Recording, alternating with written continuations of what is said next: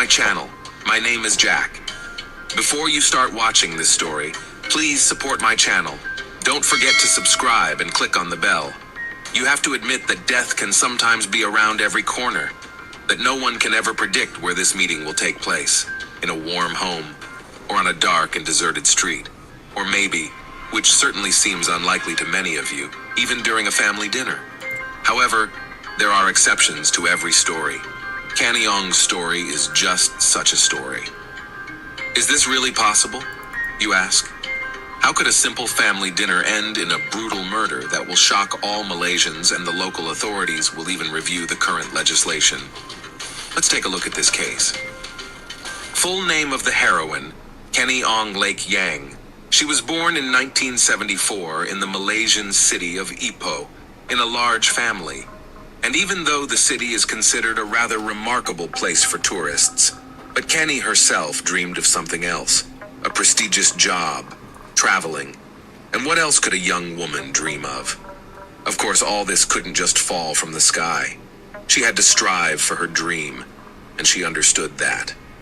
First, Kenny graduated from high school with a gold medal, then went to university in Hawaii, where she even got a degree in economics. The beginning was made, and it was necessary to develop further, and she, being already independent, went to Los Angeles, where she got a job in an advertising agency.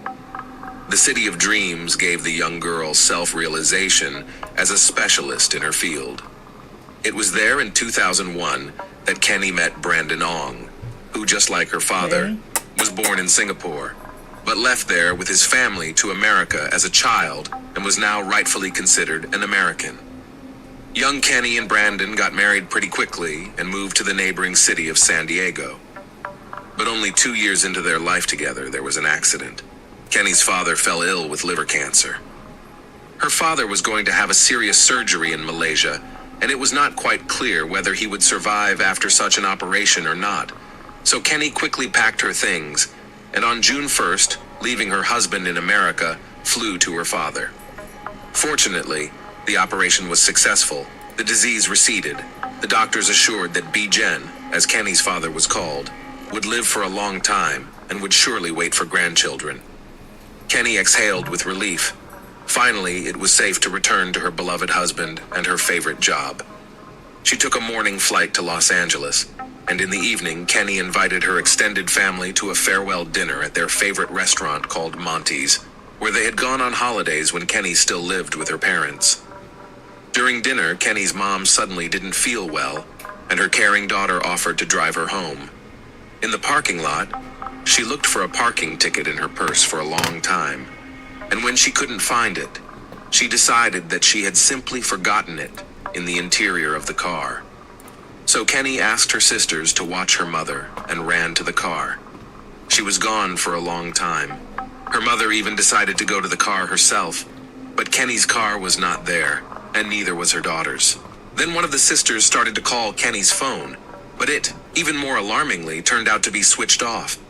The family knew Kenny very well. She couldn't afford to just disappear, and even if something had happened, she was sure to call and warn her family.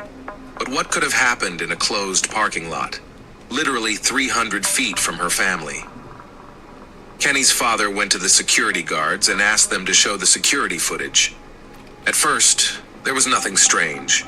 His daughter walking toward the car, checking her pockets, looking in her purse for her keys.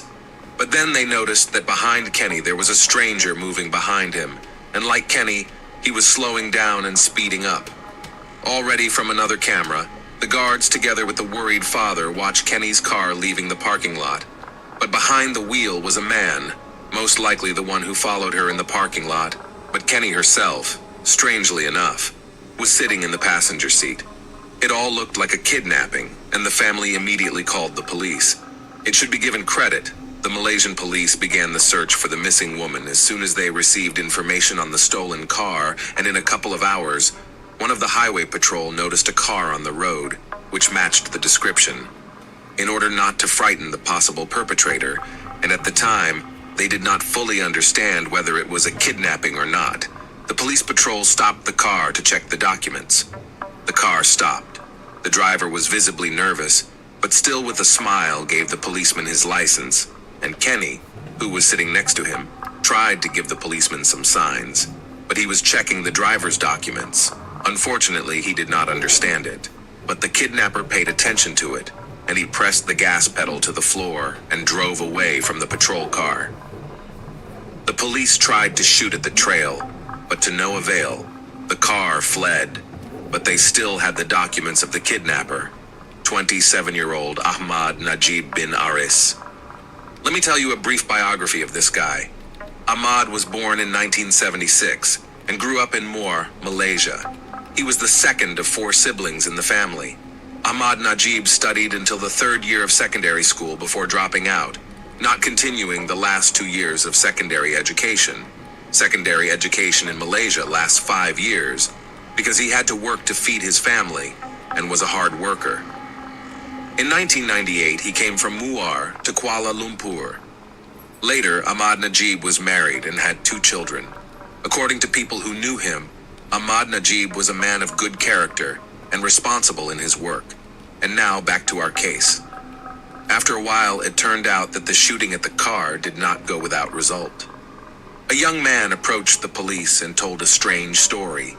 He said that during dinner at a roadside cafe, an unknown guy approached him and said that he was going on vacation with his wife. But on the road, he punctured a tire, and now they could not go further. The young man gladly decided to help the stranger. They went outside. He took a jack out of the trunk, gave it to the traveler, but he noticed bullet marks on the car, and on the front seat, he saw a frightened woman, hardly looking like a wife going on a carefree vacation with her beloved husband. The so-called husband himself did not change the tire, but only fiddled with the jack for a while, grumbled, and gave it back. The police immediately realized that it was Kenny and her kidnapper was Ahmad. However, that was the last time Kenny was seen alive. Kenny Ong, or rather her body, would be found only 3 days later in a sewer manhole near a construction site, almost burned to the ground. As the autopsy will show, the woman was first stabbed in the stomach several times, and later strangled. Also, not far from the construction site, will be found in Kenny's car, with a punctured or rather shot tire and with bloodstains on the back seat.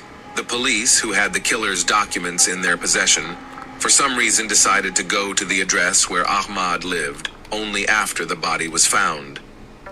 The amazing thing about this story is that the killer was at home and living a very ordinary life, as if nothing had happened, as if he had not stolen someone else's car, as if he had not kidnapped a woman who had come to visit her father during his illness, and finally, as if he had not driven away from the police officers who were shooting at him. Later, after Ahmad's arrest, forensic tests would prove that in addition to Kenny's blood, Ahmad's own DNA was in the car. We would like to clarify that in Malaysia, murders, especially such brutal ones, are extremely rare. The point is that according to the criminal code, a murderer is entitled to the highest punishment, not even life imprisonment, but the death penalty. It is unclear what Ahmad hoped for, knowing that the police have all the data on him, but he confessed everything, and even decided to help the investigation, counting on the fact that it will save him from death. Naturally, the brutal criminal put on the mask of an innocent sheep. At the trial, he said that that night in the parking lot, he was looking for a completely different woman, but mistaken, and realized it only when he was riding with Kenny in the car. According to him, they even laughed together about the situation, and later he tried to get her to have sex with him, and again, according to him, Kenny was not even against it, and the strangulation marks on her neck were just part of the woman's sexual fantasy, which is why she died. A terrified Ahmad decided to dispose of the body and set Kenny on fire. This story was made up from start to finish by Ahmad's lawyers, because in such a case he would have been awarded only abuse of the deceased, or at worst negligent homicide, given that Kenny had asked to be strangled herself during the intimate encounter. And supposedly, if this is just a fantasy of the defendant, then why the captive did not run away while her captor was changing the tire, the lawyers said. Such a version could sound even convincing, if it were not for the stab wounds in the abdomen. It was at this point that the whole defense fell apart like a house of cards. It was obvious, because the investigation had a different, more reliable, autopsy-confirmed view of what had happened. Ahmad saw a lone woman in the parking lot outside Monty's restaurant and followed her.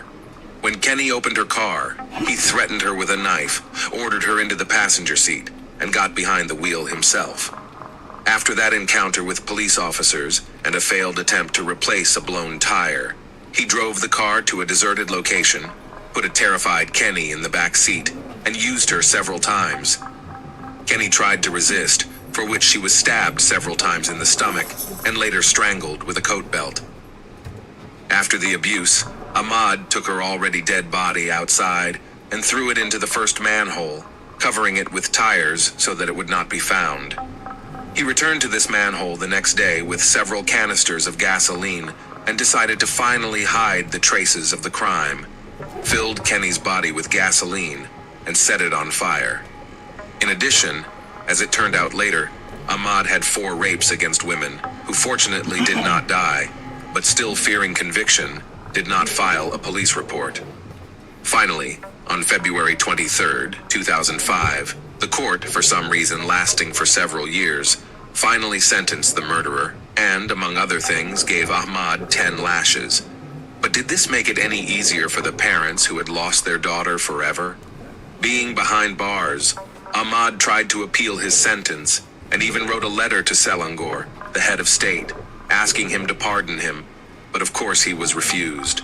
And only 13 years after Kenny's murder, Ahmad got what he deserved. On September 23, 2016, he was hanged right in his cell. As I said, this case was quite high profile in Malaysia.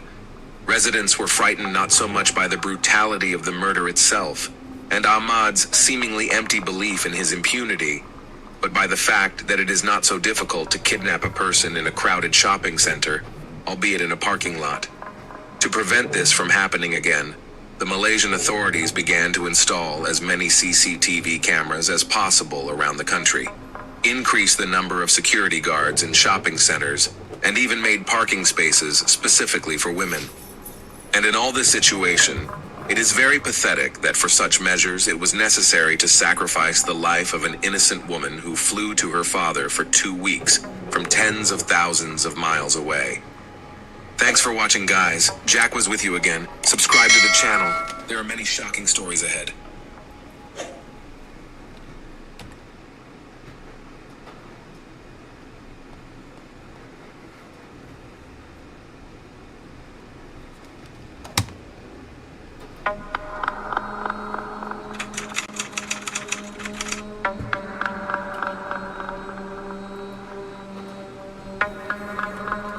Hi guys, my name is Jack, and today we're going to take a look at another horrible case with you.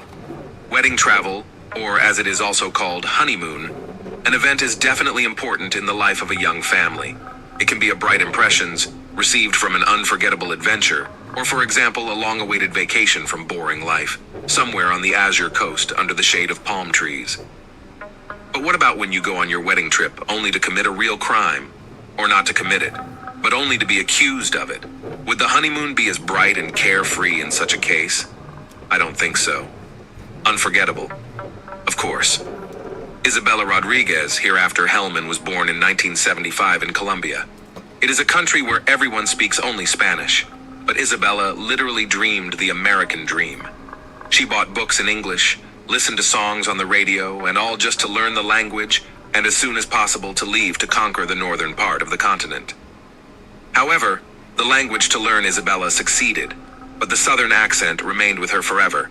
But this did not prevent the young woman to move to Florida, get a job there as a real estate agent, and help in renting or buying homes like her people who speak only Spanish. In 2002, Isabella, although not to say that she was lucky, but still married William Hellman. And despite the fact that the couple lived in marriage for 10 years, their entire union, a series of continuous quarrels and domestic disputes. Finally, when the patience of the spouses finally burst, they filed for divorce. The divorce process lasted a very long time, as long as 2 years. During these 2 years, Isabella even managed to find a new man with whom, as it seemed to her, she will certainly find happiness. The new lover's name was Lewis Bennett, and he was from Great Britain. As a child, his family moved to live in Australia, thanks to which Lewis received dual citizenship, and was able to return to his native country and graduate their quite prestigious Camborne School of Mines. But Lewis never managed to work in his specialty. It is impossible to say whether this is good or bad, because just a couple of years after graduating in the UK, he returned to Australia and opened his own solar panel manufacturing company. And it is worth noting that it was quite successful, because just 4 years later, he was able to enter the American market. And in view of the fact that his main office was in Florida, the young and promising Lewis began to look for a wife there via the internet. It would seem that today, it is easy to get acquainted with someone on the internet, and much easier than to do it in person. But Lewis had no luck with this for a long time. He flipped through the profiles of women, not even paying much attention to them. Those who wrote to him first either scared him off or did not arouse his interest. But when he saw Isabella in the photo, she seemed to him a copy of Jennifer Lopez, and he decided to write to her. It should be noted that they corresponded for quite a long time and very often. Isabella told him about how she always wanted to move to America from Colombia, how long she had been learning the language, how she was looking for a job, and finally, she even confided in him and told him about her past relationships. Bennett was not at all embarrassed by this, especially since Isabella and William's divorce is only a matter of time. As for the young woman herself, she was apparently tired of past relationships and the long divorce, which ate up all the inner strength. She herself took the initiative to meet in person and began to come to Lewis wherever he was, whether it was England, Australia, or even Thailand. And Lewis, trying to strike his new lover, bought a catamaran, on which he planned to travel the Caribbean Sea with Isabella. It was his childhood dream, because of frequent moves, quickly find new friends could not manage, and had to spend his free time reading adventure books, such as Jules Verne or Louis Stevenson.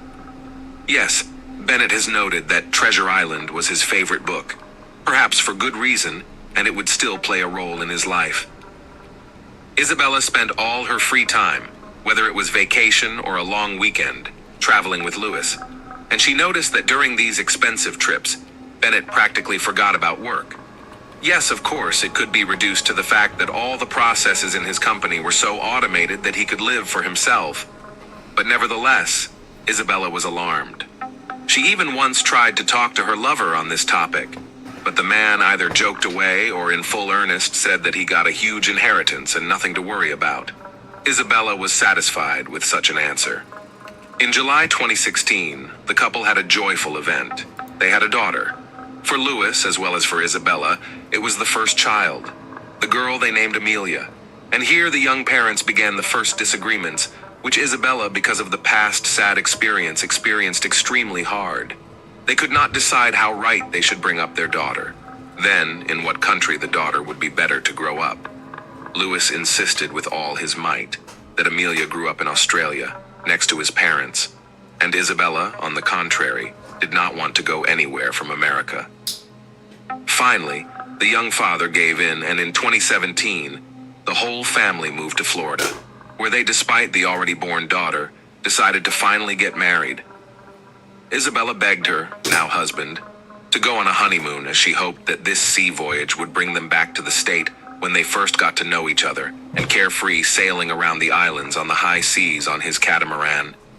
Lewis heard his wife's whims and promised her that there would definitely be a honeymoon, but a little later. And Lewis wasn't lying. In late April 2017, he returned from Australia and the couple headed out on their romantic cruise.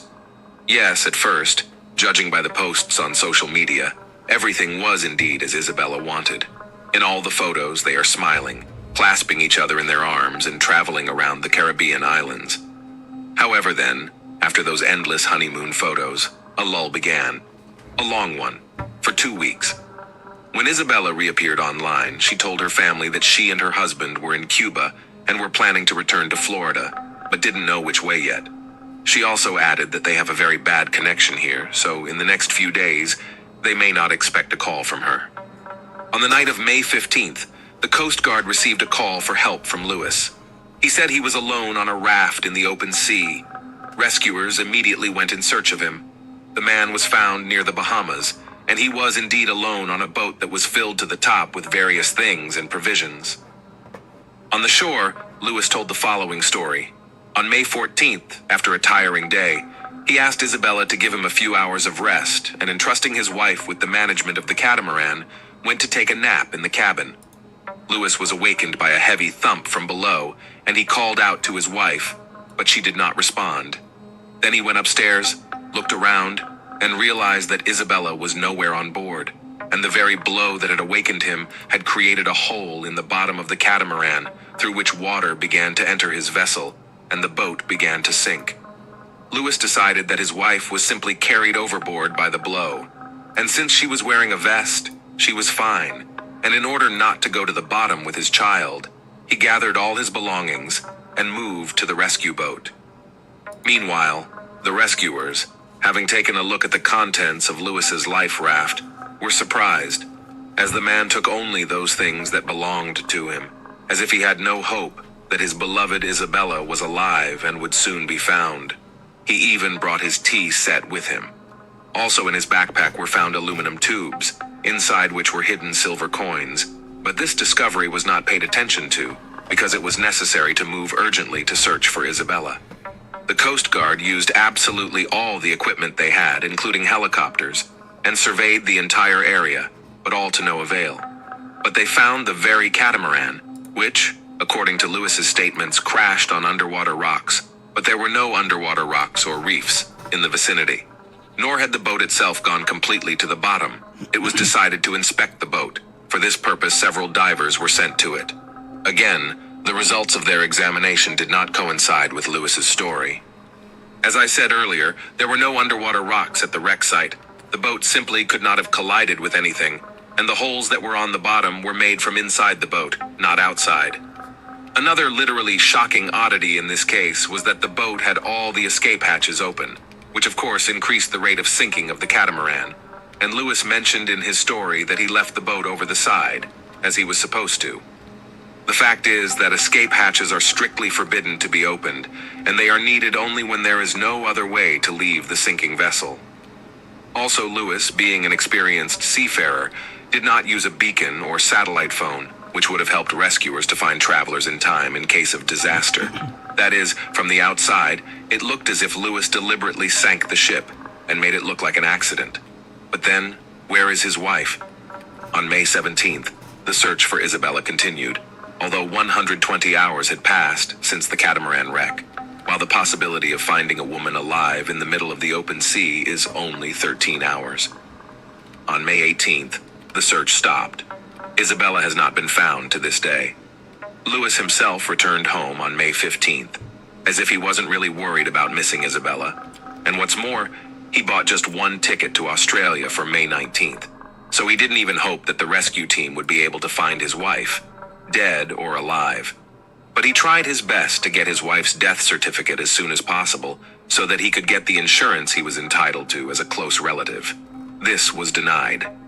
After the insurance company refused, Lewis visited Isabella's parents and tried to take his daughter away from them. They blamed him for Isabella's death and did not want to give Amelia away.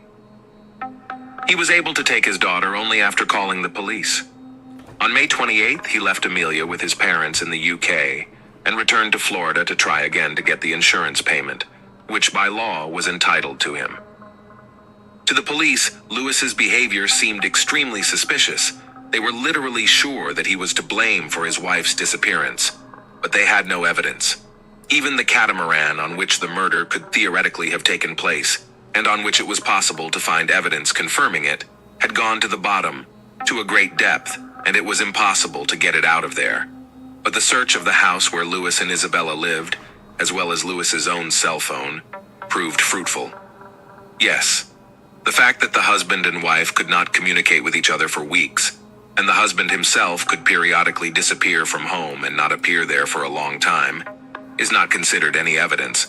But the fact that in the house were found recording devices on which Isabella recorded constant threats of her husband already pushed the investigation to the idea that not everything in their relationship was smooth. Because judging by these records, Lewis repeatedly promised to kill his wife. Isabella even told her friends about it and shared with them that she wanted to leave her fierce husband and cruel tyrant, but only try one more time, now the last, to save their relationship. But as we already know, she never succeeded. The main reason for quarrels were debts, Lewis. Real estate, electricity, credit cards. He literally drowned in debt, and get out of this pit, it seemed impossible. Moreover, he did not try to solve his problems, but only continued to travel on his catamaran. Still did not work anywhere, and in addition spent some of the rest of his savings on such things as Thai boxing lessons in Thailand. Of course, Isabella didn't like it, and in the meantime, Lewis even forced his wife to give up child rearing and get a job so that she could pay off his debts while he was doing more important things. Looking into Lewis Bennett's debts, the investigation also found that between 2014 and 2016, the man engaged in international transfers totaling about $160,000. As it turned out, the very coins that rescuers found in Lewis's backpack were very rare and collectible. Later, the investigation will establish that the coins were stolen in 2016. One of Lewis's acquaintances, who at that time was a member of the crew of the ship Kitty, and when the crew went to town, this acquaintance stole the coins and gave them to Lewis for further resale. Yes, it was for smuggling that the investigation managed to put Lewis behind bars, because during a search of the house, in addition to those tape recordings, the police found some of the coins. For smuggling, Lewis received 7 months in prison. There, while behind bars, the man also received a second charge, just for the involuntary manslaughter of his wife. The investigation carefully checked all the facts that they had on their hands, and which they so scrupulously collected piece by piece, and came to the conclusion that during their trip, Isabella found in her husband's things those very collectible coins, and between them, there was a scandal. But it was not entirely clear whether Isabella had been killed on the boat or in the water. During the quarrel, quite fiery and somewhere even cruel husband could either not calculate the force of the blow or throw the woman into the water and then do not provide her with any help. And so Isabella drowned while her husband watched her torment, being on board.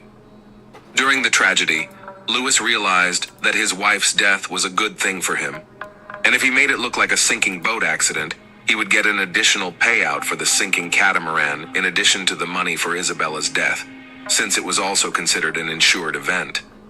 But only the whole story on the part of the prosecution was just a fantasy of the grief-stricken relatives. Lewis was never charged with premeditated murder. For lack of evidence, he was offered a deal that if he pleaded guilty, he would only get 8 years. Lewis accepted. But should he have agreed to it, if he really is not guilty, and all the evidence against him is only a tape recorder where he threatens his wife? Isabella's relatives were of course furious at this verdict, but also realized that otherwise Lewis Bennett would serve the rest of his time for the smuggling article and be released very soon. In November 2018, Lewis Bennett received 8 years in prison, and all of the insurance payments and all of his wife's assets, which he had claimed, and for which he had arranged all of this, will go to Amelia. Also, the court ordered Lewis to pay monetary compensation to his daughter, who has yet to experience such serious psychological trauma as she grows up.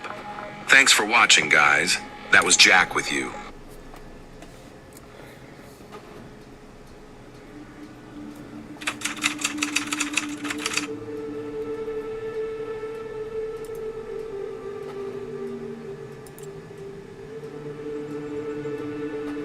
Hey guys, my name is Jack, and today we're going to take a look at another horrible case. The story of a British woman named Dina Thompson, nicknamed the Black Widow, became, in the mid-20s, one of the main topics for numerous documentaries, TV shows, and crime programs. This pleasant at first glance woman turned out to be a pathological liar, fraudster, and led to the grave at least one man who loved her wholeheartedly. Dina repeatedly managed to escape punishment, but in 2003 she was still in the dock. Despite the fact that she was facing life imprisonment, the court was surprisingly mild, allowing parole. So in 2022, one of the most dangerous criminals, who miraculously survived her ex-husband characterized as pure evil, went free. Thompson's victims were always men, which according to experts, may indicate some kind of trauma received by the criminal in childhood or adolescence. However, Dina's early years were quite prosperous. The girl was born in 1960 in North London and brought up in a full family. Her parents lived modestly, but did everything to ensure that their daughter did not need anything. The head of the family worked as a prison guard, seriously engaged in sports, and from childhood, motivated Dina to attend gyms, where she diligently engaged in gymnastics. In addition, the man often participated in all kinds of sports competitions, including those held in other countries, and constantly took his daughter with him. Dina grew up quite active, cheerful, and sociable child. She easily made acquaintances and friendships with peers, and with age learned to quickly win the attention of guys she liked. After school, the girl went to college, and then got a job in one of the local banks. At the age of 22 years, Dina met her future first spouse, Lee Wyatt. They first met thanks to the cousin of the guy, who organized a couple blind date. Between young people immediately burst feelings, and a stormy romance began. They got along well, spent a lot of time together, and 2 years later officially legalized their relationship. After the wedding, the couple moved to a provincial place called Yapton, with a population of only 3,000 people. Soon the couple had a son, and the new parents began to slowly develop their own business, creating Author's Soft Toys, the images of which they invented together. In parallel, Dina worked as a cashier in a construction organization, and their family, according to neighbors, was quite happy and prosperous. The head of the family was often away on business matters, and was absent from home for long periods of time. With neighbors, the man practically did not communicate, but his wife, on the contrary, quickly made acquaintances with local residents. Dina knew how to win the favor of others, easily rubbed in the trust. In addition, men often paid attention to the attractive young woman and even tried to court her. At the dawn of the 90 AS, Dina met with a young journalist, whose name was Julian Webb. The man offered her to work as a model for advertising clothing and household appliances, and soon her pictures were painted on the pages of local newspapers and magazines. Dina was eager to pose, and felt at ease in front of the camera. By then, Lee Wyatt hadn't been home for months, and none of the neighbors had any idea where he was or why he'd been gone so long. His wife, apparently, did not miss him too much, having had an affair with Julian. Just 3 months after meeting, the journalist introduced the chosen one to his parents, saying that he was going to marry her. Subsequently, Webb's mother recalled that she was quite surprised by such a hasty decision of her son.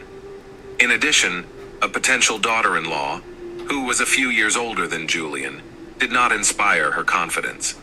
When the neighbors learned about the upcoming wedding, they were puzzled, because they knew that Dina is already legally married to another man. However, her husband hadn't been home for months, and no one knew for sure where he was or what was wrong with him. As it later turned out, all this time, Lee was in the small town of New Quay, located almost on the other side of the country. There he lived under an assumed name and false documents, hiding, as he thought, from the mafia.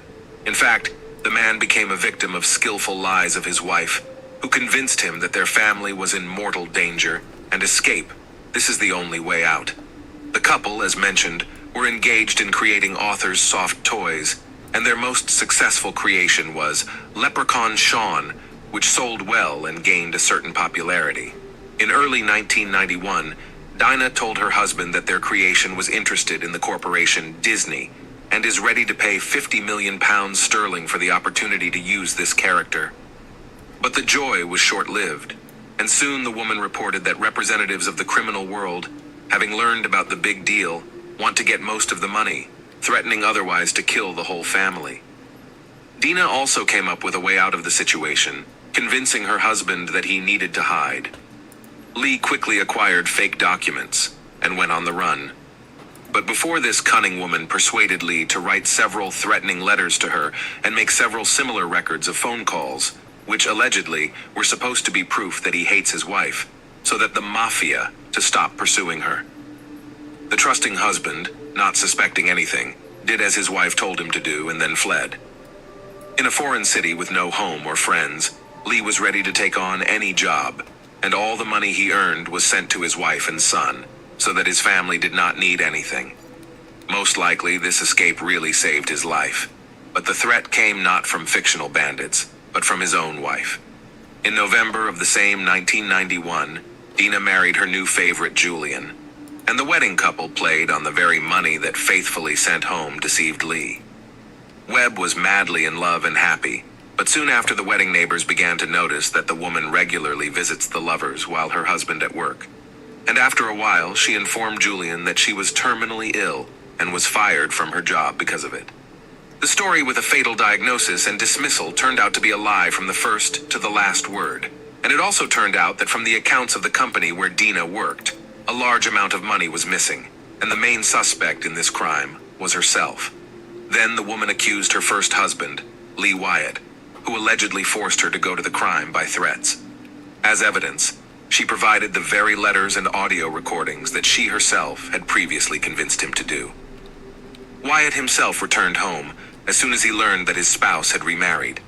The case was limited to a scandal, and although Dina claimed that he had beaten her, there was no evidence of this. Nevertheless, the detectives sided with the woman, so Lee again had to leave Yapton in a hurry. In love, Julian's situation did not embarrass at all, and he gave his wife all his savings for the treatment of fictitious her fatal disease. But time passed, the money melted, and the husband began to wonder how the treatment is progressing. It turned out that the woman did not have a single medical document confirming her diagnosis. Relationships in the family broke down. Neighbors heard how the spouses fought loudly, and in June 1994, the day after celebrating Julian's 31st birthday, he died suddenly. The evening before the tragedy, his mother called him, but Dina reported that her husband wasn't feeling well and couldn't answer. Julian's mother asked her sister-in-law to call an ambulance, but she ignored her request. The expert examination showed that the young man died of a drug overdose, but for some reason no one saw a criminal trace in this tragedy, and his wife insisted that her husband voluntarily decided to kill himself. In addition, she demanded that Julian's body was cremated, but his parents were strongly opposed to this. Also, after the death of her husband, Dina tried to get a large insurance payment, but she was denied, because their marriage was recognized as invalid. At the funeral, Dina did not even try to cry or depict grief. On the contrary, she chose a frank outfit and behaved defiantly.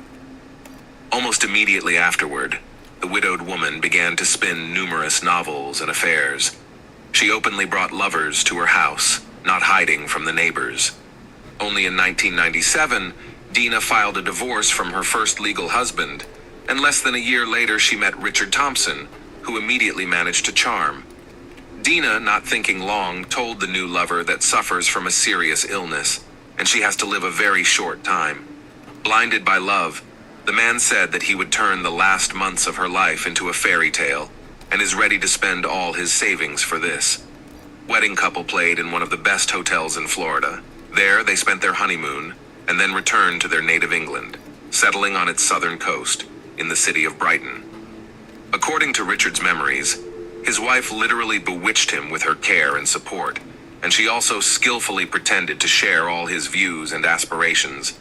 He has always dreamed of owning his own boat to professionally engage in fishing, and his wife not only approved this idea, but also offered him to open a company that provides a yacht for rent, so that he could not only fish himself, but also to teach it to others. Less than a year after the wedding, during a New Year's Eve celebration, Dina gave her husband a romantic dinner. They took a bath together, and afterward, she said she had prepared a special gift and asked her husband's permission to tie him up. Richard, not suspecting anything wrong, readily agreed. But as soon as he had the ropes on his hands, a blindfold over his eyes, and a gag in his mouth, he was suddenly struck hard on the head with a bat, followed by another. Luckily, Richard not only did not lose consciousness, but managed to free himself quickly. Then Dina grabbed a knife and wounded her husband in the shoulder. Richard knocked the weapon out of his wife's hands, immobilized her, and called the police. Dina burst into tears, admitted that all this time she had lied to him and spent all his money. However, already at the station, she pulled herself together and began to claim that it was her husband who attacked her, and she was only defending herself. The story did not end there, and a day later, a real estate agent came to Richard's house to sell the house. He had an appointment with the landlady, who warned him that her husband had left for America on a business trip.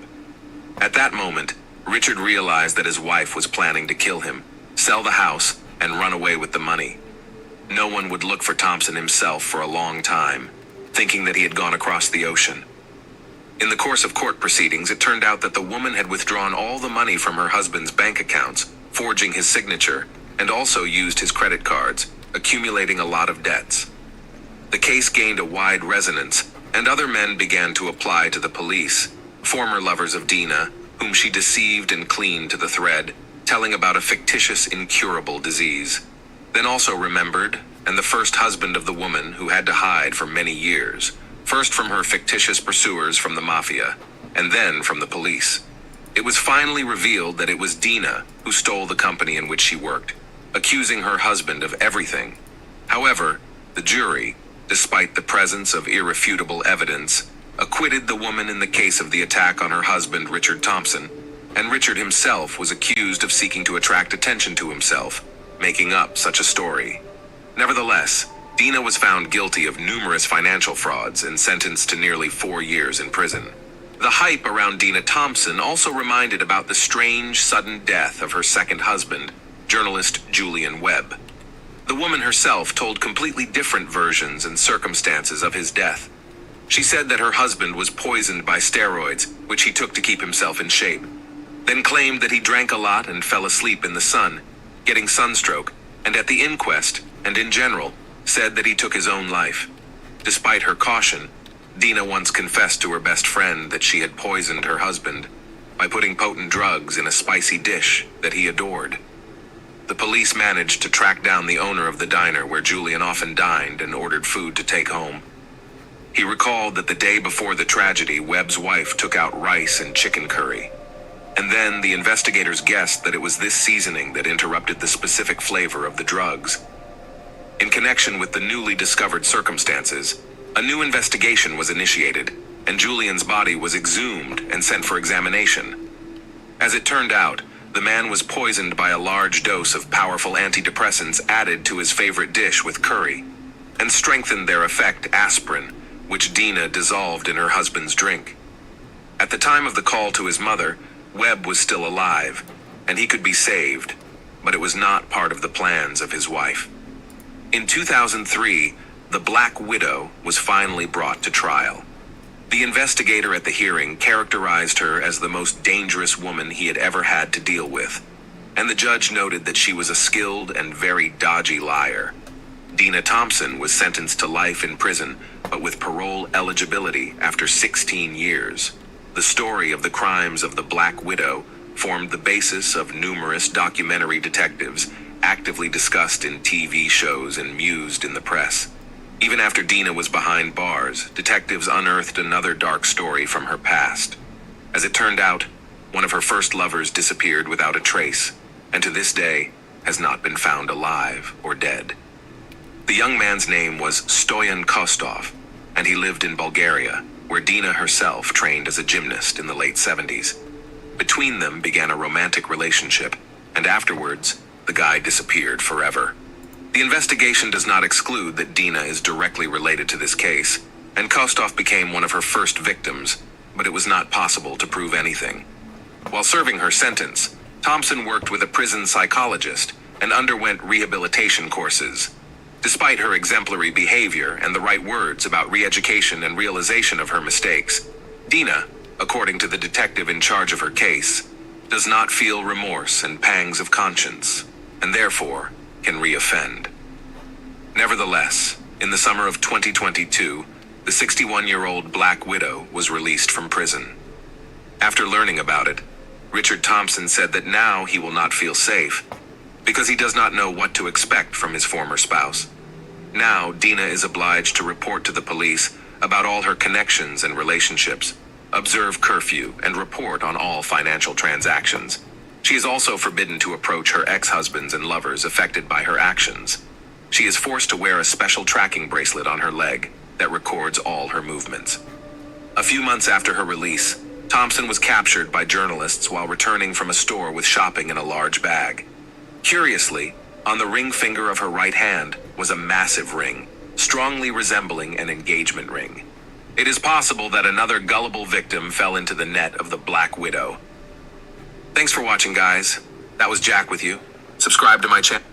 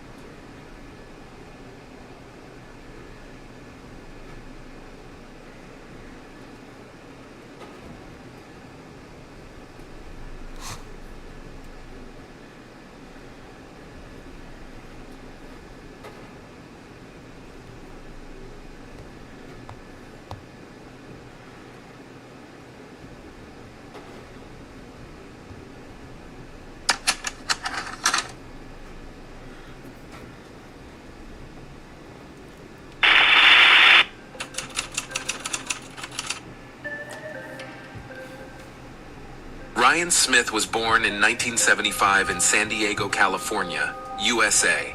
From a young age, he was an adventurous adventurer, passionate about traveling and getting to know different cultures around the world. This passion to discover the diversity of people through customs, languages, and tradition, and prompted Ryan to immigrate from his country. At the age of 27, this young man sought to get acquainted with the life of the countries of Eurasia, especially those that belonged to the collapsed Soviet Union. So in 2022, Ryan went with his backpack and dreams in tow to remote Azerbaijan, one of the countries of the former Soviet Union. The country, surrounded by the Caspian Sea and the Caucasus Mountains, is located at what can be considered the crossroads of Eastern Europe and Western Asia.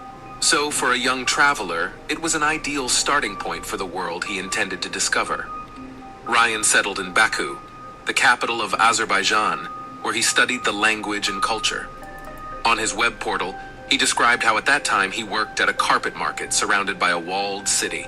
And this allowed him to get acquainted with one of the oldest and most valuable craft practices in the region. The methods of making carpets are passed down from generation to generation, and it can be said that this is a tradition that has almost disappeared over time. The young designer was impressed by the beauty of the products and thought about the business associated with the manufacture of handmade carpets. In December 2005, Ryan, mindful of his idea, returned to the United States to lay the foundations of the project. While on American soil, he met a young and attractive teacher, Laura Joy, with whom he got engaged, and then married her. Laura supported her husband's hobbies of travel and foreign culture, and in 2011, the couple visited the former Soviet Republic of Georgia, which borders Azerbaijan. In Georgia, in the city of Marneuli, young people got married, and both intended to establish the production of traditional carpets there. The couple had a son in 2014, whom their young parents named Caleb, and at the same time Ryan and Laura were promoting their long-awaited handmade carpet weaving project. The project, developed by an American, using traditional Azerbaijani methods. Everything made using this technology could be sold on the international market for more than $1,000. While Laura worked as an English teacher at a local public school, her husband toured the villages of the region in search of weavers willing to work with them. To his surprise, Ryan did not find many masters using traditional methods. Some of those who first joined the plan refused to cooperate for various reasons. Some did not agree with the prices that Ryan offered, while others were not familiar with the original designer and were not sure they could produce what the brand needed. Ryan said in his blog that he spent 4 days in Kosalari, and it was there that he found artisans interested in his project. Ryan's goal was not only to make a profit or to save the development of an ancient culture. He was also interested in becoming something of a public benefactor, attracting women in rural areas who know ancient weaving techniques to his project, giving them the opportunity to revive the craft that would allow them to support their families. Soon, Ryan and Laura Smith became one of the most respected, and the visiting American considered a city with a population of no more than 20,000 people to be the most expensive place for himself. His wife, Laura, became close to the city, with its residents engaged in teaching, made many friends, while Ryan, promoting the value of the ancient carpet weaving culture, earned respect.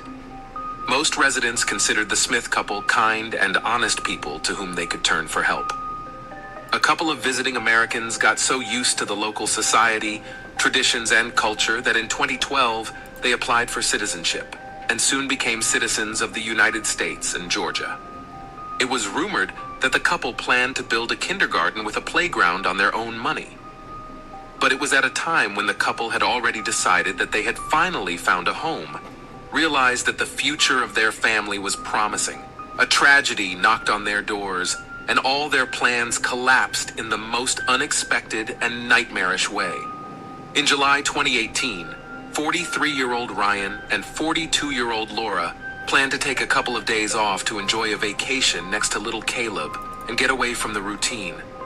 Sabina Talibuba, Laura's friend, said that Laura called her on Wednesday, July 4th, shared her plans to go to the mountains, and warned them that they would be gone for 2 days. The couple chose a small, picturesque place, hidden from the eyes, near the Gudori Mountains as their destination. This area is known for its trails, beautiful waterfalls, and stunning gorges, ideal for relaxing walks and picnics in nature. In this secluded corner, instead of being distracted and finding peace of mind, the Smith family experienced their worst nightmare. Ryan and Laura were looking for a local resident who would serve as their guide so that they could not get lost, and calmly, without fear, traveled in mountainous places. And the parents were also concerned about the safety of little Caleb. I would like the journey not to be exhausting and uncomfortable for the baby. So they met with a local shepherd, Malchus Kabauri, who, although he did not live in this area, but, despite the young age of 19, knew the neighborhood well, because he traveled around them daily and grazed herds of sheep and goats. Malchus was distinguished by a calm character. The locals considered him a good guy. Confident in the positive reviews about Malchus, who knew the area, the Smith family hired him as a guide. It had not been long since their departure to the mountains when the couple found out about Malchus's dark intentions and claims. As it became known later, the group went out on the mountain, and having reached the clearing, set up camp for dinner.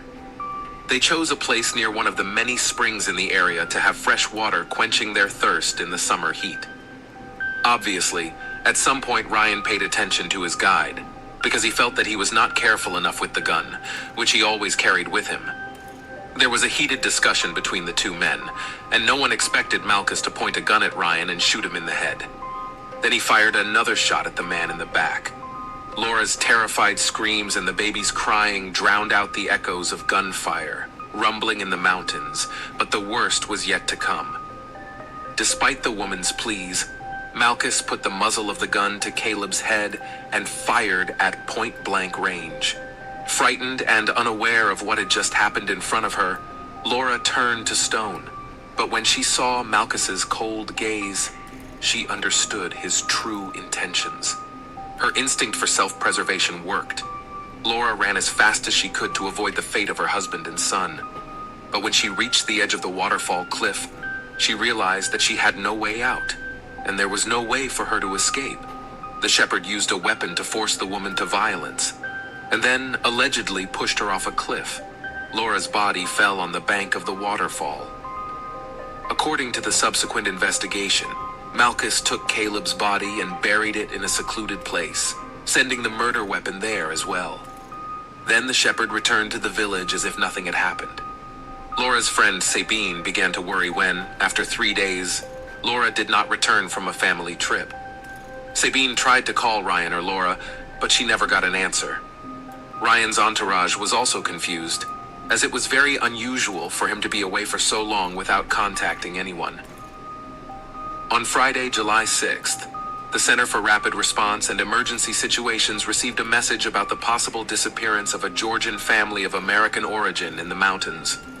The caller was Sabine, who said that the Smith family had been in the mountains for more than 2 days with their little son of 4 years old, and they could not be contacted by phone.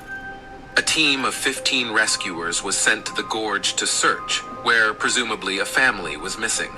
Upon arrival in the designated area, rescuers found Laura's belongings and car, but moving further along the route of the small group, the searchers found a terrible find. A lifeless body lay at the foot of the waterfall. Confused rescuers stepped up rescue efforts and expanded the search area. A human corpse was found about 800 meters from the waterfall. The humidity and heat inherent in the season accelerated the decomposition of the body, so the initial report of the authorities was that the victims showed no signs of violence. In accordance with the Criminal Code of Georgia, an investigation was launched, but nothing was known about the couple's child yet.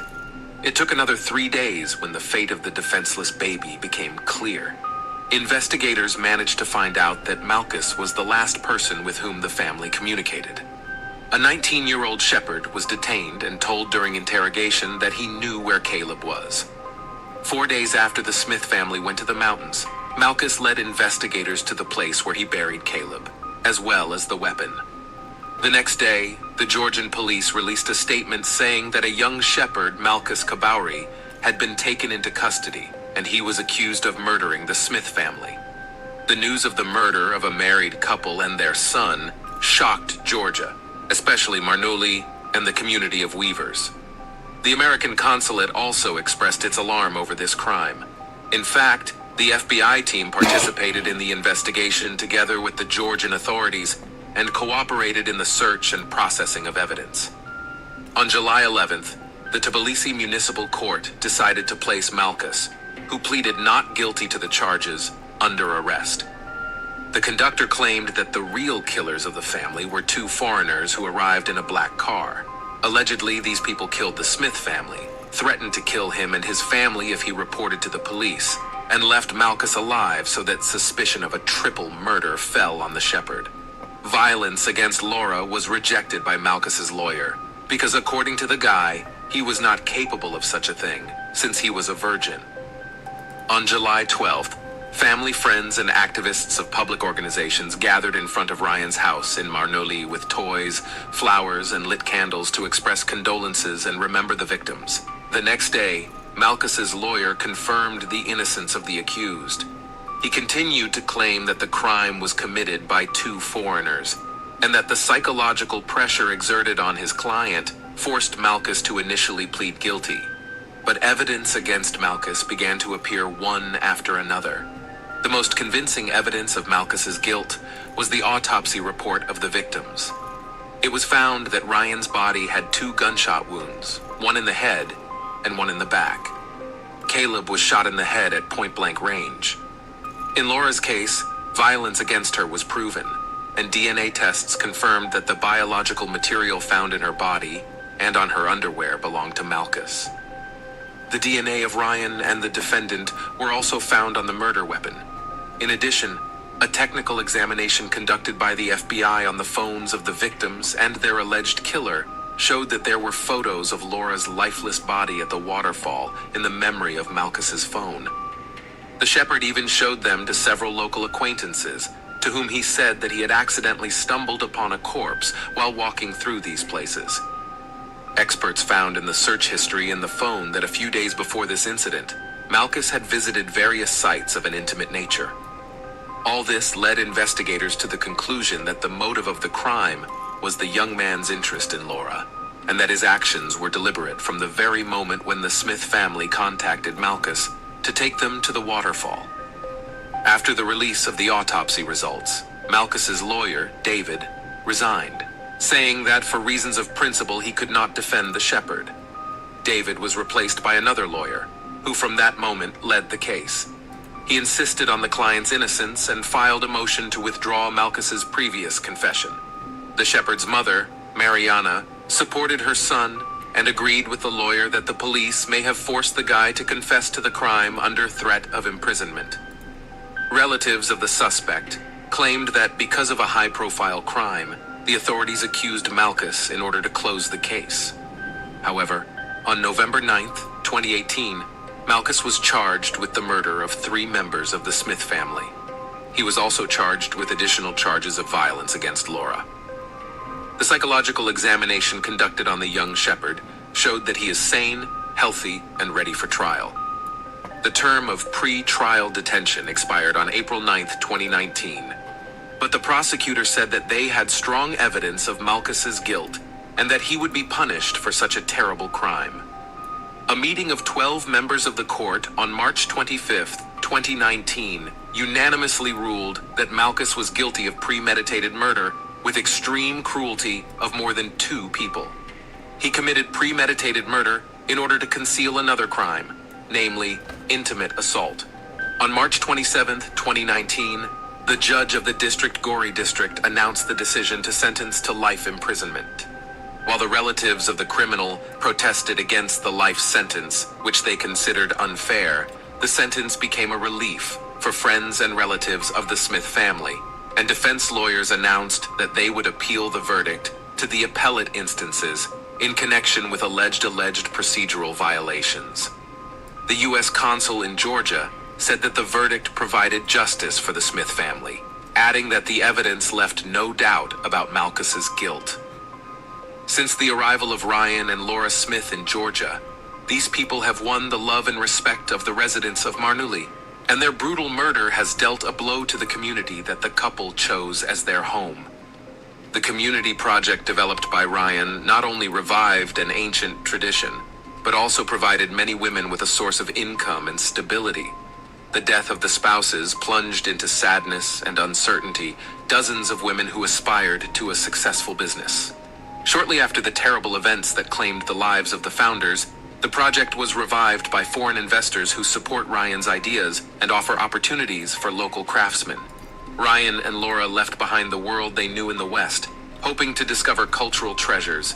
And while they were greeted by grateful members of the community, their fate crossed with a sinister creature who hid his essence behind the guise of a kind shepherd. Thanks for watching, guys.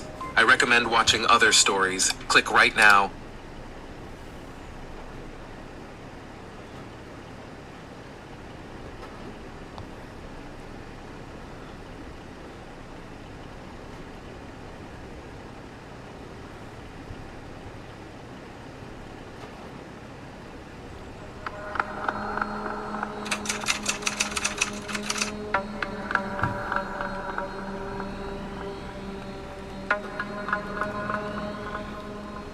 Hi everybody, it's Jack here. Today I'd like you to take a look at another horrible case. At the western end of Algoa Bay, stretching along the southeastern coast of South Africa, 400 miles from Cape Town, is the city of Port Elizabeth. In addition to being a major seaport, it is also the 6th most populous city in South Africa. It is in this city in November 2004, 18-year-old Chris Panayotu graduated from high school and joined the trading corporation of his father, who owned a fairly large network of stores and eateries in the city and its surroundings. Chris had a desire to be involved in his father's business from a young age and developed an interest in the specifics of managing retail chains and how to develop the retail services industry. He possessed amazing energy and determination. His dreams extended far beyond being an executive and skillful employee under his father's supervision. He dreamed of owning his own fish restaurant, somewhere near a 5-star hotel along Marina Drive, and a large supermarket right by downtown Kings Beach. That afternoon, he was helping his father at a small diner on Market Street. The establishment's 1-story-old building lacked square footage and glamour, but it was nonetheless popular with the neighborhood's youth. Here, Chris Panayotu met his high school friend who invited him to a Friday night party organized by mutual friends at Barney's Tavern, located on the beach, and a constant success among young people. On Friday, sitting in a wicker bamboo chair and sipping beer from the establishment's specialty mug, Chris noticed a pretty young girl sitting alone at the bar, drinking lemonade from a tall glass. The young man left his seat and walked over to meet her. Her name was J.D. Dinks, and she had just turned 18 years old as well. A spark immediately ran between them. The young people found many common interests very quickly. After that party, Chris and JD began dating, not even realizing that their Friday night meeting at Barney's Tavern would be the prelude to a horrible love triangle story that would lead to a tragic death. JD was a girl with a cheerful and sweet personality. Her endless thirst for giving joy and warmth to others inspired her to devote herself to teaching. In 2005, she enrolled in university. While JD focused on her studies, Chris started his own business with tenacity and entrepreneurial spirit. The first business was a local grocery store, then a neighborhood restaurant and cocktail bar, which Chris named Infinite. Despite the young people's busyness, the feelings that bonded JD and Chris grew stronger. It was a period when their relationship was growing stronger, like the roots of a young tree penetrating deeper into the soil. Both JD and Chris created their own little corner of happiness, where kindness and love seemed eternal, and days were filled with smiles and hope for an endlessly joyful future. However, over time, the lovers began to have problems in their relationship, or rather, one female problem. At first, Chanel Kutis was an employee of the store. She maintained with her employer, Chris Panayotou, only business relations. But everything changed after a year. Among the office corridors and long store windows, secret love between Chris and his employee Chanel Kutis blossomed imperceptibly, and this woman became not just an employee of the store, but also Chris's lover. All, of course, carefully concealed. But employees, working next to this couple, could not help but notice the delicate hints of their affection for each other. Glances, enigmatic smiles, and gentle gestures left behind an aura of mystery and some hint. The lovers met secretly at night in local cozy hotels, and when JD was away, Chris even brought Chanel to his home. By this time, in the eyes of family and friends, JD and Chris looked like an established young couple. They were very well suited for each other and seemed successful and promising. JD had graduated from university and got a job at an elementary school on Nelson Mandela Bay, and Chris's business was doing well. Finally, they were officially engaged and began living together. Nevertheless, Chris's connection with Chanel continued. Chris's father, Costa Panayotou, was terribly upset on the one hand and furious on the other with the unexpected news of his son's secret affair with a sales clerk. He could not understand how Chris, dating the intelligent, kind, and decent JD for 8 years, on the eve of the wedding, could behave so immorally. Costa found his son at Infinite celebrating his engagement with friends. That's where the heated conversation took place. Costa promised to disinherit Chris if he continued to date Chanel. Chris vowed to his father that he would leave Chanel, but in fact, continued his affair with Kutis. All this time, JD had no idea about her fiancé's affairs on the side. Therefore, Chris and JD were safely married in 2012. Soon, JD received an invitation to work at Rebecca College. Chris, spending serious money to support 2 women, gave his business its first blow. His finances dropped significantly. Expensive gifts to his mistress, spending on fancy hotel rooms, and treats all did not add to the profitability of the business. Over the next 3 years, Chris became increasingly estranged from his wife, continuing affair on the side, thus destroying his business and family. JD felt that there was loneliness in her life and that Chris had her on the back burner, with no time to pay attention to her.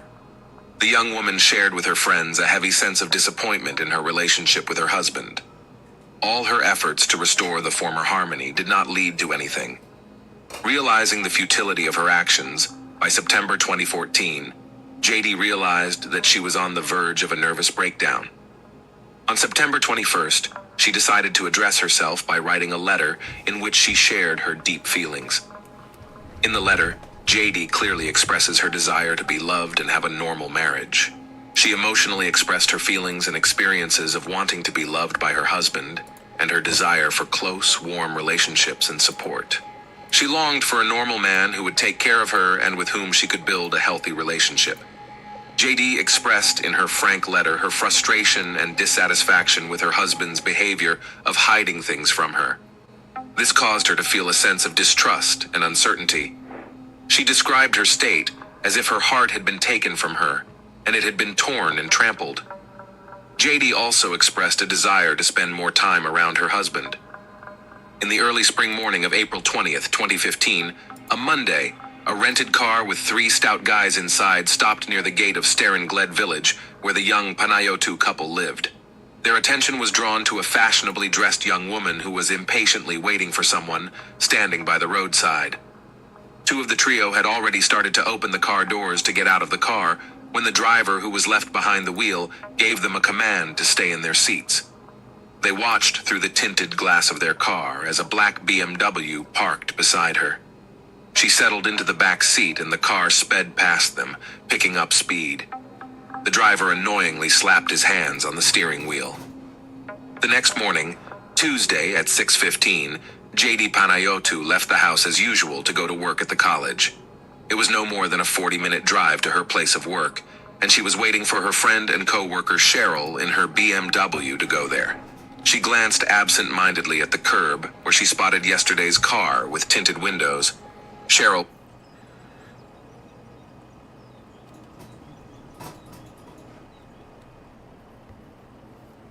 was running late. JD pulled her cell phone out of her purse with the intention of calling her friend. In her sideways vision, she saw 2 figures coming toward her from the roadside bushes. Cheryl was only 10 minutes late, but JD wasn't at her usual spot. Cheryl had called her phone in vain, and calls to the door of the house were also fruitless. The college also confirmed JD's absence from work. Anxiety rose in Cheryl's heart, and she called the police. By 10 o'clock in the morning, JD Panayotu was announced missing to the media and social media. On the same day, the search for the missing young woman began. In addition to the police and a special canine unit, volunteers from the local community took part in the search. Night fell, but unfortunately there were still no results. In the morning, the search resumed.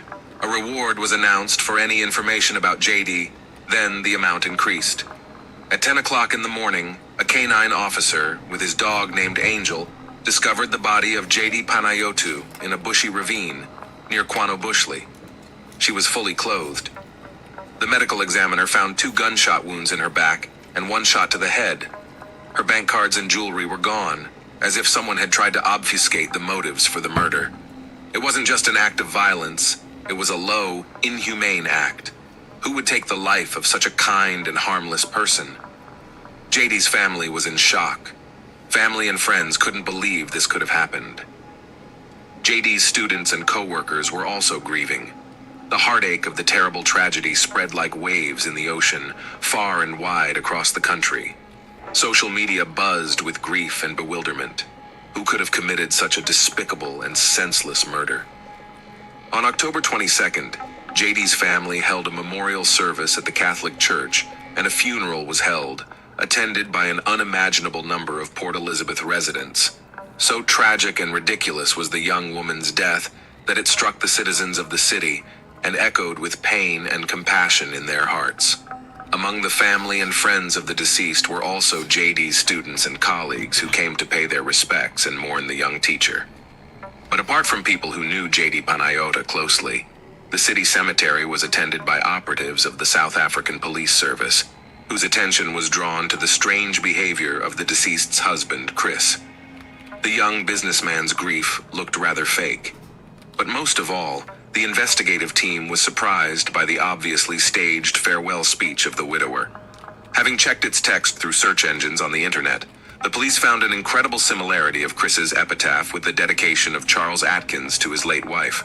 Of course, it was not a direct evidence, but the police officers had a suspicion about Chris Panayotu's involvement in the tragic death of his wife. They decided to keep a close eye on him. In addition, several other suspicious facts pointed to Chris's participation in the murder of his wife. On the eve of the funeral, on the tip-off of special agents, the police arrested on suspicion of possible participation in this atrocious crime one Latonda Seon, who turned out to be a security guard at Chris Panayotu's nightclub.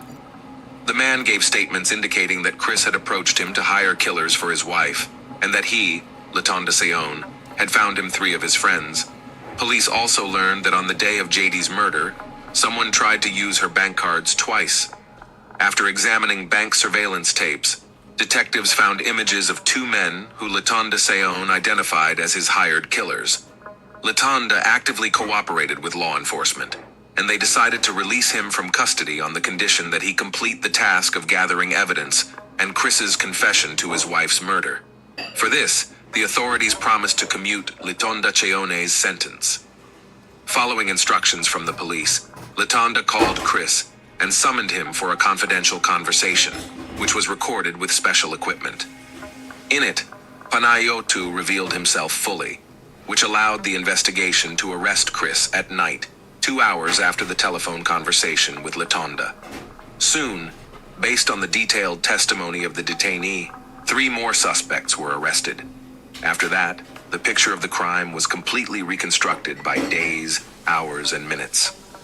Chris ordered the hitmen to kill his wife, J.D. Panayotu, on the morning of April 20th, 2015, when she would be waiting at 6:30 a.m. for her co-worker Cheryl, in a car that would take her to work. However, on this day, the perpetrators had a setback. Cheryl arrived to pick up J.D. in her car a little early to save her friend's life on that spring April morning. The killers were forced to reschedule the execution of the order for the next day, which proved more fortunate for them. On April 21st, J.D. appeared outside the gates of her community at 6:15 a.m., and the 3 criminals were already there, 2 of them in an ambush, not far from where J.D. usually waited for her colleague. Now the killers changed their plan. They did not kill J.D. near the housing estate, but decided to kidnap her, take her to another place, and execute their vile plans there. J.D. had no time to actively resist, so swift and unexpected was the attack. The 2 men grabbed J.D. firmly from both sides under her arms, depriving her of maneuverability, and threw her roughly into the back seat of a speeding car. The young woman was so shocked that she didn't even scream or resist. The 2 kidnappers were sitting on either side of her, and there was no way to get out of the speeding car. J.D. tried to offer the criminals money, but they had other things on their minds. After 30 minutes of fast driving, the car pulled off the dirt road into the woods northwest of the village. They led the young woman to a small ravine, and each fired a revolver once. The men then took the valuables and jewelry in cold blood, and threw the body into a small ravine, hastily covering it with brushwood. The criminals then drove to a nearby ATM and withdrew $100 using the murdered woman's bank card. On the same day, they tried to withdraw cash again, but due to an incorrectly entered PIN code, the payment was not executed. Both withdrawal attempts were recorded by surveillance cameras. On October 11th, 2015, the trial against Chris and the 2 mercenaries began and generated unprecedented interest throughout the country. The case was covered in all media with detailed details. The prosecution argued that the motive for the murder was financial debt and difficulties in supporting 2 women, Chris's wife and mistress. The trial revealed the key points of the case. Chanel Kudis, Chris's mistress, took the witness stand to testify about the lavish gifts Chris gave her. Her testimony also confirmed that she slept over with Chris when his wife J.D. was away, and described their passionate nights at various hotels in the city.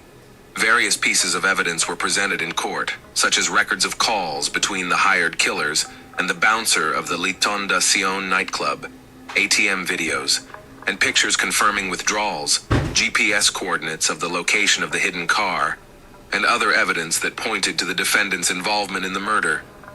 The court discussed the financial situation of Chris, who appeared to be having difficulty supporting both women. This created a motive to get rid of one of them. The mysterious death of the 3rd defendant just before the trial began added to the mystery of the case. He may have been an important witness for the prosecution, or may have had information that could have been even more damaging to Chris and his co-defendants.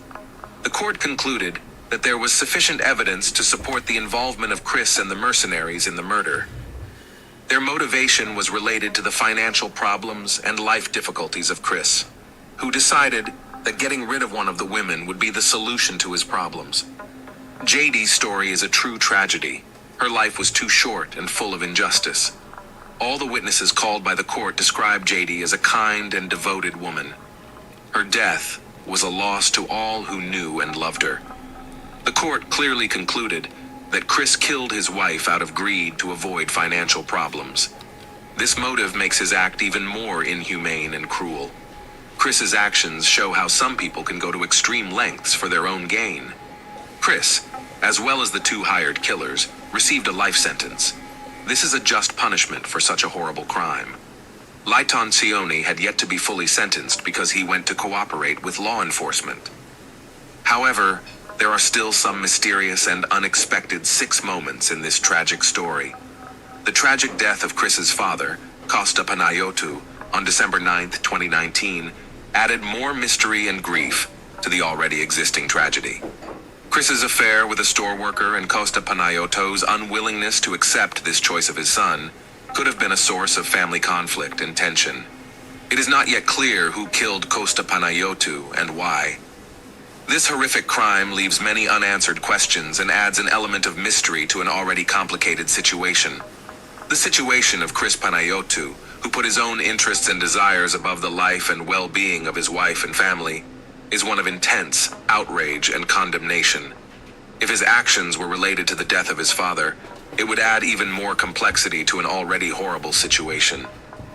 If Chris Panayotou had anything to do with his father's death, he should be punished for yet another crime. Either way, this horrible man now will never go free. Thanks for watching, friends.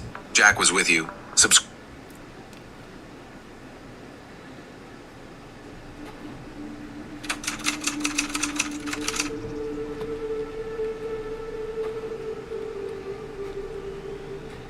Hi everyone, my name is Jack, and today we're going to look at another horrible case. Jealousy is a terrible, often destructive force that can blind a person and push him to crime. It was jealousy that caused the tragedy that played out in Costa Rica a few years ago. This case went down in the history of forensics as the case of Gerardo Cruz. But let's talk about everything in order.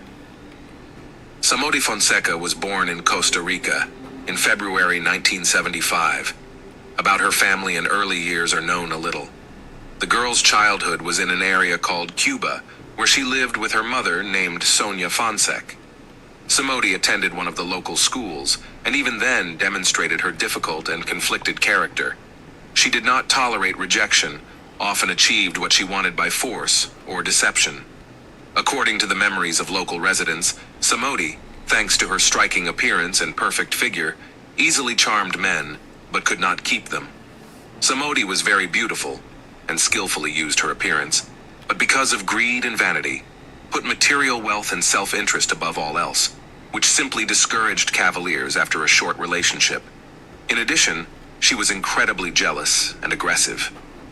In her youth, Samody Fonsek, thanks to her doll-like appearance, worked for several years in the image of Barbie in one of the large bookstores of the company Universal. It was then that the girl received such a flattering nickname, firmly entrenched behind her for life. Soon after graduating from high school, Samody had an affair with a successful journalist who worked on local television. The man's name was Osvaldo Fernando Baleri, and he was 16 years older than her. It was the longest and most serious relationship Samody, but the chosen one never made her an offer. In 1996, the couple had a common son, Christopher, and a year later their daughter Christina was born. But because of constant scandals and attacks of jealousy Samody, Baleri left the young woman. In 2012, 53-year-old Osvaldo died suddenly, and, as it soon turned out, he did not enter the former lover in his will. The young woman was not going to put up with it, and decided to take matters into her own hands. She went to the house of a former lover, and actually seized it, changing the locks there so that relatives and heirs of the deceased could not get in. In addition, Samody took some valuable items belonging to the deceased. The Baleri family members were quite outraged and immediately went to court to punish Samody for the theft. The police forced the young woman to leave the house, but criminal proceedings against her were not initiated.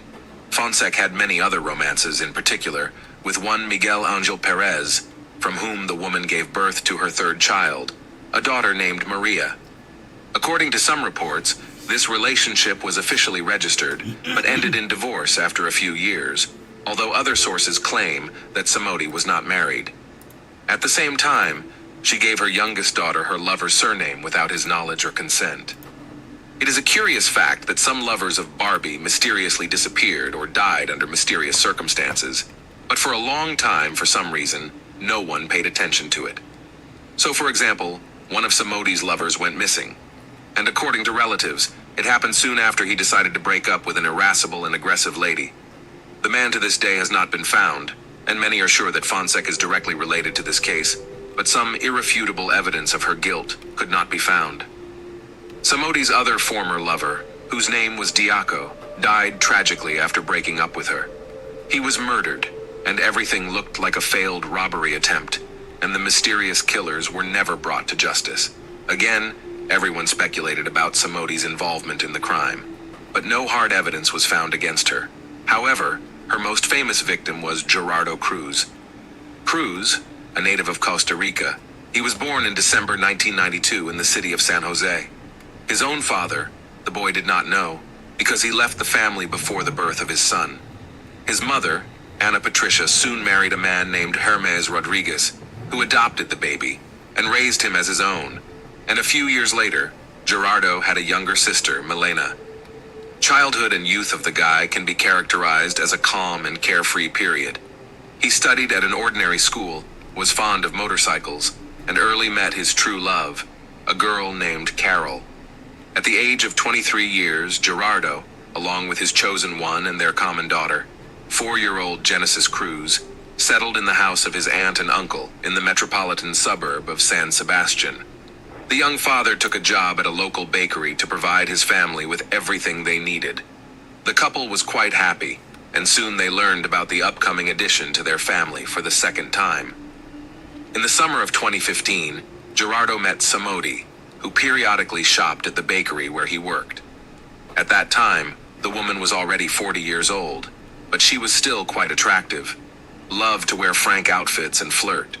It is worth noting that with age she began to have affairs with men who were much younger than herself, because the attention of young lovers probably flattered her. Despite the almost 20-year age difference and the presence of a family, Cruz quickly became infatuated with a beautiful woman and began to secretly meet with her. She herself began to visit the bakery almost every day to be able to see her young lover, which did not escape the attention of other employees. In addition, Samodi often appeared accompanied by her eldest daughter, Christina, who was 19 years old at the time. At first, Gerardo managed to masterfully combine family life and secret meetings with his mistress, and so that none of his women did not realize the existence of a rival. But soon Gerardo, as they call it, lost his guard. Obviously, he wanted to boast of his success with women, and he began to tell friends and colleagues about Samodi, about what she is a terrific mistress and spoils him with gifts. Rumors quickly reached his mother, who tried to reason with her son and convince him to leave his mistress. The affair lasted only a few months and broke off in October that same year, 2015, when Samodi found out that the lover had a pregnant wife and a young daughter. The woman was furious. She started calling and texting Carol, insulting her and threatening to kill Gerardo if he didn't belong to her alone. Gerardo managed to beg his wife's forgiveness and keep the family together. As for the former mistress, he did not take her threats seriously, believing that she would quickly cool down and find a new boyfriend. He did not even realize how insidious and vindictive Samodi would turn out to be. Just a few days after the breakup with Fonsek, Cruz became an accidental witness to a blatant scene. As the young man was walking down a downtown street, he saw a certain older man trailing behind a young girl, holding his phone in such a way that the camera was positioned under her miniskirt. The guy was outraged. He also took out his phone and started filming what was happening, then stopped the girl and told her about everything, advising her to go to the police. Cruz then chased after the man, trying to capture his face on camera. He chased him for about 2 minutes, wondering loudly if he was having a good time taking pictures of the girl's underwear without their knowledge, until the man jumped into a cab and drove away. That same night, Gerardo posted the video he had made on his internet page, and in just one night, the video went viral, as users quickly identified the elderly man as a former official, an employee of the Ministry of Finance named Luis Sulmano Delgado. Soon, the video was picked up and circulated by the media, and Gerardo himself became a national celebrity. The young man was interviewed almost daily for print publications. He was invited to television and radio programs. He talked about the incident he had witnessed, condemned the actions of the former official, and said that he had no regrets about his action and would do it again. At the same time, experienced lawyers hired by Sulmano Delgado began working against Gerardo, accusing him of wrongdoing. They claimed that the distribution of the videotape made by the guy violated the law and were preparing a lawsuit against him in court. Cruz himself was quite surprised by this turn of events and did not understand why they can judge him, and not the man who committed such a disgusting act against an innocent girl. Gerardo gave his last interview on October 7th on the air of one of the local radio stations. He was sure that he was right and believed that he had nothing to fear. The next day, Gerardo had arranged to meet with his friend Oswald after work, but he abruptly canceled the meeting, citing a sudden emergency. As it later became known, that day, he received a message from Samodi, in which a young woman tricked him into coming to the park in the evening, where he was supposed to be interviewed again. Gerardo didn't even suspect anything wrong, and simply believed his former lover. After the end of his shift, he went to the agreed place, but there were not journalists waiting for him, but two unknown men who took away his bag, beat him and stabbed him several times in the chest and stomach, and then fled. The injured man, before losing consciousness, managed to call his friend and report what had happened, and the latter immediately called the police and medics. Thanks to his prompt action, Gerardo was taken to hospital, where doctors fought for his life for 42 days. During this time, Gerardo underwent dozens of operations, but alas, to save him failed. On November 19th, Cruz died in the intensive care unit. Since shortly before the tragedy, he became a real celebrity. His condition, without exaggeration, followed the whole country. Gerardo's relatives periodically gave interviews in which they asked all concerned to pray for his recovery. They themselves did not understand who and why could do such a thing to Gerardo. At the funeral of the guy came a lot of people who wanted to express their condolences to his family. Also, everyone expressed hope that the police will quickly get on the trail of the killers, and they will be fairly punished. Initially, there were several versions of the crime. The first was that it was a robbery murder. Indeed, Gerardo was attacked in the park in the evening. His bag was taken away and he was stabbed with a knife, so that it looked like a common thief. However, just a few days before, Cruz had released a sensational video compromising a nationally known former official. Hence the second theory, a revenge killing. The media openly said and wrote that Sulmano Delgado could well have hired hitmen to remove the young man who had spoiled his reputation. The murder was hotly debated in the press, and people picketed the streets demanding that the killers be found and jailed. The police began to put forward and consider different versions, as well as to look for other possible enemies and ill-wishers of Gerardo. For several months, the investigation stood still, until in May 2016, a video from a street surveillance camera was discovered. The footage shows two men running away from the scene where Cruz was fatally shot. These men immediately became prime suspects, but it was up to the police to identify and track them down. The tape turned out to be a key piece of evidence, and once it was made public, the case moved forward. It was repeatedly played on news programs, asking viewers to look closely, because these could be dangerous criminals. In addition, the police were able to draw up rough sketches of the wanted men and describe their anthropometric data. Soon the identity of one of the men was established because he himself decided to surrender to the police and cooperate with the investigation in the hope that it will help him to mitigate the sentence. Thanks to the information he provided, the investigation quickly came to several other accomplices, as well as the organizers of the crime, Somadi and her daughter Christina. Soon all participants in the crime were taken into custody. In addition to the mother and daughter, several other men were arrested. Cab driver Ronald Archie, who found the perpetrators of the murder, laborer Cesar Chavez, who acted as an intermediary, and a young minor who was directly involved in the attack. Omar Costa, who had been following the victim and reporting his whereabouts on the day of the attack, was also later arrested. The roles and connections of all the participants in the crime were established through phone calls and text messages. The murder was ordered by Samodi, who had planned the whole thing carefully, including her daughter Christina in the details of the plan. Together, They turned to their friends Ronald and Caesar to help them find a couple of hitmen to kill Gerardo and make it look like a robbery gone wrong in a night park. They were later joined by Omar, who had to make sure the victim went to the agreed-upon location.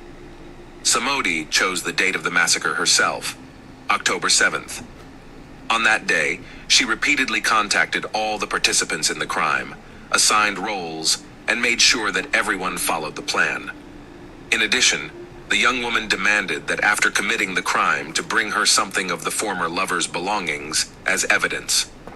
Cruz, after working his shift, headed straight for the park.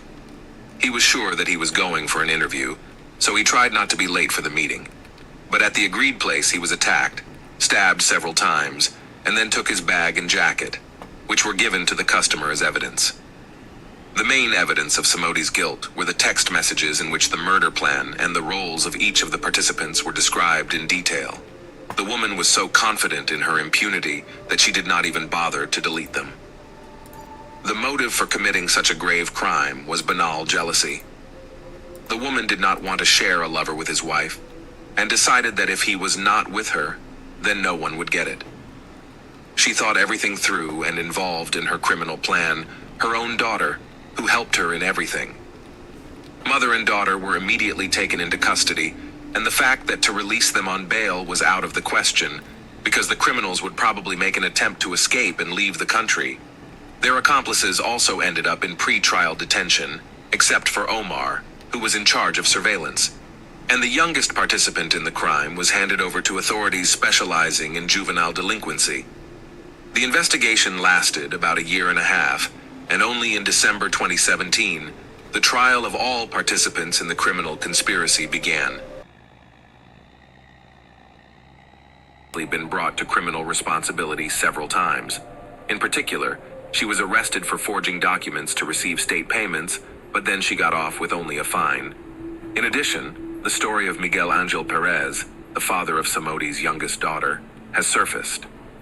As it turned out, the young woman gave the child's surname of a former lover without his consent, and then through the court obtained from him the payment of alimony which she received more than 3 years. When it turned out that the whole procedure was falsified, the swindler was sentenced to 3 years in prison and a large fine. But the court took into account the fact that she had a small child and commuted the sentence to a suspended 5-year sentence. At the trial, the wife of the murdered Gerardo admitted that she knew about his affair with Samodi and that the former mistress had threatened him with death, but he did not pay much attention to the threats. The main motive of the crime, as already mentioned, was jealousy and wounded pride of the woman, who could not accept the fact that her young lover preferred to stay with his wife. Thanks to the records of phone calls, it was found out that the mother and daughter planned the crime together. It also became known that after the release of the very CCTV footage that captured the killers, Christine had a nervous breakdown. She called her mother, sobbing, and was on the verge of going to the police to confess, but she calmed her daughter, assuring that the investigation will never come out on them. The verdict was not announced until January 23, 2018. According to the court decision, Samodi was sentenced to 30 years in prison. Her daughter, as well as Ronald and Caesar, received 25 years in prison each. One of the killers went to a juvenile detention center, and the second was not found at that time. Omar, on the other hand, who had been following the victim, was acquitted. The family of the victim received $140,000 as moral compensation. After the announcement of the verdict, the relatives expressed gratitude to the court for the fair punishment for the killers of Gerardo. However, it soon became known that the lawyers of Samodi and Christina appealed to the appeals court to mitigate the sentences. The new trial took place in November 2019. At the same time, the identity of the second killer became known, who, according to Ronald, took part in the massacre, but was not privy to the details of the plan. Ronald and Caesar also appealed to the appeals court, hoping to reduce the sentence. As a result, the sentence for each of the participants in the crime was reduced by 5 years. Now, Samodi is serving his 25-year sentence in one of the women's prisons in Costa Rica. As it became known in the summer of 2020, she registered a marriage with a woman with whom she met in prison. Her chosen name is Lindsay Diaz Lopez, and at the time of registration of the relationship, The one has already managed to leave the prison walls, released on parole, while Samodi will spend almost 2 decades behind bars. Thanks for watching. Jack was with you.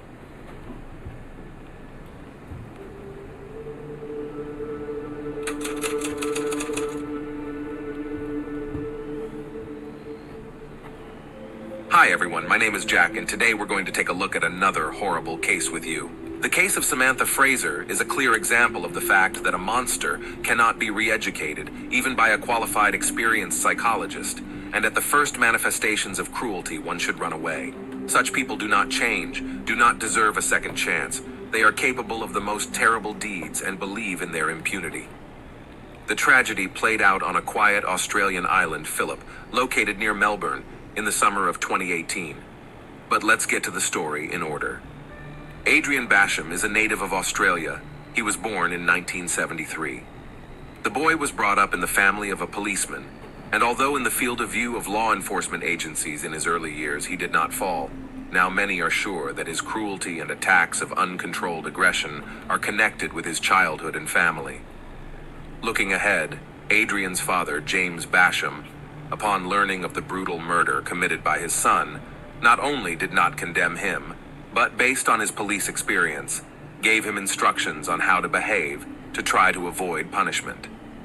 Samantha Fraser was born in the suburbs of Melbourne in the summer of 1980 in a friendly and loving family, Jeanine and Travis Fraser. Parents in every way to support their only daughter, trying to give her a good education and reveal her talents. Samantha studied well at school and also actively engaged in sports and repeatedly received awards for her high achievements. Then the girl entered a prestigious university at the Faculty of Psychology, which she graduated with a red diploma. During her studies, she continued to engage in sports, in particular acrobatics, gymnastics, and dancing, which allowed her to lead the student cheerleading team.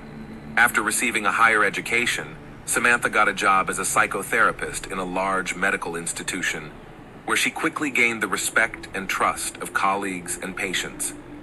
This profession was her calling. Samantha truly loved what she was doing. Samantha and Adrian first met in late 2005. At first, they had a friendly relationship, which soon turned into a romance. Many of those who were personally acquainted with this couple did not understand what could connect these young people, so different in everything they were. Samantha was kind, open, and sociable. She could always find a peaceful way out of any difficult situation. Adrian, on the contrary, was quite harsh and rude in communication, characterized by a fiery and confrontational nature. But despite this, a year and a half after acquaintance, the couple officially legalized their relationship. The newlyweds bought housing in the suburbs of Melbourne, not far from the house of Samantha's parents. Soon, the man got a job in a large company, engaged in the development of mineral deposits. His work was associated with constant business trips and travel, because of which he was not often at home. It is safe to say that this is the reason why his and Samantha's marriage lasted so long. Adrian turned out to be a real domestic tyrant who tried to control his wife in everything. He not only demanded unquestioning obedience, but also had some oddities that could indicate that he had a mental disorder. For example, he maniacally insisted that the house was always in perfect order, and it concerned not only cleanliness, but also the location of things. We are talking about such small things as the location of books on the shelf or toiletries in the bathroom. Any change could instantly trigger his anger and aggression. Samantha, being a psychologist, knew how to smooth out conflicts and hoped that in time her husband would change, become more calm and restrained. In addition, the marriage gave birth to 3 common children, daughters Jemima and April, as well as a son, Rex.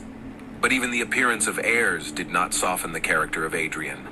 In 2014, another family scandal ended in hand-to-hand abuse. Then Samantha kept silent, did not report to the police, and did not tell anyone about what happened. She naively believed that this would happen again, and loved ones and colleagues did not even guess that her spouse raised his hand on her. However, a year later, the story repeated itself, and Adrian again beat his wife. This time, Samantha decided that it was the last straw. In addition, Her husband's constant temper tantrums and his manic desire to control her every move were driving Samantha crazy. She wrote a statement to the police, reporting that she was beaten by her husband, then took the children and moved to the house of her parents.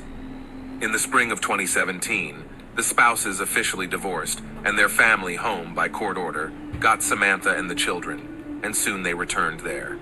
However, Adrian did not plan to leave his ex-wife alone at all, and continued to pursue her, poisoning her life.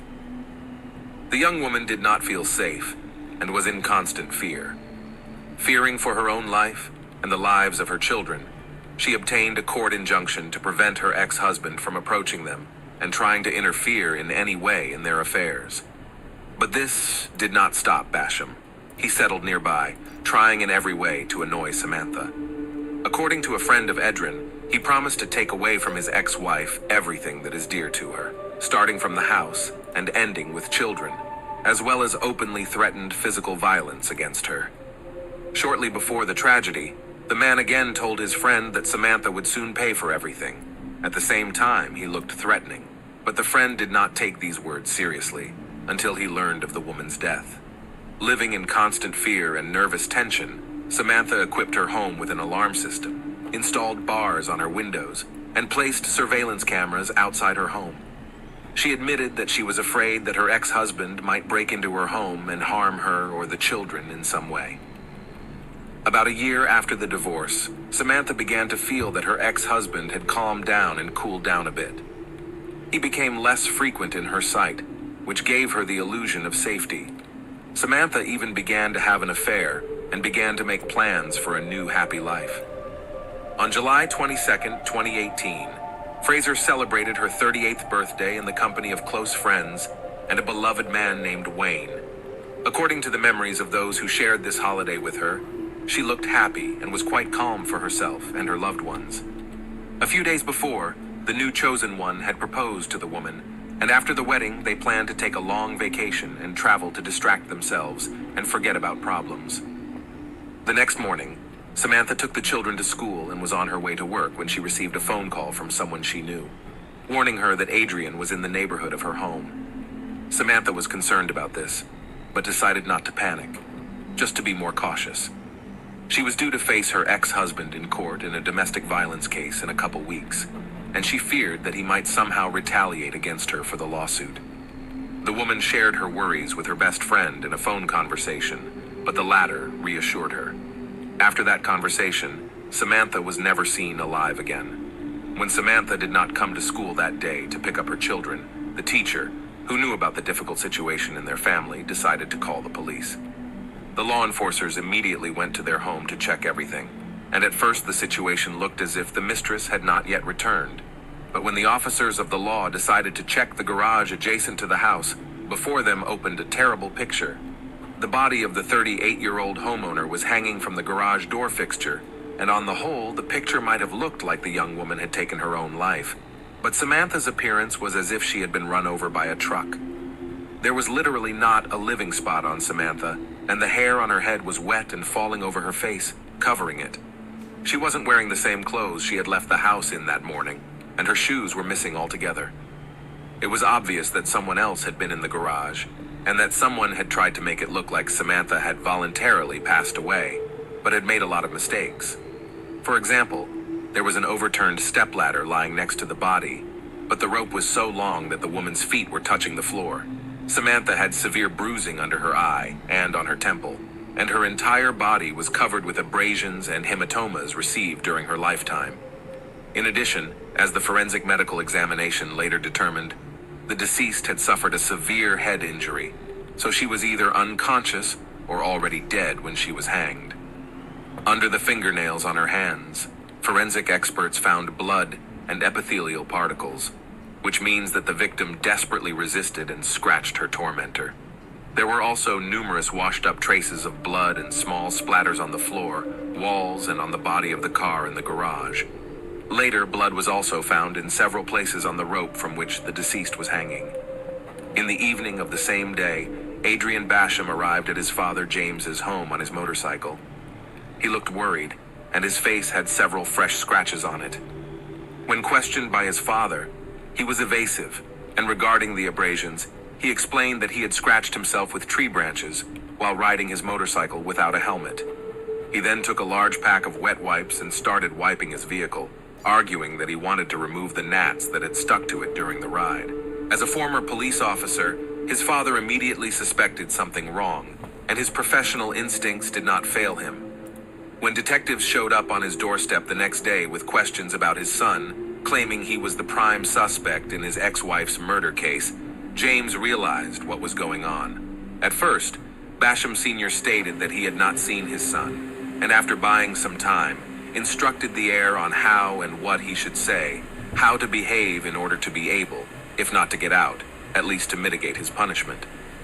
Adrian followed his father's advice, listened silently to the charges read to him, and obediently went to the station, with the support of the lawyers already hired by his father. Adrian at first categorically refused to cooperate with the investigation. He did not deny his guilt, but simply kept silent, ignoring all questions. Nevertheless, the collected evidence was enough. Fresh scratches on the man's face did not escape the attention of the investigators. As suspected, he had been scratched by Samantha in an attempt to defend himself, and blood and epithelial particles were found under her fingernails. The suspect's sweat marks were also found on the rope from which his ex-wife's body was hanging. After examining a motorcycle belonging to Adrian, washed-up traces of the deceased's blood were also found on it, and a bloody woman's blouse was found in a garbage can outside his father's house. Apparently, he tried to get rid of that evidence, but didn't have time. Surveillance footage that Samantha installed outside her home shortly before the tragedy shows a man leaving the crime scene in a hurry on the day of the murder. Although his face was concealed by a hood pulled over his baseball cap, there was no doubt that it was Adrian.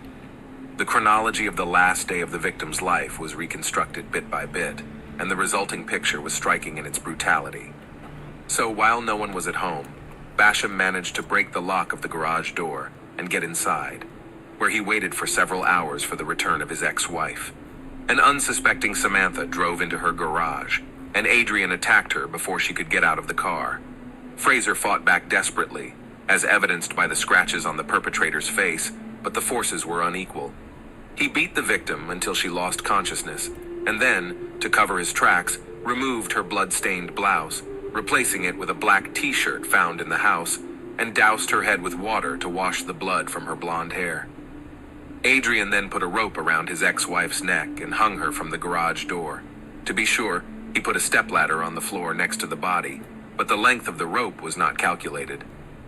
Adrian cleaned up the bloodstains, but he missed the small spatters that were literally everywhere.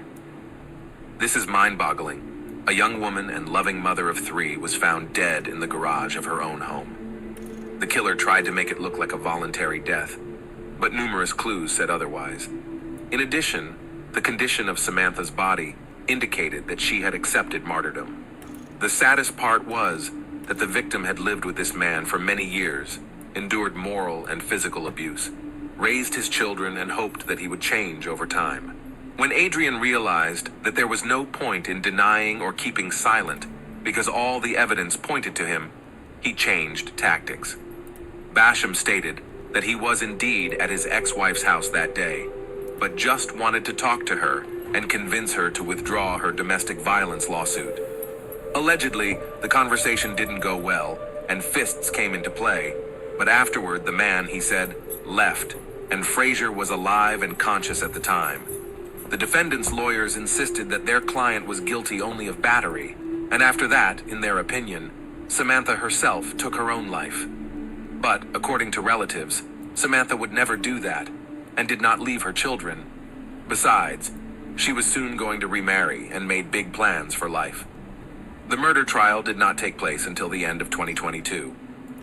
The sessions were attended by the older children of the former spouses, who condemned their father and asked for a fair punishment for him. The youngest son was not present in the courtroom. The child decided not to traumatize unnecessarily.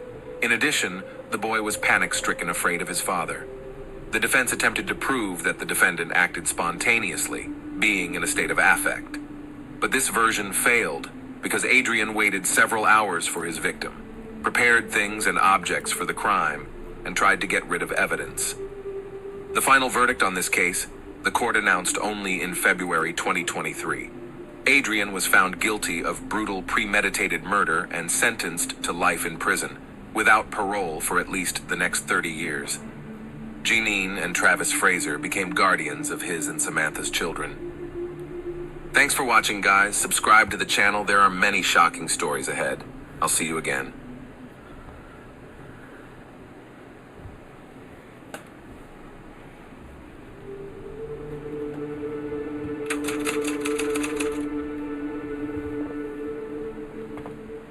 Hi everyone, my name is Jack and today we're going to take a look at another horrible case with you. Don't forget to subscribe to the channel. The high-profile case of Denise Dragon is a vivid example of how youthful maximalism, morbid jealousy, and passion for illegal substances can lead to tragedy and destroy 3 young lives at once. The oldest participant, and I am not afraid of this word, the main culprit of this story at the time of the tragedy was barely 22 years old. And the 2 girls whom he desperately tried to keep, playing with their feelings, were only 17 and 19 years old. Their love triangle didn't last long, leading to 2 pregnancies, manic stalking, and, eventually, cold-blooded murder. Mario Topanera was born in Spain in the suburbs of Madrid, a small town of Alcorcón, in 1996. The young man has never burdened himself with studying and finding a good job. In his 22 years, he lived in the house of his parents and interrupted by casual earnings. The main passion of the guy was graffiti. He drew perfectly, but he could not apply his talent as an artist anywhere, being satisfied with small part-time jobs, painting walls outside and inside buildings. Mario's main source of income was the sale of illegal substances. He did not do it himself, but found interested customers and brought them to a remote quarter of the city, where his acquaintance, who could get everything at the request of buyers. Topanera received a good percentage of each such transaction, so he was interested in finding such people. It is not known whether the parents knew what their son was doing, but if they did, they obviously turned a blind eye. It should be noted that Mario had a bright appearance and bold character. He enjoyed authority among friends and a lot of popularity among the opposite sex. The young man skillfully used his charm, easily made acquaintances, and often twirled romance with several girls at the same time, not intending to burden himself with serious relationships. Denise Maria Dragon was a native of Romania, where she was born in 2001 in the family of Emil and Daniela Dragon. The parents of the girl, at the time of her birth, were still very young and were in a difficult financial situation. Due to the circumstances, they were forced to go to work in Spain, leaving their little girl in the care of grandparents. A few years later, when the couple were able to legalize in a foreign country, get a good job and more or less establish their everyday life, they took their little daughter to their home in sunny Spain. The girl quickly settled in and made friends in her new place. She found it easy to learn the language, and at school she got high marks in almost all subjects. In addition, the little girl took an interest in dancing, willingly spent several hours a day in the studio, and regularly participated in all kinds of competitions. When the girl was in middle school, the marriage of her parents gave a crack, and they decided to separate. After the divorce, the child was left to live with her mother, but her father, despite the fact that he had a new family, continued to take care of her, in all ways supported communication, helped financially, and in every way tried to take part in the life of his daughter. Soon her mother also remarried, and a year later the girl had a younger brother, whom she adored and spent a lot of time with him. At the age of 16, Denise decided that she wanted to master the art of hairdressing and become a stylist. She left her studies and dance classes, focusing entirely on her new hobby. Her parents did not discourage her or somehow prevent her, allowing her daughter to make her own choice. To gain experience, Denise got a job in a beauty salon, which belonged to her relatives. The third heroine of this dramatic story, and the final link in the love triangle, was a 19-year-old girl named Rocio Martinez. She was born and raised in the suburbs of Madrid. Her father was a policeman who was transferred to Alcorcón, where his whole family moved. Rocio from childhood was impulsive, scandalous, and sometimes even aggressive. She was used to always get what she wants, and did not tolerate rejection. Even at an early age, the girl was diagnosed with diabetes and serious heart problems, because of which she had to take medication on a regular basis to monitor her regimen and diet. But her health problems didn't keep her from bad company and experimenting with illegal substances. She consumed alcohol, tried drugs, and repeatedly took part in petty thefts and robberies together with her friends. However, thanks to her police officer father and his connections, Martinez was never prosecuted for her actions. Rocio believed in her impunity, and that no matter what she did, her father would get her out of trouble. In addition, Rocio was quite beautiful. She always had a lot of admirers and admirers. When Denise left school and started working as a stylist, she had more free time, which she devoted to socializing with friends. Since high school, she had a best friend named Sylvia, to whom Denise confided all her secrets and worries. One day, on a spring evening in 2018, walking around the city with her friend, the young lady accidentally met Mario. A handsome and cheerful guy immediately managed to charm Denise. A conversation started between them, and in the evening of the same day, they exchanged phone numbers. Soon, the young people had an affair. They saw each other almost daily, and their relationship developed rapidly. For the first time in her life, Denise truly fell in love, and her chosen one seemed to be her ideal. It also turned out that they had many common interests. They liked the same movies, the same music. They both adored dogs and dreamed of traveling the world. Just a few days after meeting, Denise invited her chosen one to a family dinner to introduce him to her mother.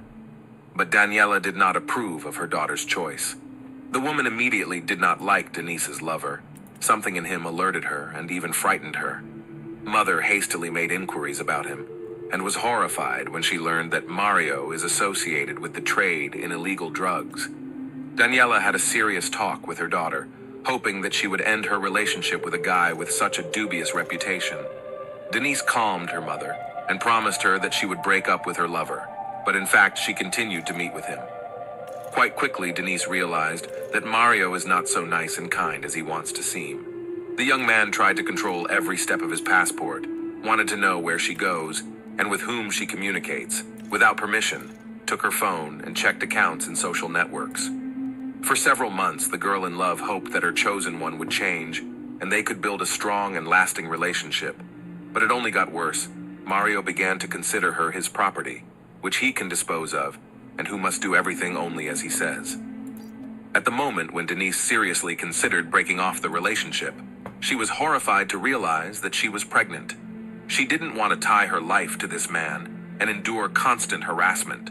Besides, Denise was afraid that now Mario wouldn't leave her alone at all.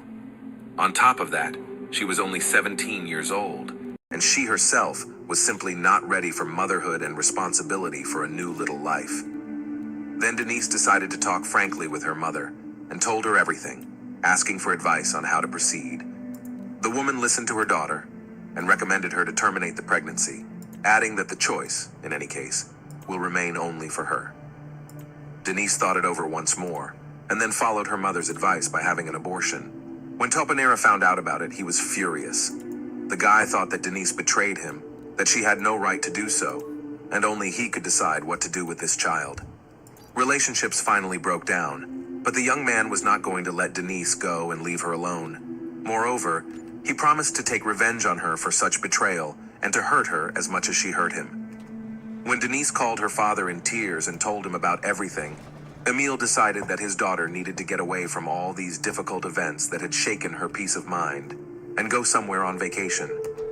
He paid for his ex-wife and daughter a trip to one of the fashionable European resorts, where they went together. The vacation really did Denise good. She calmed down a little, relaxed, began to make plans for life again, and seemed to no longer think about Mario. But the vacation was over, and Denise returned home again.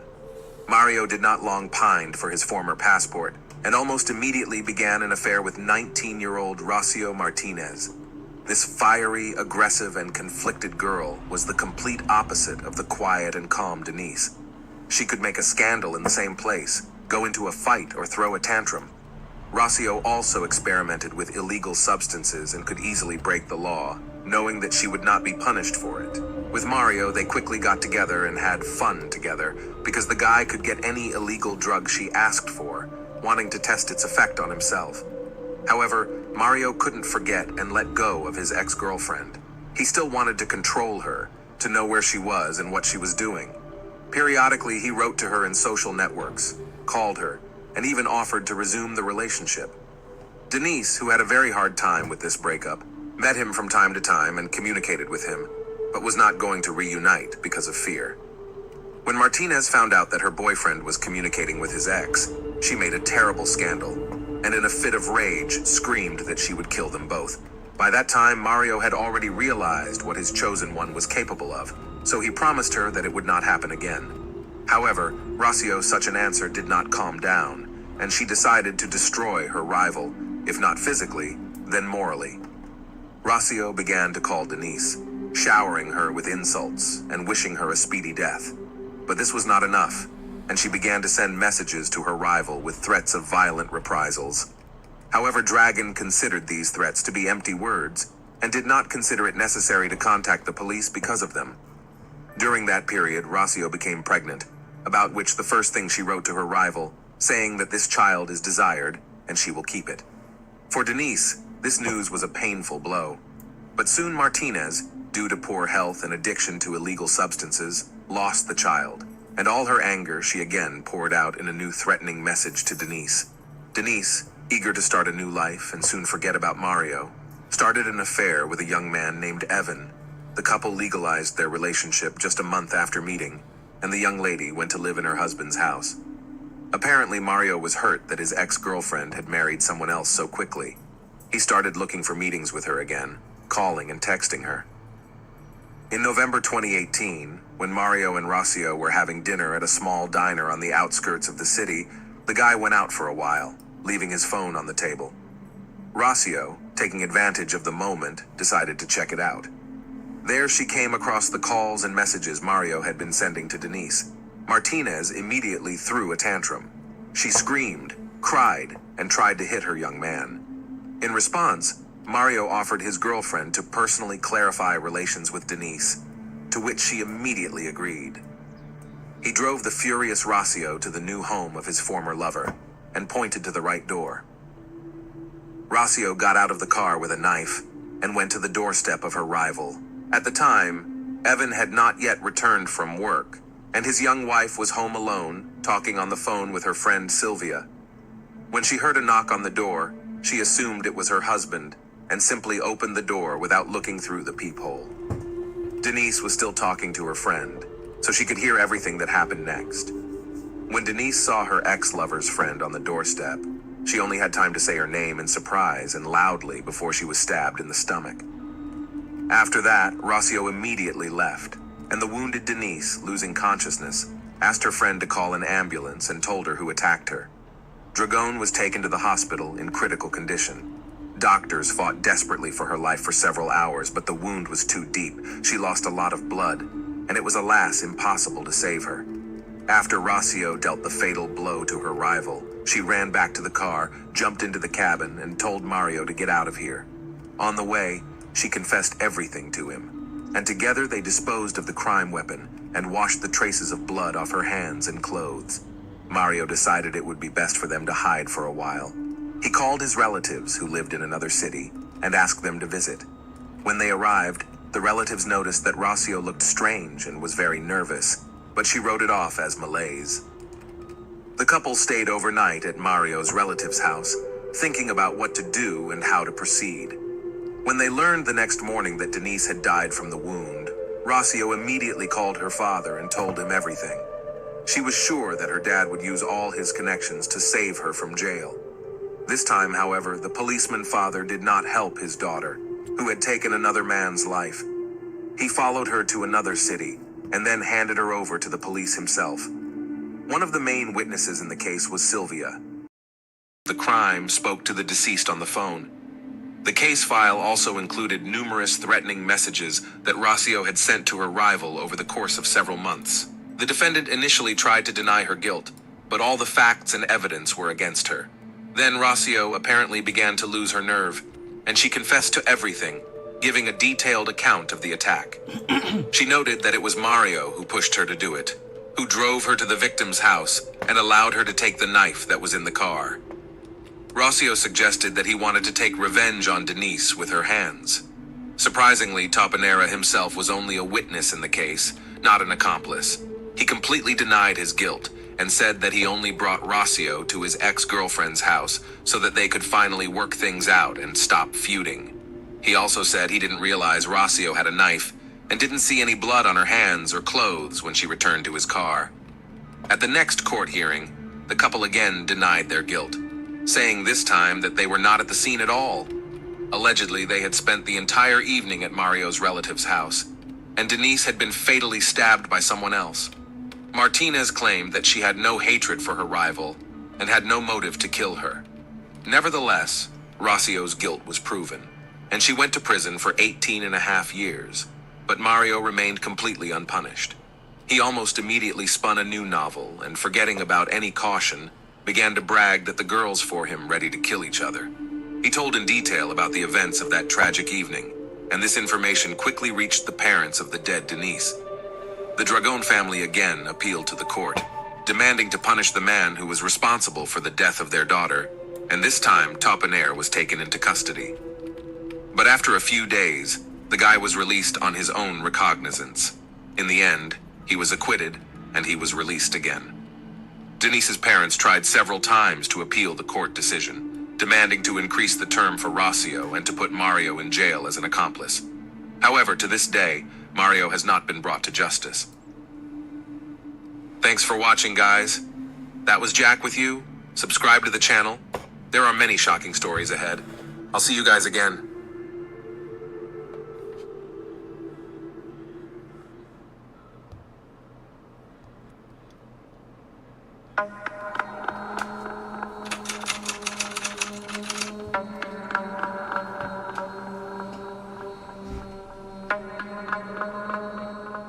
Hi everyone, my name is Jack, and today we're going to look at another horrible case. January 1999. David and Belinda Temple were expecting their second child. Belinda was due to give birth as soon as possible. The doctors predicted labor in a couple of weeks. Like all pregnant women, Belinda was tired very much and quickly, and she still had her son Evan, who also required attention and care. That day, David decided to relieve his wife from household chores and gave her some time for an evening rest. And so that she would not be distracted by anything, he and his son went for a walk in the park. Father and son were having fun. Walking in the fresh air quickly tires and whets the appetite, so after the walk, they went to a cafe to eat a sandwich and drink a Coke. After the cafe, they drove home. David parked the car and noticed that the front door of his house had broken glass. "Evan, I'm going to take you to visit Harlan for a bit, okay?" said David, and without waiting for an answer from his son, quickly led him across the street to a neighboring house where family friends lived. "Why can't we go to Mom's?" asked the son, who could barely keep up with his father. "Mom's in the hospital right now." David couldn't think of anything else to say. Quentin Harlan had barely opened the door to the unexpected guests, and not even had time to say hello, before David took his son into the living room without speaking and ran toward his house. Quentin, not understanding anything, shouted to his wife to look after the child, and himself ran after his silent friend. "What's the matter?" Quentin shouted, but when he saw the broken front door of Temple's dwelling, he realized that David probably didn't know what was waiting for him inside. The house was a mess. All the closets were open, things were scattered on the floor, and worst of all, there were trails of blood on the floor that led to the stairs. Quentin pushed David aside and saw that under the stairs, in the dressing room, Belinda was lying belly down with her arms spread apart and a huge hole in the back of her head. David, apparently out of shock, did not even cry out, did not utter a word, did not rush to his wife's body, but immediately took out his cell phone and dialed the police number. The operator on the other end of the line didn't anticipate the brutality of the murder, so he asked David to check Belinda's pulse and even give her CPR. "What the hell kind of CPR are you talking about? Her head is splattered all over the walls." Police officers immediately rushed to the scene, except they didn't get inside the house for a long time. The Temple family's bull terrier, named Shaq, growled and barked at the unfamiliar uniformed men and seemed about ready to lunge at the police officers. One of the officers even drew his service pistol as David, who had come out of the house, yelled for them to put their guns away and hurriedly took the aggressive dog into the garage. Once inside the house where the tragedy had recently occurred, the police looked around and concluded that the burglars were at work here, who did not know that the mistress was in the house at that moment, and even though she was pregnant, they had no choice but to shoot her and thus get rid of the witness. 1986. Belinda gets a college education in her hometown. Even though her twin sister Brenda left to study at Steve Austin University, Belinda stayed with her parents because in high school, she started dating Marshall Kelmy, who was 3 years older than her and whom she was just crazy about. Her father and mother were against this relationship, at least because of her boyfriend, their daughter would not be able to get a prestigious education and, as it usually happens, would get pregnant early and end up dropping out of even a community college. On this topic, there were many scandals in their home.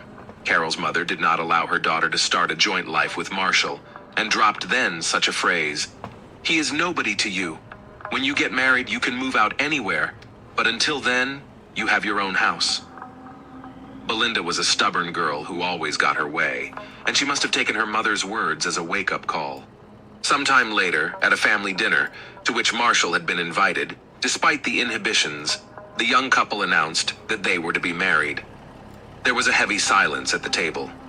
"Well, now that they've decided," Mom gritted her teeth, and they spent the rest of the evening in complete silence.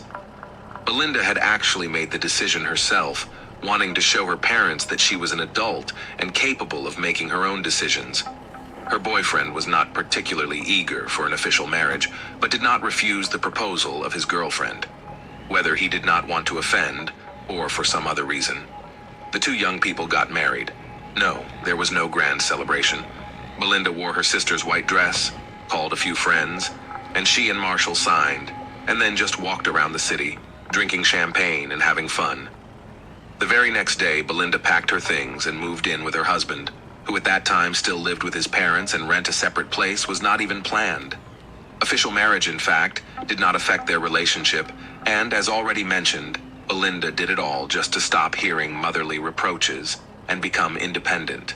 But the taste of this life turned out to be very bitter.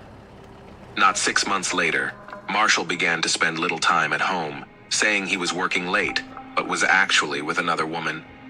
Belinda found out when she noticed that her husband was acting strangely. One day she waited until his workday was over and followed her husband, and that's when it all came to light.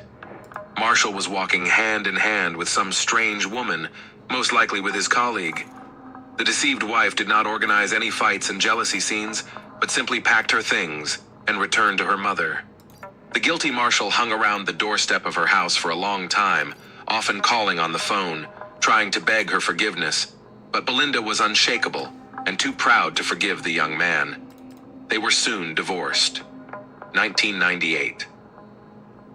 Belinda is already pregnant with her second child, but still works part-time at the school. The children listen to her half-heartedly, respect her for her fairness, and even a little afraid. Belinda herself is worried that because of her pregnancy, she will miss the basketball competition between schools, and she will not be able to prepare the team well, because her colleague, Richard Bachman, does not care about her team and children in general. He has confessed to her so many times that if he had another job, he would have given up being a teacher long ago. Belinda disliked this attitude and could not understand how this flabby and fat 40-year-old man was still in his position. Belinda was not one of those teachers who turned a blind eye to student absenteeism. So when she noticed that one of her students, high school senior Riley Joe Sanders, had been absent from class for months, she immediately reached out to her colleagues. She wanted to know if this was her problem as a teacher or if the boy was a systematic truant. Her colleagues answered that it was not her problem. The boy was brought up in a bad family. No one cared about him, and he appeared at school only rarely. Belinda couldn't leave it at that. That same evening, she visited his mother, who lived nearby, and had a serious talk with her, which later bore fruit. However, it wasn't quite what the young teacher had expected. Riley Joe Sanders came to class, practiced on an equal footing with the other students, but during a basketball game, When Sanders pushed his opponent and Belinda pointed out Riley's disgusting behavior, he insulted her with the last words and even said something like, "You'll answer to me for this. You better look around, especially in the evenings." 1987. After breaking up with Marshall, Belinda had nothing left to hold on to in her hometown. So she followed her sister to Stephen F. Austin State University. She loved her time at the university. It seems that she truly found her calling. In addition to studying, she works part-time as a basketball coach, and the young woman had high expectations. At the same university, she meets David Temple. He, like Belinda, is a part-time coach, but for soccer, and also plays for the university team as team captain. Soccer for David was an integral part of life. He practiced it since childhood, and even then it was clear that he would become a star. At school, he always successfully played for his team, for which he was respected by all teachers, even though David had a difficult character. He could easily insult anyone or even beat up, but he got away with it all. Being on the field during the game, he would start with half a turn, and then could not calm down for a very long time. Later, however, one of the players on his team said that David's aggressiveness is due to the fact that he takes steroids. With Belinda, David behaved completely differently. Turned into a caring guy who literally could carry his queen in his arms. With one amendment, as soon as someone smiled in the direction of his beloved, as David immediately turned on and tried to clarify the relationship on the fists. Belinda also came to the taste, and David's parents, they literally idolized her. They really liked that she, as well as their son, crazy about sports, which means they have a lot in common. But her twin sister, and in principle Belinda's friends, from this union were, to put it mildly, not thrilled. The whole point is that before meeting David, they knew Belinda as a strong-willed and independent personality, and in this relationship, she changed a lot, became constrained, quiet, humble. It seemed that her whole life was built around pleasing David. In addition to all of this, being in this toxic relationship, Belinda became distant from her family. Calls to her parents became less and less frequent, and trips home, whether for vacations or weekends, stopped altogether. Who in the family could like this? Closer to graduation, the couple got themselves a bull terrier and named their pet, Shaq. And after receiving their long-awaited diplomas, David and Belinda got married. 1999. The police began to examine the crime scene. How could the burglar get into a house guarded by such a vicious dog? In fact, how could the perpetrator distract the bull terrier that prevented the police from making a step into the Temple yard? Then they turned their attention to the front door. The glass was broken, as if the perpetrator had tried to open the lock from the inside. But in that case, the shards of glass would have been near the threshold. But here they were in the distance, to the right of the entrance. So the glass was broken when the door was unlocked. Why would they do that? In the living room, there was a box on a nightstand, with a toppled TV lying on the floor beside it. The policeman opened it. Inside lay earrings, rings, a chain, in appearance resembling gold. Also not clear why the robber did not touch the jewelry. With each new minute spent inside the Temple family home, the police officers came more and more to the conclusion that everything that had happened inside resembled a dramatization. They knew from experience that in a robbery, the criminal takes absolutely everything he can find and carry away. And here, as it seems, nothing was even taken. And then there was that dog that wouldn't leave their minds. Something was clearly wrong here. As for the murder, the shot was fired in the back of the head, presumably with a 12-gauge shotgun, while the victim was kneeling with his back to the killer. That said, a shotgun is not considered a popular weapon among robbers. It's very difficult to carry or transport, and still not be seen. In Belinda's case, the murder was absolutely 4 o'clock in the afternoon. A criminal wouldn't be walking around with a shotgun in broad daylight. David, do you keep any weapons at home? Yeah, I have a couple of rifles. David showed his weapons to the police officers, but the shotgun that could have killed Belinda was not among them.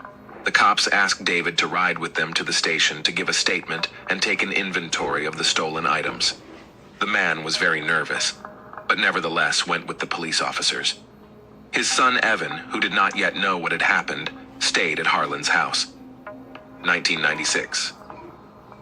David Temple and Quentin Harlan, in addition to being neighbors, worked at the same school. You could say that they were real friends. They often met outside of work hours to watch games on TV together or have a family barbecue. One day, David and Quentin were brought together by something else besides their love of sports. There was a new young teacher at the school, Heather Scott. Quentin immediately paid attention to her, gave all sorts of signs of attention, and one day even invited her to an evening dinner, but Heather refused him. It so happened that Quentin had a rival, and this rival, surprisingly, turned out to be David. Quentin was beyond angry and resentful that his married friend, who even has a son, was building a secret relationship at work. You have to hand it to Quentin. He was a good friend and could keep a secret. Heather did not even suspect about David's marital status, since he did not wear a wedding ring and did not tell anything about his real life. Moreover, outside the walls of the school, David and Heather behaved like a happy couple, and it was noticed by the whole teaching staff of the school. Belinda knew nothing about David's second life.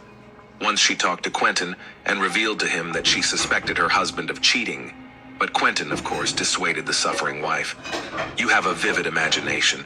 David is your husband and a great family man. How could you think such a thing? And there was much to think about. If David had previously been extremely reverent towards Belinda, now he could afford to insult his wife even in front of other people, such as, for example, he often called her fat, although after childbirth she only a little weight gain, asked to go to another room when there were guests in the house, as if she scares them with her untidy appearance, and so on. Belinda, instead of having a serious talk with her husband on the subject, accepted this attitude toward herself, but cried at night, and felt deeply unhappy as a woman. In parallel, all the while, David was enjoying his new relationship with Heather. 1999. The police suspected David, but they couldn't prove anything. But flipping through the case files of burglaries in the neighborhood, they learned that 8 days before the murder at the Temple House, a house on the next street had been burglarized, and the perpetrator was Riley Joe Sanders. Yes, the same persistent truant from the school where Belinda taught and who had threatened her. He was immediately called in for questioning. Riley had no alibi on the day of the murder, and besides, his father had a shotgun, just a 12 gauge. But when they searched the Sanders house, no weapon was found. When the high school student realized that the police had every reason to detain him, he confessed that on the day of the murder of the teacher, he was with friends, and hid it only because he was with a large group of people smoking pot and did not want to frame others with his testimony. The charge against Riley was dropped. 1998. Because of a new relationship with a coworker, David became further and further estranged from his family. His psychological pressure on his wife grew steadily. He never once raised his hand at her, but all their communication consisted only of insults. It was during this year that Belinda learned that she was pregnant again. This news made her forget about all the past offenses against David, and she felt over the moon. David seemed to be trying to act like a happy father too, but it wasn't working. Sometimes David did not even come home at night, and Belinda was afraid to ask what was the reason for his absence at night, because her husband could get very angry and make a real scandal. A pregnant woman did not want that. Belinda often asked David to help her prepare for the birth of the baby, to go to the store for things, to make repairs in the new children's room, to install shelves on the walls. David ignored all of his wife's requests, and Belinda, although she was in a position, began to do everything on her own, to go shopping, paint the walls, assemble the purchased furniture. David made no effort at all. Christmas was coming. Belinda was already 8 months pregnant. She decided to discuss with her husband what they would give each other, but David suggested that they should not give gifts together this year, and that the money saved would be better spent on the baby that was about to be born, especially since the doctors had warned the expectant mother that she might go into premature labor and the baby might be born before the new year. Christmas came. Although the spouses had agreed not to give each other anything, David never gave Belinda anything, not even a nice little thing. Moreover, he suddenly packed his things and said that all the New Year's holidays will spend with friends on the hunt. Belinda told her sister about it, and she dropped all her plans to come to her so that Belinda would not feel abandoned. And as the doctors warned, labor could begin at any moment. David, of course, wasn't on any hunting trips with his friends. He spent the holidays with Heather, whose neck was decorated with a gold necklace, a gift from Temple for Christmas. 2007. It seemed that David Temple has almost forgotten about the murder of his wife, as if in his life no Belinda Temple had never been. He did not care about the fact that from the moment of the murder has passed 5 years, and the culprit has not been found. He married Heather in 2001, and the two of them raised Evan, but back in 2004. In November, there was a knock on his door. On the doorstep stood police officers who, handcuffing David, informed him that he was being held on suspicion of the murder of Belinda Temple. David, as before, denied everything. David's trial did not begin until 2007. According to the investigation, the motive for the crime was his new love affair with Heather. Interviewed colleagues of David said that more than once during Belinda's pregnancy, heard him bragging about how he easily exchanged his fat and pregnant wife for a young and beautiful Heather. According to the prosecution's version, David killed Belinda immediately after she came home from work because the young woman was found in her work uniform and work shoes. He then initiated the robbery by throwing things around the house and quickly drove to the park with his son, which provided an alibi. The prosecution also added such facts that nothing was stolen from the house, and there was a vicious dog in the yard that would not let any stranger into the house.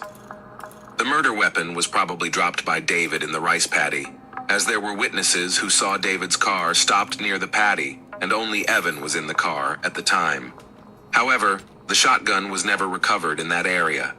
Heather's testimony was that before the murder of Belinda, their relationship with David was not considered serious, and she did not even love him. These words Temple certainly did not like and introduced confusion into the jury's decision. Could David kill his wife for the sake of a non-serious relationship? Or Heather is lying, trying to save her husband in this way? In November 2007, David was sentenced to life in prison. 2009. A friend of Riley Sanders goes to the police to clear his conscience. From his words then, a few years ago, Riley told him how he took his father's shotgun with the intention of robbing the Temple family home, and thereby teaching his teacher a lesson about his mother's truancy at school. And he really almost managed to enter the house, but at that moment, a bull terrier ran out of the garage, and Riley shot at the dog, but did not hit, and afraid that the sound of shotgun fire would attract the neighbors, quickly ran away from there. This testimony was submitted to the court. A review of the case began. In the meantime, David was released from prison on bail. Heather had no intention of being the wife of a man who had spent so much time in jail and was not sure how much longer he would spend in jail. She filed for divorce. It took the jury a long time to decide what kind of punishment David deserved. It was when Temple was free, and the court had not yet decided his sentence that the pandemic began. It wasn't until 2023 that the case was revisited. David was found guilty after all. He was sentenced to life in prison with parole after 17 years. His son Evan, while the trial was going on until the last moment, did not believe that his father was capable of such a cold-blooded murder, and throughout the trial, supported him to the last moment. Thanks for watching, guys. That was Jack with you. Subscribe to the channel.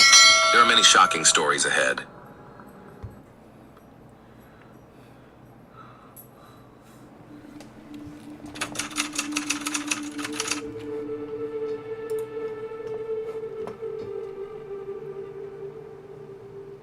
Hi everyone, my name is Jack, and today we're going to take a look at another horrible case with you.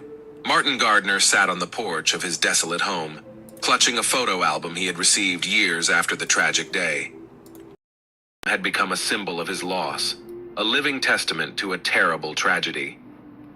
Martin's gaze stopped at the pictures of his small and innocent children, Talen, Sai, Savi, and Yazi. These pictures were all he had left of his happy days. As he looked into their faces, he could almost hear their children's voices filling this house with laughter and warmth once upon a time. Martin's first child was Talen, who was only 4 years old. To his father, he was the light of his life. The man dreamed of spending all his free time with him, teaching him everything he knew, and drinking beer with him in the future, when Talen would be a real grown man, and Martin himself would be gray and important. Little Saya, who was only 3 years old, always ran to her father when he came home from work, remembering to take her cloth doll with her. She always asked Martin to give her and her doll a kiss before she went to bed. This always brought a smile to her father's face, and he performed this sweet ritual with seriousness and respect. Savi, a 2-year-old girl, was silent and intelligent. She loved to flip through books and watch animal movies. Martin often took her on his lap and read her favorite stories to her. He saw in her the potential of a future intelligent and serious woman who would achieve great heights in life.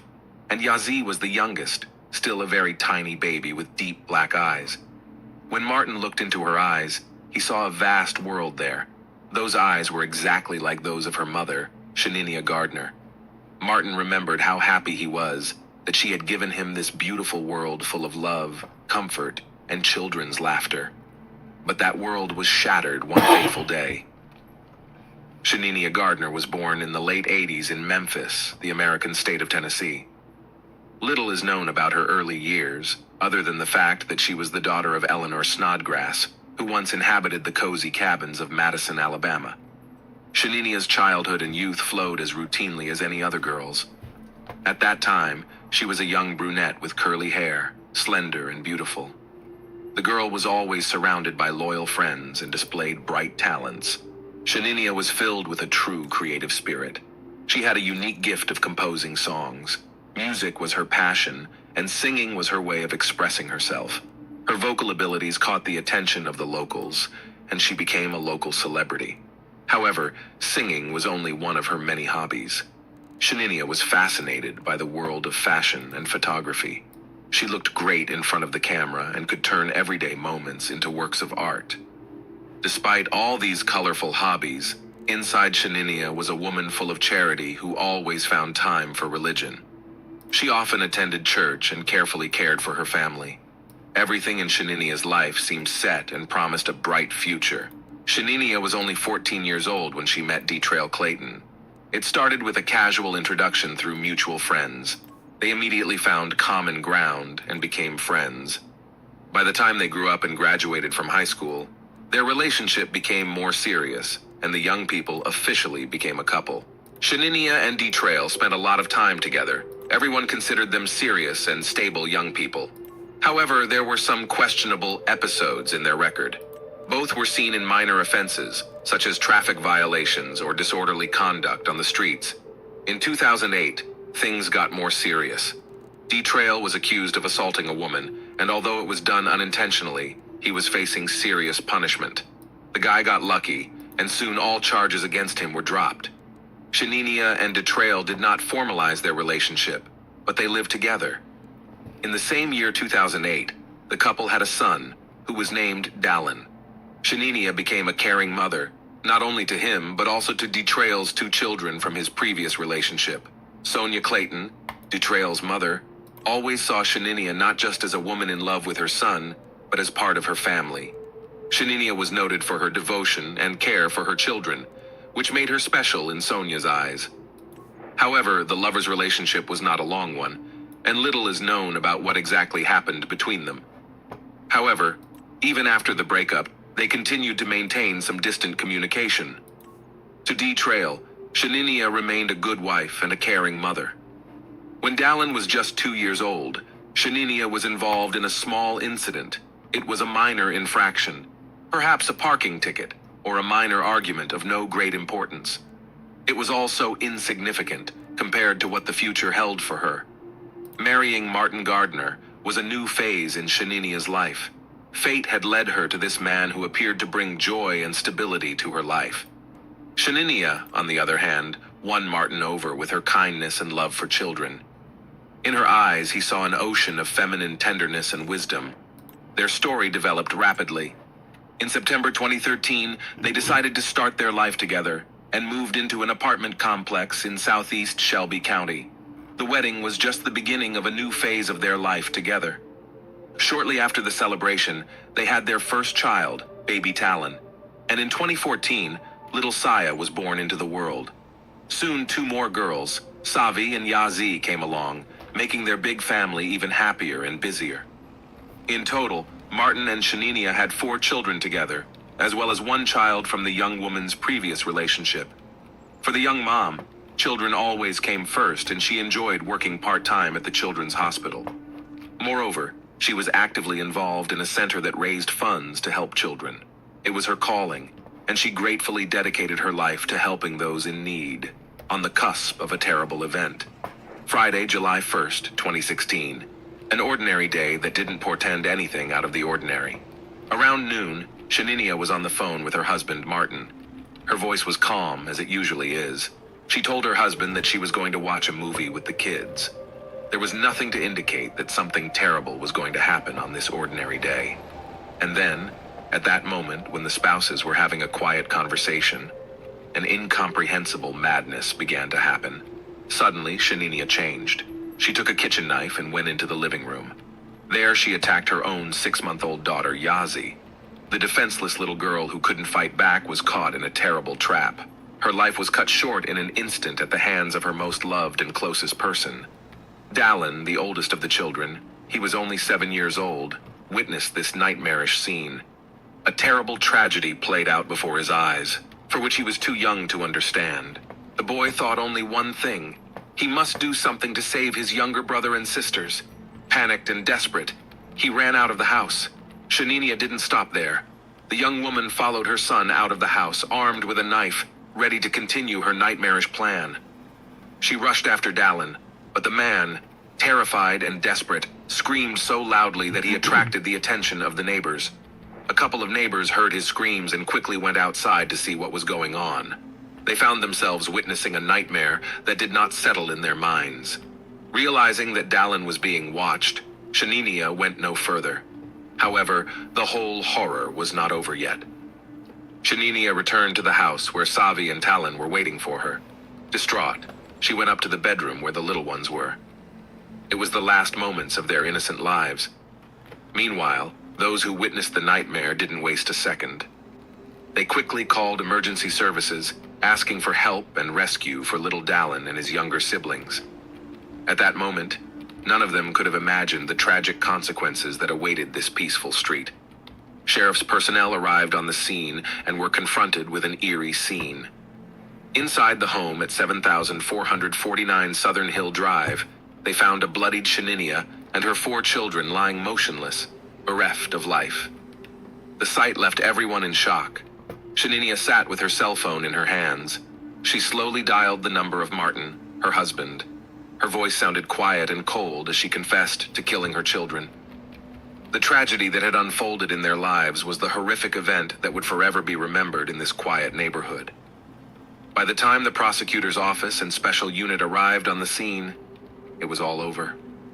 There was only an eerie silence in the house that had once been the place of the happy Gardner family. Blood and horror lurked in every corner. The investigators had a bloody knife in their possession, silently bearing witness to the gruesome incident.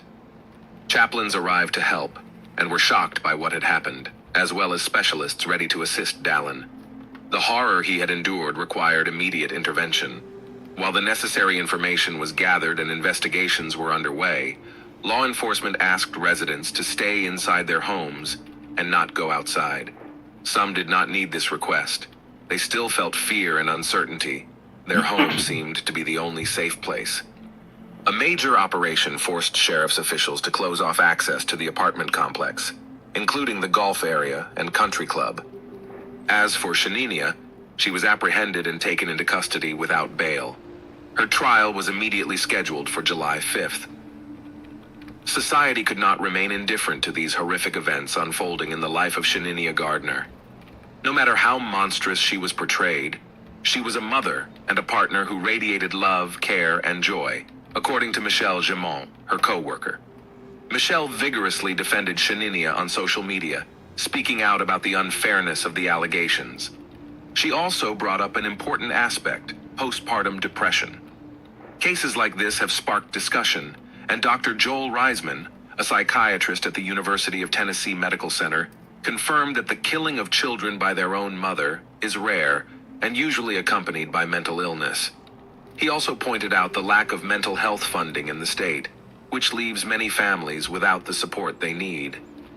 Dr. Diane Barnes, a psychology and postpartum health specialist, explained the difference between postpartum depression and postpartum psychosis, emphasizing that they are completely different conditions with different symptoms.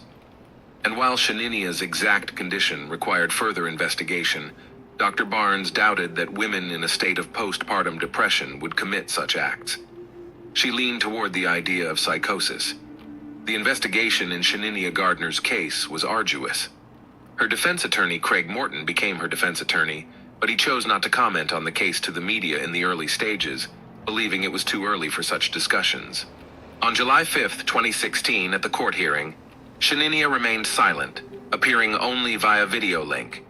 Judge Lois Lambert asked her questions, but the young woman did not utter a single word. After the trial, Shaninia was sent to the Mental Health Institute. Shaninia's next of kin came to the courthouse, but declined to comment to reporters. Morton's attorney and prosecutor Jennifer Nichols planned to file a motion to preserve evidence in the case, including information gathered from social media. January 2017 brought formal charges against Shaninia on 4 counts: aggravated child abuse, aggravated murder with a deadly weapon, aggravated child abuse, and child neglect. The mysterious and gruesome investigation continued, and the community was left waiting for justice and answers to many questions. The hearing included testimony from Shaninia's loved ones. On that fateful day, Sonia, Detrail's mother, was undoubtedly shocked to learn of the terrible tragedy. She immediately arrived on the scene in a desperate search for her grandson, Dallin. Sonia maintained that what had happened had nothing to do with the young woman she had once known. She expressed her belief that something supernatural, perhaps of a diabolical nature, was behind it all. As time passed, however, and the initial shock began to wear off, Sonia began to speculate about possible motives. She speculated that perhaps the young couple was in the process of divorce. For fear of being alone, caring for 5 children, Shaninia might have come to the terrible decision to end it all. But despite these reflections, Sonia found it hard to believe. To her, the Shaninia she had once known was far from a person capable of such a horrible act. Hello, everybody. Dallin's father, also refused to believe in Shaninia's guilt. He admitted that although he was never his son's guardian, he was always able to visit him after his relationship with Shaninia ended. But November 2014 was the last time he saw his son. He noticed that each time Shaninia became more and more radical in her actions and decisions. Every attempt he made to contact his son failed, and he was simply not allowed to be involved in his life. But in fact, Shaninia's friends and family had long ago noticed that a completely unexpected upheaval had taken place with her. The young woman began to experience a strange discomfort that gradually developed into deep anxiety, paranoia, and even worse, panic attacks. Her behavior became erratic and unpredictable, and many people began to suspect that it might be related to postpartum depression. This came as a real shock to those around her, as Shaninia seemed to be a strong and dependable woman. She had always been the one in control, but now she seemed to have lost her footing. Her sudden change in behavior made many people wonder why this tragic situation happened. The first signs of strange behavior began in March 2015, and none of her friends and family could figure How is everybody?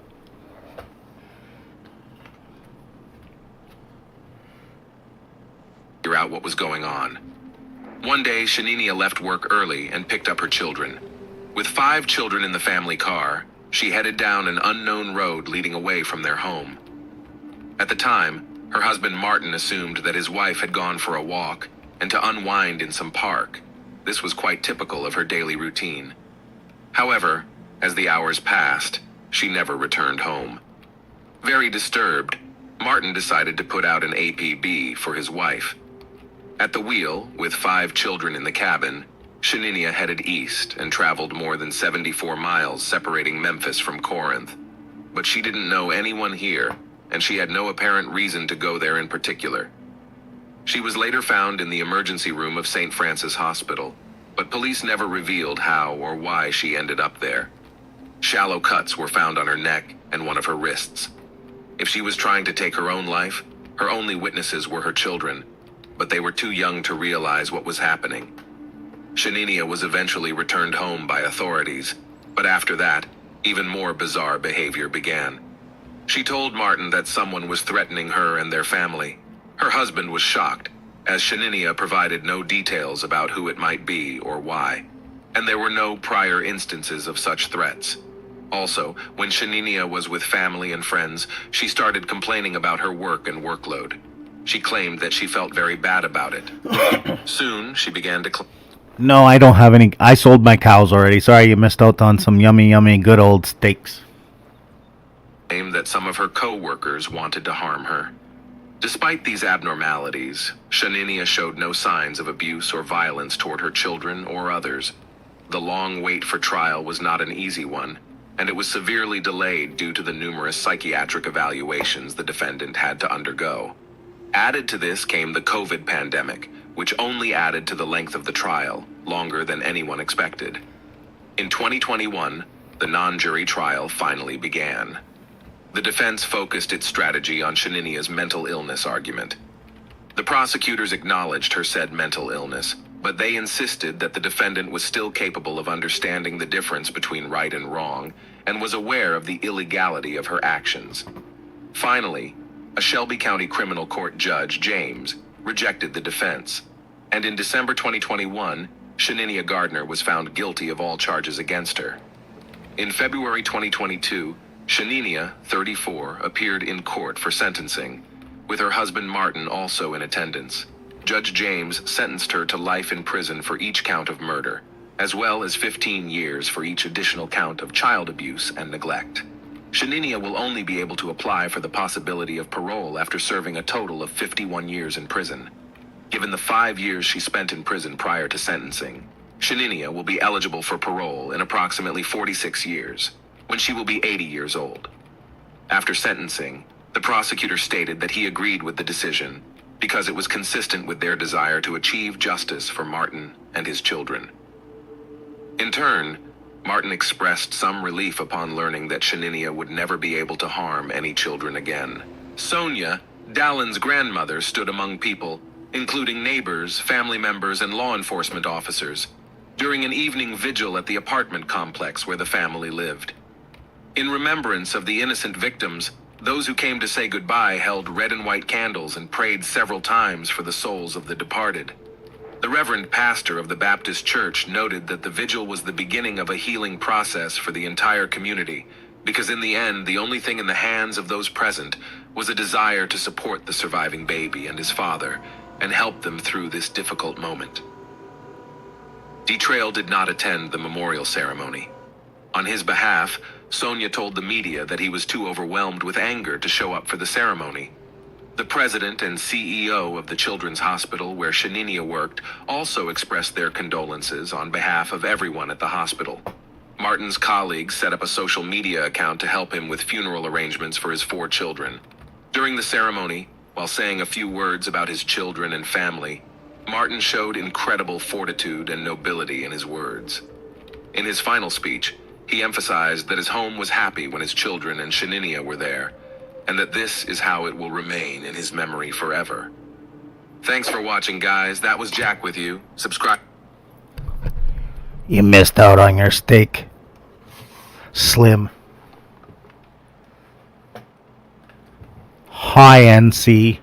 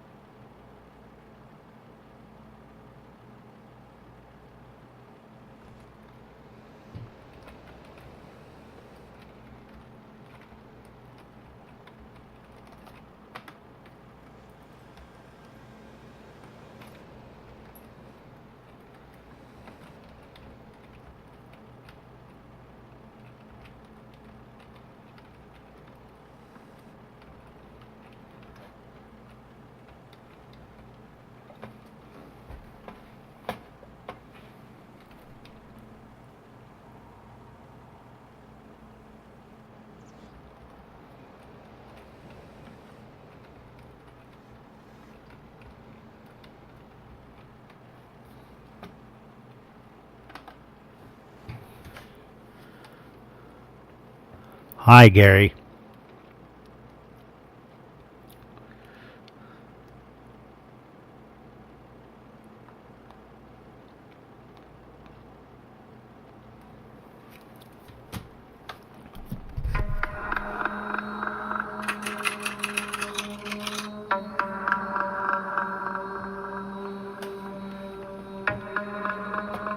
Hi everyone, my name is Jack, and today we are going to review with you another horrible case. Don't forget to subscribe to the channel and click on the bell. The tragic story of the Rose family is considered one of the most bizarre and confusing crimes committed in America in recent years. This case struck investigators not only by its cynicism and cruelty, but also by the fact that the victims and the alleged perpetrators were close relatives. Despite the fact that many years have passed since the crime was committed, and the perpetrator has long served his harsh sentence behind bars, there are still many questions and white spots in this story. Many still do not believe in the fairness of the court's verdict. Now let's get down to business. It was an ordinary average family living in a provincial suburb of Bristol in the state of Tennessee, and had never been on the radar of law enforcers before. The family was headed by elderly couple Curtis and Lena Maria Rose, who had lived together for over 40 years. They had 2 grown daughters and 6 grandchildren, but we will only look at those family members who were directly involved in this high-profile case. So, at the time of the crime, in the house and the surrounding area were the elderly owners themselves, Curtis and Lena Maria Rose, their eldest daughter, 39-year-old Tosha Milhorn with her husband James, and 6 children. 2 of the children were Tosha and James's shared children, while the other 3 children were their heirs from a previous relationship. Also present in the house was a neighborhood girl who stopped by to play with them. It is worth noting that Tosha and James and their children lived at Tosha's parents' house for about 2 months, as their own home was undergoing renovations at the time. Later, another key player in those events, 19-year-old Seth Denton, arrived at the house. He was Toshi's eldest son, but his relationship with his mother and stepfather was strained, to put it mildly, and they avoided communicating with each other in every possible way, and their last meeting ended in tragedy. According to neighbors, the Rose couple was quite happy and prosperous. Their daughter Tosha was also happily married to James, who worked as an auto mechanic and was fond of restoring vintage cars. It was the Rose couple's family home that was the scene of the carnage. Police officers who arrived on the call later dubbed it the worst crime scene they had ever seen and the bloodiest in the history of their quiet county. The bodies of 2 women, Lena Maria and Tosha, a mother and daughter, were found in the house, shot almost point blank. Tosha was in a chair at the dining room table, and her mother was lying on the floor between the table and the refrigerator. Also lying on the doorstep of the house was the critically wounded James, Tosha's husband, who was quickly rushed to the hospital, but despite the efforts of the doctors, the man soon died of extensive internal injuries and massive blood loss. None of the children in the house were injured. It is likely that they were not targeted by the shooter, or were simply not in his field of vision at the time of the massacre of the adults. Almost immediately after the crime, the police received 2 phone calls, one after the other. The first call came from the owner of the house, Curtis Rose, who said that his eldest grandson Seth had committed a shooting in the house and then fled the scene. But soon there was a call from Seth himself, who told a different version of what happened. Nice. He blamed everything on his grandfather Curtis. In addition, it turned out that Seth was wounded in the arm and shot him Curtis. However, he did not deny it, saying that he was trying to detain his grandson and not let him escape from the scene of the massacre. The alleged killer, Seth Denton, was arrested in the hospital, where he sought medical help in connection with the wound. Then the investigation was to restore the chain of tragic events and find out what really happened in the house of the Rose family.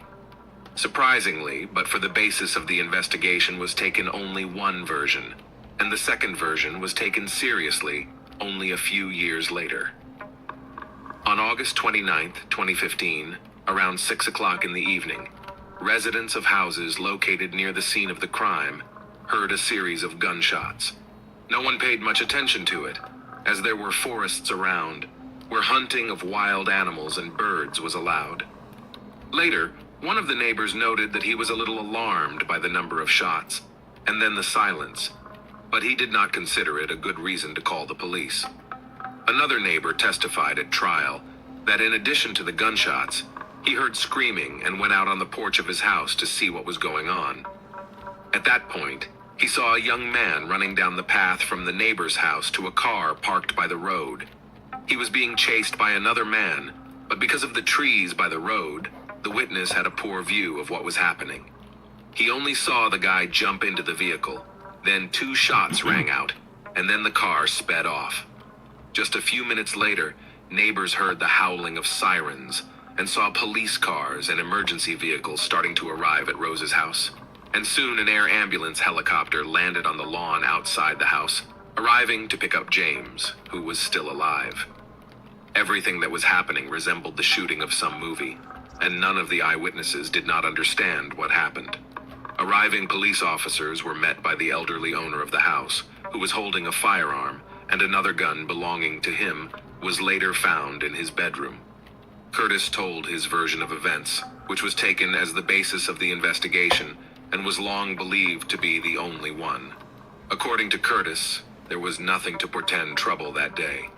In his and his wife's house visited his daughter with his son-in-law and grandchildren, as well as a neighbor's child who came to play. He himself was tinkering in his trailer in the backyard of the house.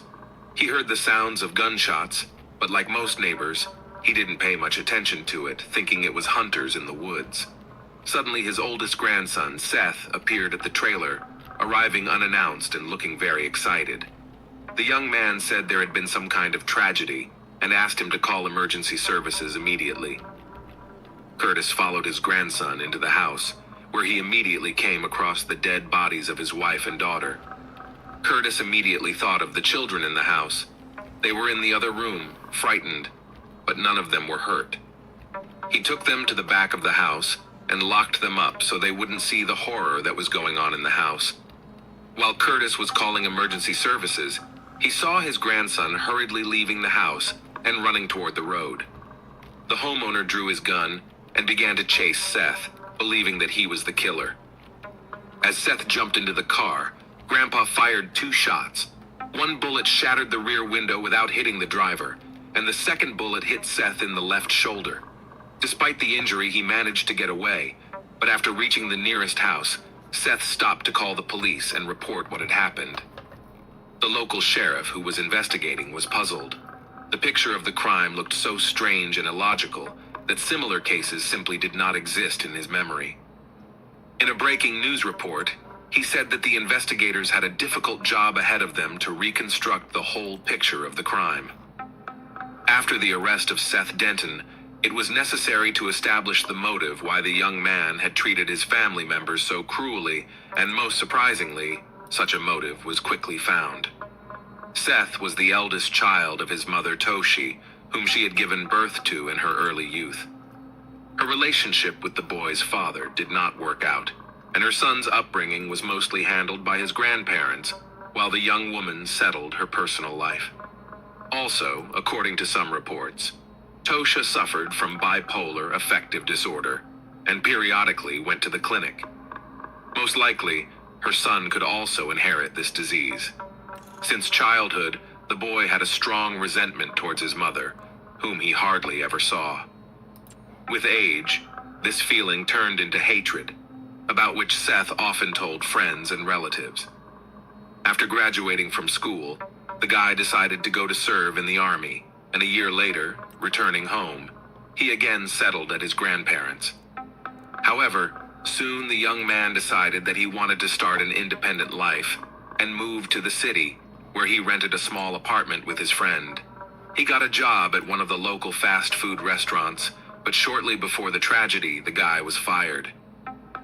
Family and friends spoke positively about Seth, noting that he never had any violent tendencies, did not run with bad companies, and never broke the law.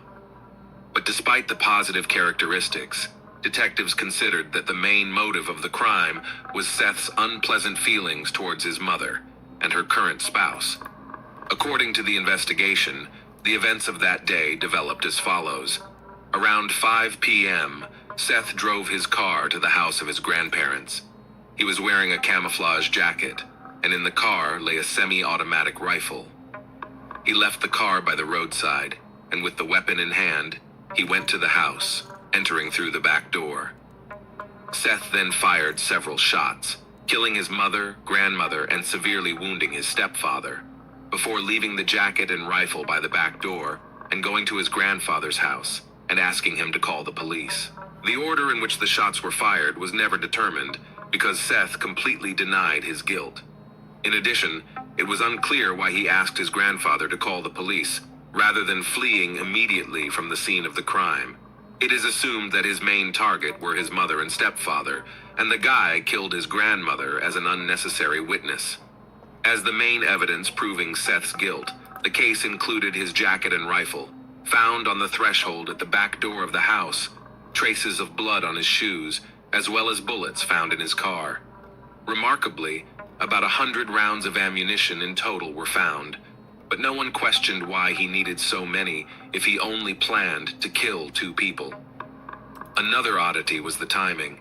According to the grandfather, after he and his grandson entered the house, where the terrible picture opened before his eyes, Seth hurriedly left the scene. Curtis himself found and took the children to safety, called the police, pulled out the gun he kept, and after all this, managed to catch up with his grandson and shot him twice. It was not until 2016 that the young man presented his version of what happened in court, which no one had previously considered for some reason. According to Seth, he has always been very close to his grandparents who raised him, but meetings with his mother he avoided by all means. As a teenager, he often went to shooting ranges with his grandfather, and it was his grandfather who encouraged him to join the army. On that fateful day, Seth called his maternal aunt Amanda, his mother's younger sister, and said he was going to visit his grandparents, but didn't want to meet his mother there. The woman did not know that Tosha and her husband were visiting her parents, so she assured Seth that he could go without fear of crossing paths with his mother and stepfather. Amanda confirmed that information in court, noting that her nephew couldn't have known that Tosha and James were at Rose's house. Seth had hoped that he and his grandfather would go to the shooting range, and that was the reason he had brought a rifle with so many rounds of ammunition. He drove up to the house, got the gun, and went straight to the trailer where Grandpa usually worked. There, his grandson showed him his rifle, and they had a little discussion about it. Curtis then headed for the house without letting go of the rifle, and his grandson followed him. Seth knew that his grandfather had a gun and expected him to follow him, and afterward, they would shoot targets together. However, when Curtis entered the room, he immediately opened fire, and the people in the room did not even have time to realize anything, and did not try to run away or hide. According to Seth's lawyers, Curtis may have had a temporary insanity, during which he killed members of his family. But this version seemed untenable, so it was not considered initially and marked in court. Although on the clothes and shoes of an elderly man also had traces of blood of the victims, he, for some reason from the very beginning, was not even included in the number of suspects. The young man in the dock was facing the capital punishment of death for the premeditated triple murder of his family members. His grandfather had been a key witness in the case from the beginning, and despite the fact that he had openly stated that he was prepared to kill his grandson that day, the court found such behavior justified. Curtis Rose was not taken to the station or questioned as a suspect, and his version of the events of that day was accepted as the only true one. In addition, many details and inconsistencies were simply overlooked, and Seth's version was not even considered until a year and a half after the crime. Most of the physical evidence did confirm Curtis's words, but what was out of the picture was somehow ignored by the investigation. The main argument in court was that Mr. Rose had no obvious motive for killing his wife, daughter, and son-in-law. The version of temporary insanity seemed far-fetched and untenable. The trial lasted more than a week, during which time nearly 200 pieces of evidence were presented and dozens of witnesses, including neighbors, relatives, and family friends, were heard. The grandfather and grandson's testimony completely contradicted each other, and it was obvious that one of them was lying. The jury deliberated for several days. They admitted to being severely exhausted emotionally and physically, but when it came to a verdict, they unanimously stated that they had no doubt that the defendant was guilty of each of the counts charged. Thus, Seth Denton was found guilty of triple murder, but after a detailed review of all the evidence and circumstances of the tragedy, the court decided to exclude the death penalty from the possible punishments, changing the sentence to life imprisonment without the right to parole, at least the next 50 years. The convict himself never admitted his guilt. He is currently serving his sentence in a Tennessee prison. As for the orphaned children of Tosha and James Milhorn, they were left in the care of other family members, including their Aunt Amanda and grandfather Curtis. Thanks for watching, guys. That was Jack. Subscribe to the channel. There are many shocking stories ahead. See you soon.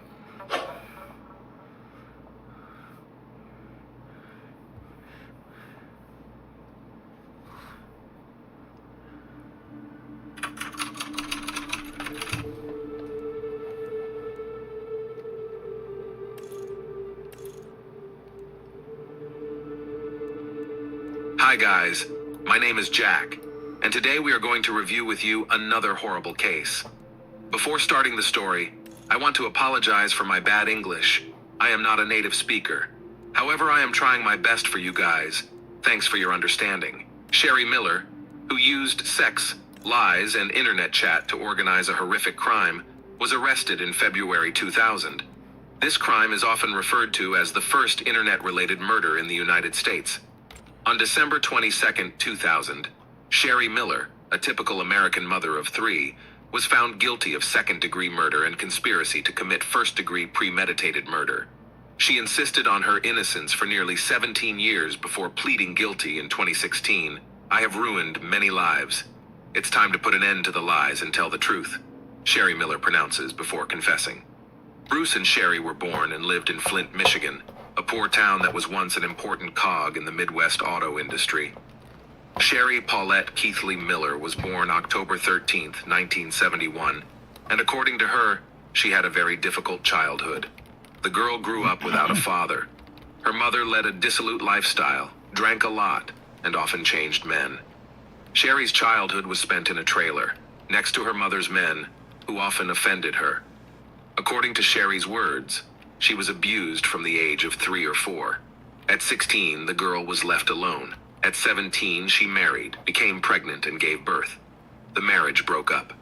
Sometime later, Sherry remarried and divorced again. Her second husband, Tribby, was found guilty of second-degree child abuse for hitting his child hard.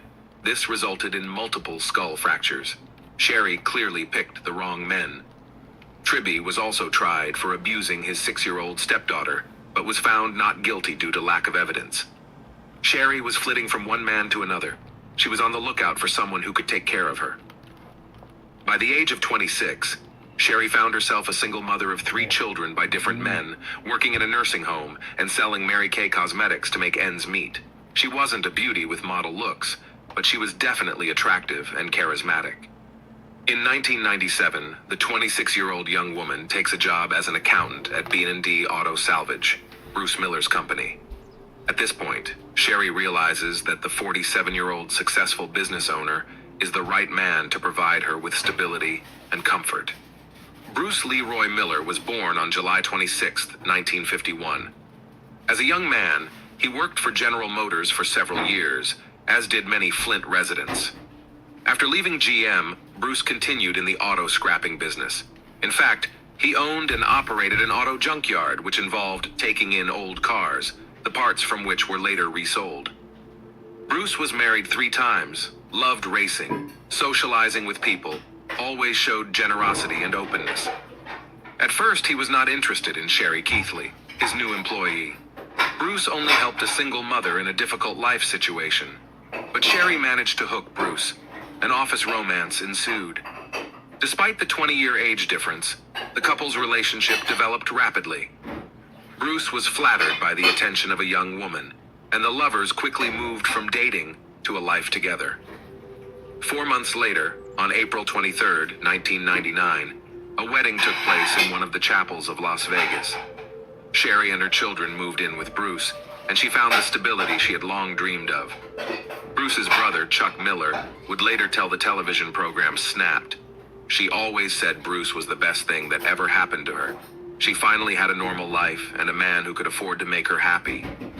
Chuck's wife, Judy, said Bruce was overwhelmed by the pretty young blonde whom he thought was the perfect wife. Only friends expressed misgivings about Sherry's need to spend money shopping beyond her means. She instantly maxed out her credit cards and spent all the cash she could find. "I was trying to fill a constant void," Sherry would later say. Despite her friends' misgivings, her hard-working husband didn't mind and turned a blind eye to his wife's spending habits. In any case, Sherry worked too. She was a Mary Kay cosmetics saleswoman, which allowed her to sell products to customers at home or while traveling across the country. To keep track of her accounts, her husband even bought a computer for her. It was this purchase that became the turning point. Sherry Miller accidentally discovered adult chat rooms on the internet when she was choosing a vacation destination using her home computer. In 1999, social networking didn't exist, and text messaging wasn't a common practice. Instead, people communicated with each other in online chat rooms. Some were adult in nature, and were places where you could go and flirt anonymously, share your fantasies, and have a virtual romance. Bruce, according to friends, was aware of his wife's online flirting, but considered such behavior harmless. He loved his wife, was happily married, planned to adopt her children, and preferred to trust, not overshadowing his family life with suspicions. Sherry quickly settled into the virtual world, and soon became accustomed to logging into chat rooms and sharing her deepest sexual fantasies with complete strangers under various promising aliases. Detective Kevin Shanlian, who investigated the murder case, told the court that Sherry had at least 25 different aliases. It wasn't until 2016 that Sherry admits, "I didn't get up from behind this computer. Bruce worked at the store and he had his own business, so he was away a lot. I spent hours flirting online. I wanted to control everything, obsessively control people who trusted me. It was like a video game, and every man and every relationship was a new level for me, and every level was harder." Among the men Sherry Miller met online was Jerry Cassidy, known by the pseudonym Reno Dudes. Jerry was born on October 6, 1960, in Kansas City, Missouri. He married, raised his son, loved deer hunting with his brothers, and dreamed of becoming an FBI agent. While working as a homicide detective, Jerry reported a corruption involving falsified records to one of his coworkers. In retaliation, he was demoted, eventually forced to resign after 9 years of service. Although Jerry did the right thing, the move ended his career. Jerry became depressed, began drinking and abusing substances. The marriage fell apart. After a while, he pulled himself together, moved to Reno, Nevada, and became a security guard at Harrah's Casino. Free time he spent in chat rooms, where he met Sherry Miller. Hot correspondence began, and in July 1999 they met in person in Reno, where Sherry came ostensibly to the convention of the company Mary Kay, taking with her friend. The online romance turned into a physical affair, and Jerry Cassidy thought life was beginning to change for the better. Sherry said she was a wealthy businesswoman living with a disabled husband, and therefore looking for a sexual encounter on the side. Jerry believed it.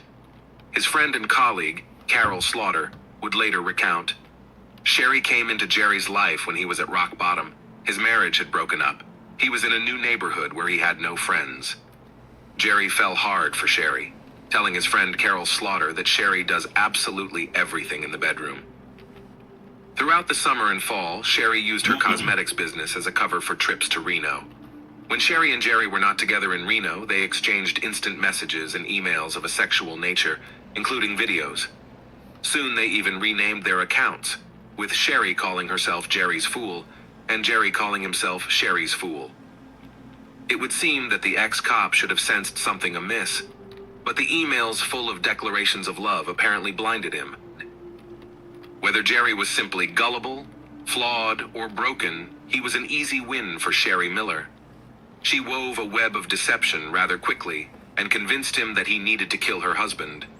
The effect on Jerry was quite obvious to those who knew him. His acquaintances said that after this woman appeared, their friend became like a person with bipolar disorder, overly excited and active before she arrived and painfully depressed after she left. As early as September, Sherry announced that she was pregnant with Cassidy's child. She sent him pictures, a positive pregnancy test, and her belly.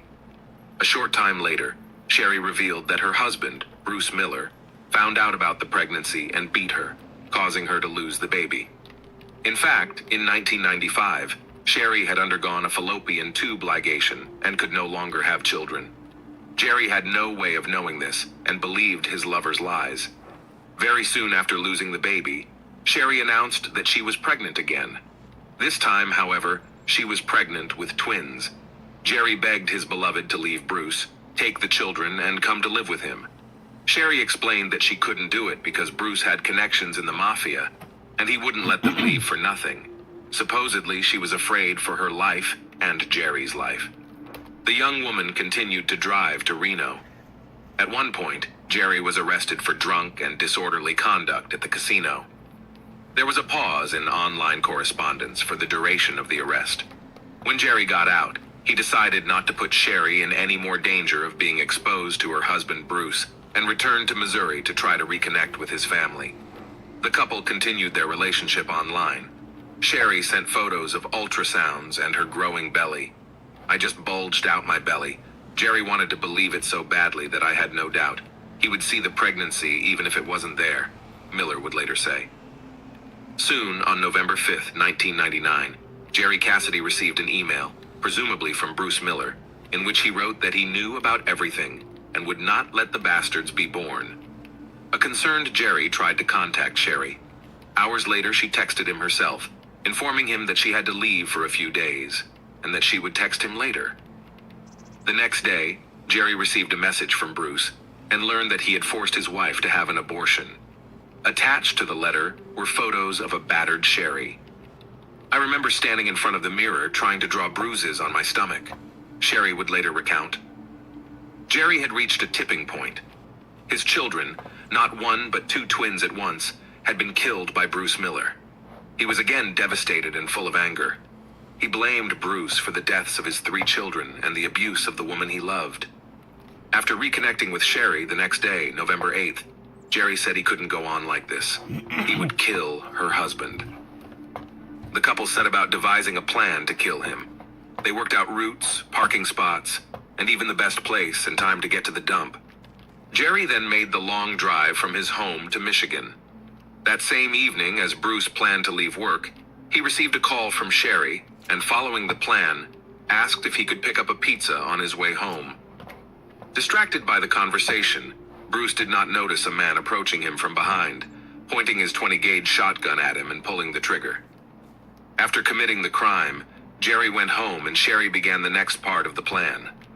She called Bruce's brother, Chuck, said she was very worried about her husband's long absence, and asked Chuck to drive to the junkyard and see if everything was okay. When Chuck got there, he found his brother dead on the floor in a pool of blood. He had been shot in the chest with a shotgun at close range. According to eyewitnesses, when Sherry learned of Bruce's death, she began screaming and crying. The crime scene was quickly discovered, but no trace or evidence of the suspect remained. Detectives learned that Bruce carried large amounts of cash, and they initially thought his death may have been the result of a botched robbery, as the dead man's wallet was missing. John Hutchinson, a friend and employee of Bruce's who had recently borrowed $2,000 from him, came under suspicion. Police questioned Hutchinson, searched his home, and confiscated weapons. John adamantly denied involvement. The search was inconclusive, and despite the fact that Hutchinson failed a polygraph test, he was eventually released. A theory of murder due to falsification of vehicle identification numbers was considered. However, none of the options did not give any leads, and soon the case was closed. Meanwhile, according to Bruce's sister, Judy Miller, Sherry's behavior did not fit most people's idea of a grieving spouse. 2 days after the death of her supposedly beloved husband, she was already dancing in a bar in Otisville, Michigan, and looked happy. 2 weeks later, she had a boyfriend, and it wasn't Jerry Cassidy, but a local delivery boy named Jeff Foster. The goal was accomplished. It was like Sherry had passed a level in a video game, and the former lover was no longer interesting. Jerry thought that after the murder, he would be with the woman he loved. After all, he killed for her. But that didn't happen. She began to distance herself, and a month after the murder, she moved her new boyfriend Jeff Foster into the house she used to share with her husband, and completely severed her relationship with Jerry, leaving him devastated. It was probably at this point that Cassidy realized he had murdered an innocent man in cold blood, and guilt overwhelmed him. He turned from a lover to an investigator and realized that all the charges were fabricated by Sherry herself. 3 months later, on February 11th, 2000, Jerry shot himself in his Odessa, Missouri apartment with a .22 caliber rifle. His body was found in a chair with an open Bible in his lap. The Bible was open at Matthew 5 on murder. Thou shalt not kill, and whosoever shall kill shall be liable to judgment. He judged himself, pleaded guilty, and executed himself, Cassidy's mother will say in an interview. A few days after the body was removed, family members were cleaning the apartment and found a briefcase under the bed with 3 suicide notes and an envelope taped to the outside. Jerry wanted revenge on the woman who had broken his heart. The former detective confessed to killing Bruce Miller because Bruce, he believed at the time of the murder, had abused Sherry and caused the deaths of his 3 children. The letter explained that Sherry Miller had lied to him about Bruce's alleged behavior. I went over there and killed him. I was such a fool, but now everyone will know the real story of why I got so depressed because I just couldn't tell anyone the truth. She wanted to get the money and get rid of her husband. Well, she got her way, but she would soon learn that she couldn't do that to people. I know now that it was all lies and Sherry's games. She didn't care about hurting anyone. To prove his point, Jerry attached printed transcripts of instant messages with Sherry, in which, in between intimate episodes, she gave him directions on how to find the dump, where to park to avoid being seen, and other important information. Attorneys for the Cassidy family contacted the Genesee County Sheriff's Department and relayed the information. On February 22nd, 2000, police waited for Sherry Miller as she was getting off a plane with her boyfriend, Jeff Foster. Ironically, they were returning from a trip to Reno. She was charged with second-degree murder and conspiracy to commit murder. Prosecutors believed Sherry was a skillful manipulator who convinced her lover to kill her husband under false pretenses. Despite a briefcase full of evidence, she insisted on her innocence to her deceased husband's family. On December 12, 2000, the state of Michigan's trial against Sherry Miller began, and her case made national headlines. Given the bizarre nature of an internet-related crime, public interest was abnormally high. The prosecution shared thousands of messages between Sherry and Jerry, demonstrating the woman's lies. She was never abused. She was never pregnant with Jerry's children, as she had undergone a fallopian tube ligation many years ago. According to the prosecution's version, Sherry wanted Bruce dead because of his money, as a divorce would not have given her enough money.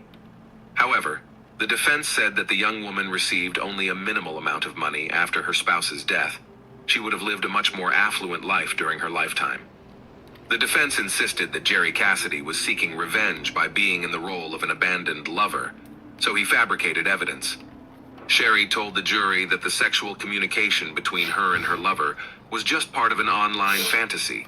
She said she lied about her pregnancy to help Jerry deal with depression, and about the abuse to convince Jerry to leave her alone. Sherry adamantly denied writing the messages describing the crime, insinuating that Jerry had forged the messages using his experience as a homicide detective. However, police found evidence of the messages on Sherry's computer. Online correspondence played a crucial role in the trial. Miller was found guilty on December 22nd and sentenced to life in prison on the murder charge and 54 to 81 years on the conspiracy charge. In 2007, she was diagnosed with post-traumatic stress disorder and found to have other mental illnesses while in prison. Sherry began treatment and filed an appeal. She even managed to get married for the 4th time. Michael DeNoia saw the story on the news and couldn't resist the woman's charm. Michael wrote, Sherry wrote back, and in 2008, he visited the criminal in prison and proposed. Some reports say they actually married in April 2008, although there is no evidence of this union. Miller won an appeal in 2008 and was released from prison in 2009. A federal judge overturned Sherry Miller's conviction, saying Jerry's suicide letter should not be considered as evidence because Cassidy is dead, and the defense cannot cross-examine him. The judge ruled that a new trial was necessary and released Sherry, setting a bail amount. In 2012, Sherry was sent back to jail to continue serving her original sentence after the court reinterpreted the admissibility of the suicide letter. By this time, Sherry had spent 3 years on the outside. She continued to insist on her innocence. In 2016, Sherry Miller, in a 4-page typewritten letter sent to a district judge, suddenly admitted her role in her husband's death. Everyone got a shock. No one expected her to ever voluntarily do so. The letter sent to the judge was seen by many as just another manipulation to gain sympathy or profit. Something happened inside me when I had to go back to prison after 3 years of freedom. You see, I had my daughter and granddaughter living with me. I begged my daughter not to come with me as I was being taken back to this prison. She wouldn't listen. As I walked through the sliding doors and looked back at my daughter, she was crying so hard. I remember hearing her scream, "No, Mommy, no, don't go."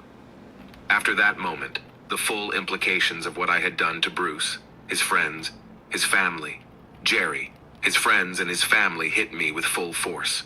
They will never see them again. "Bruce was a great man," Sherry Miller wrote of her husband. "He never hurt me or my children. All he did was love us. He wanted to adopt my children. He just wanted a family. The only man who loved me, and I ordered him killed." In 2022, Sherry gave a public interview to a popular TV station. She admitted that Bruce was not involved with the mob and never abused her. She admitted that she used makeup to fake bruises and faked ultrasound scans to manipulate Jerry. According to Sherry, she didn't do it for the money. She said that she was afraid Bruce would find out who she really was, and felt that it would be easier for him to be killed than to learn the truth about her. Sherry admitted that she knew about Jerry's tendency toward depression and the briefcase of evidence, but was confident that she would talk herself out of anything and could manipulate the jury and the court. She was so convinced of this that she turned down a plea bargain that could have gotten her 15 years instead of a life sentence. According to Sherry, it took a public story to find peace with herself. It's still very hard for me to look in the mirror, realizing what I did. I've been waiting to tell the truth, and hopefully get a sense of peace from it. Sherry Miller remains incarcerated at the Huron Valley Women's Complex in Michigan. She is not eligible for parole. Thanks for watching, guys. That was Jack.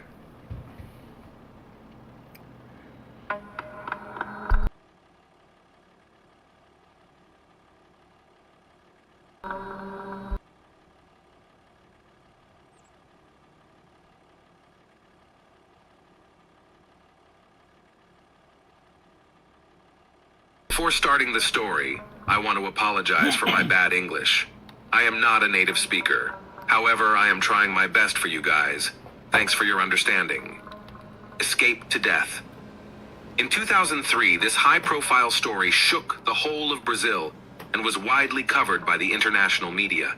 Hundreds of law enforcers, rescuers, and volunteers from among those who cared about the story were searching for the young couple who disappeared in the forests of Embu Guaçu province. They had hoped to find them alive, but unfortunately those hopes were not realized, and the last days of the young people turned into a real nightmare. But grief-stricken members of the families of the missing ahead awaited another ordeal when the main criminal, rapist, torturer, and brutal killer was not punished, moreover, found himself in better conditions than he lived before. Who are Liana Friedenbach and Felipe Café? Liana Bay Friedenbach was born in Sao Paulo in May 1987. The girl was the eldest of 2 children at her parents. She grew up in a fairly well-known and wealthy family. The head of the family, Henry Friedenbach, was a successful lawyer and a very respected man in the city. Felipe Silva Café was also a native of Sao Paulo, where he was born in July 1984. But he was brought up in a rather modest, large family. From childhood used to work part-time, tried to provide for himself independently, and help his relatives. Young people met as school children. Between them, there was a friendship, which grew into mutual sympathy and the first youthful love, but they had to hide it in every possible way. It is worth noting that Liana's parents were religious people, They brought up their daughter in strictness. She attended Sunday school from an early age and regularly went to church. Father and mother were categorically against her romantic relationships at such a young age. In addition, social inequality also played a significant role in this matter, because the girl, as I have already said, was from a wealthy family, and her chosen one was poor. But the prohibitions of parents did not force the young people to part. They simply began to hide their affair, secretly arranging dates in different places where no one could see them, in order to spend at least a little time together. One last trip. In the fall of 2003, the lovers decided to get away from everyone for a while, taking a trip to a remote, deserted area to be alone for a while. They carefully prepared for the trip, which was to be an exciting adventure for them. And above all, the boys took care of a plausible alibi that would justify their absence and would not arouse suspicion. Felipe told his parents that he and his friends were going on a camping trip. Liana, on the other hand, could think of nothing better to say than that she was going on a sightseeing trip with the guys from church. She knew for sure that this excuse would work, and her parents would let her go, no questions asked. The Friedenbach and Cafe families believed the stories made up by the teenagers, and let their children go to their deaths without worrying about anything. Liana and Felipe were unspeakably happy. They could enjoy each other's company for a whole week without fear of inhibitions and censure from their parents. The young people decided to go to a picturesque province called Embu-Guasu. They took with them a tent, sleeping bags, some personal belongings, and a small stock of provisions. But the couple had practically no money, and this caused some difficulties. Being students, they had the right to free public transportation, so the guys thought out and calculated their route in advance to get to their destination by bus. Early in the morning of October 31st, the lovers met at the agreed place, taking care that no one who knew them could see them together. They took the first bus, and after reaching another city in the late evening, they spent the night right in the bus station. Then 2 more transports took them to their desired location. From there, they had to walk a few kilometers to a deserted place hidden in the woods, where they planned to camp and spend a few days alone with each other. The day was warm and sunny, and the young people, in spite of their fatigue after the long journey, were in good spirits, joking, laughing, and making plans for their little vacation. When they reached the place marked on the map, they began to set up their modest but cozy camp. Uninvited guests. When Liana and Felipe traveled to such a remote and secluded place, they did not take into account the fact that in those areas reigns poverty, against which crime thrives. So the appearance of well-dressed young men with large backpacks and bags did not go unnoticed. As the couple walked through the forest to the abandoned farm where they planned to stay, they caught the eye of local bandits fishing near a pond. They were Paulo Cesar de Silva Marquez, nicknamed Pernambuco, and Roberto Alves Cardoso, known as Ciampino. The latter was only 16 years old, but he was already the leader of the gang he organized. The criminals were interested in strangers, especially they liked a beautiful young girl. In addition, they decided that in their backpacks there was something to gain, and they could rob them. The bandits stealthily followed the guys and began to watch, lurking in the thickets. The lovers set up a tent, had a snack, and then began to beautify the place of their parking lot. The intruders sat in ambush until they were sure that no one else would join the young men, and they had no weapons on them. Pernambuco and Ciampino then attacked Liana and Felipe, threatening them, and the latter, frightened, did not even try to run away or fight back against the unknown assailants. Having searched all the bags and backpacks, the criminals found nothing that could interest them. Then the bandits decided that they could demand ransom for the boy and the girl from their relatives. Liana, who was scared to death, immediately confirmed that she was from a rich family, and her father would give them as much money as they asked for. The criminals were happy about this turn, but since they had no experience in such cases, they did not know how to organize everything in order to stay with the money and free in the end. Prisoners. While the plan was maturing, and the bandits were trying to figure out who they had in their hands and how much they could ask for their lives, they decided to hide the prisoners so they couldn't escape. Initially, they were taken to a dilapidated structure near the very farm where the boys were staying. but there were no windows or doors. It was soon decided to bring the pair to the home of one of the gang members. There, Felipe was tied up and severely beaten, so that he could not make an escape and offer no resistance. That same night, all the gang members took turns taking advantage of the bound and helpless girl, finally breaking her morally. The criminals could not figure out how to demand and collect the ransom, so they simply decided to get rid of the captives and hide their bodies somewhere in the woods, so that they would never be found. After torturing the boys, the next day they were taken to a deserted place in the woods. The half-dead Felipe, Pernambuco, took them deep into the forest, from where a shot was heard, and then the bandit returned alone. Liana realized what had happened, and that her beloved was no longer alive, although the kidnappers tried to assure her that they had released the young man. They had other plans for the beautiful young Liana. The scoundrels wanted to keep her as a plaything until they got bored with her, especially since no one had started looking for the missing boys at that time. A couple of days after her daughter's departure, her parents found out that there was no excursion trip with the guys from the church, and Liana's friends don't know where she went. The Friedenbach family guessed that their heiress had run off with her boyfriend and immediately contacted his parents to find out where their children might be. But Cafe's family was sure their son had gone camping with his buddies, so there was nothing they could do to help locate the couple. The situation was complicated by the fact that neither of the young men had been in touch for several days, and their phones were turned off. Thanks to his connections and money, Henri put on their feet literally all the police in the city. Step by step, bit by bit, they managed to reconstruct the route the young people took after they had run away from home by trickery. The police soon reached Embu-Guasu, where the boys got off their last bus, and further their way lay through a deserted wooded area. It was also there that their phones were last online. A large-scale search began, involving police officers, rescuers, and just concerned people who, having learned about the incident, decided to help. A large local businessman also joined the operation, providing his personal helicopter to search from the air and spreading leaflets with photos of the missing young people. Their camp was found quite quickly, and it looked frightening. Despite the lack of signs of blood and fighting, it was clear that something terrible had happened here. The couple's personal belongings had been turned out of their bags and carelessly scattered. The tent had been opened from top to bottom with a knife, and the guys' cell phones were lying around. Scouring every mile, rescuers soon discovered Felipe's breathless body. The tied-up guy had been shot in the back of the head almost at point-blank range, so he had no chance of being rescued. It became clear that the probability of finding Liana alive is minimal, but hope, as they say, dies last.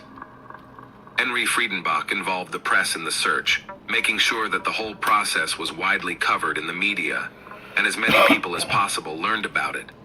For any information about Liana's whereabouts, an impressive reward was announced, but it did not help the case: the massacre of Liana.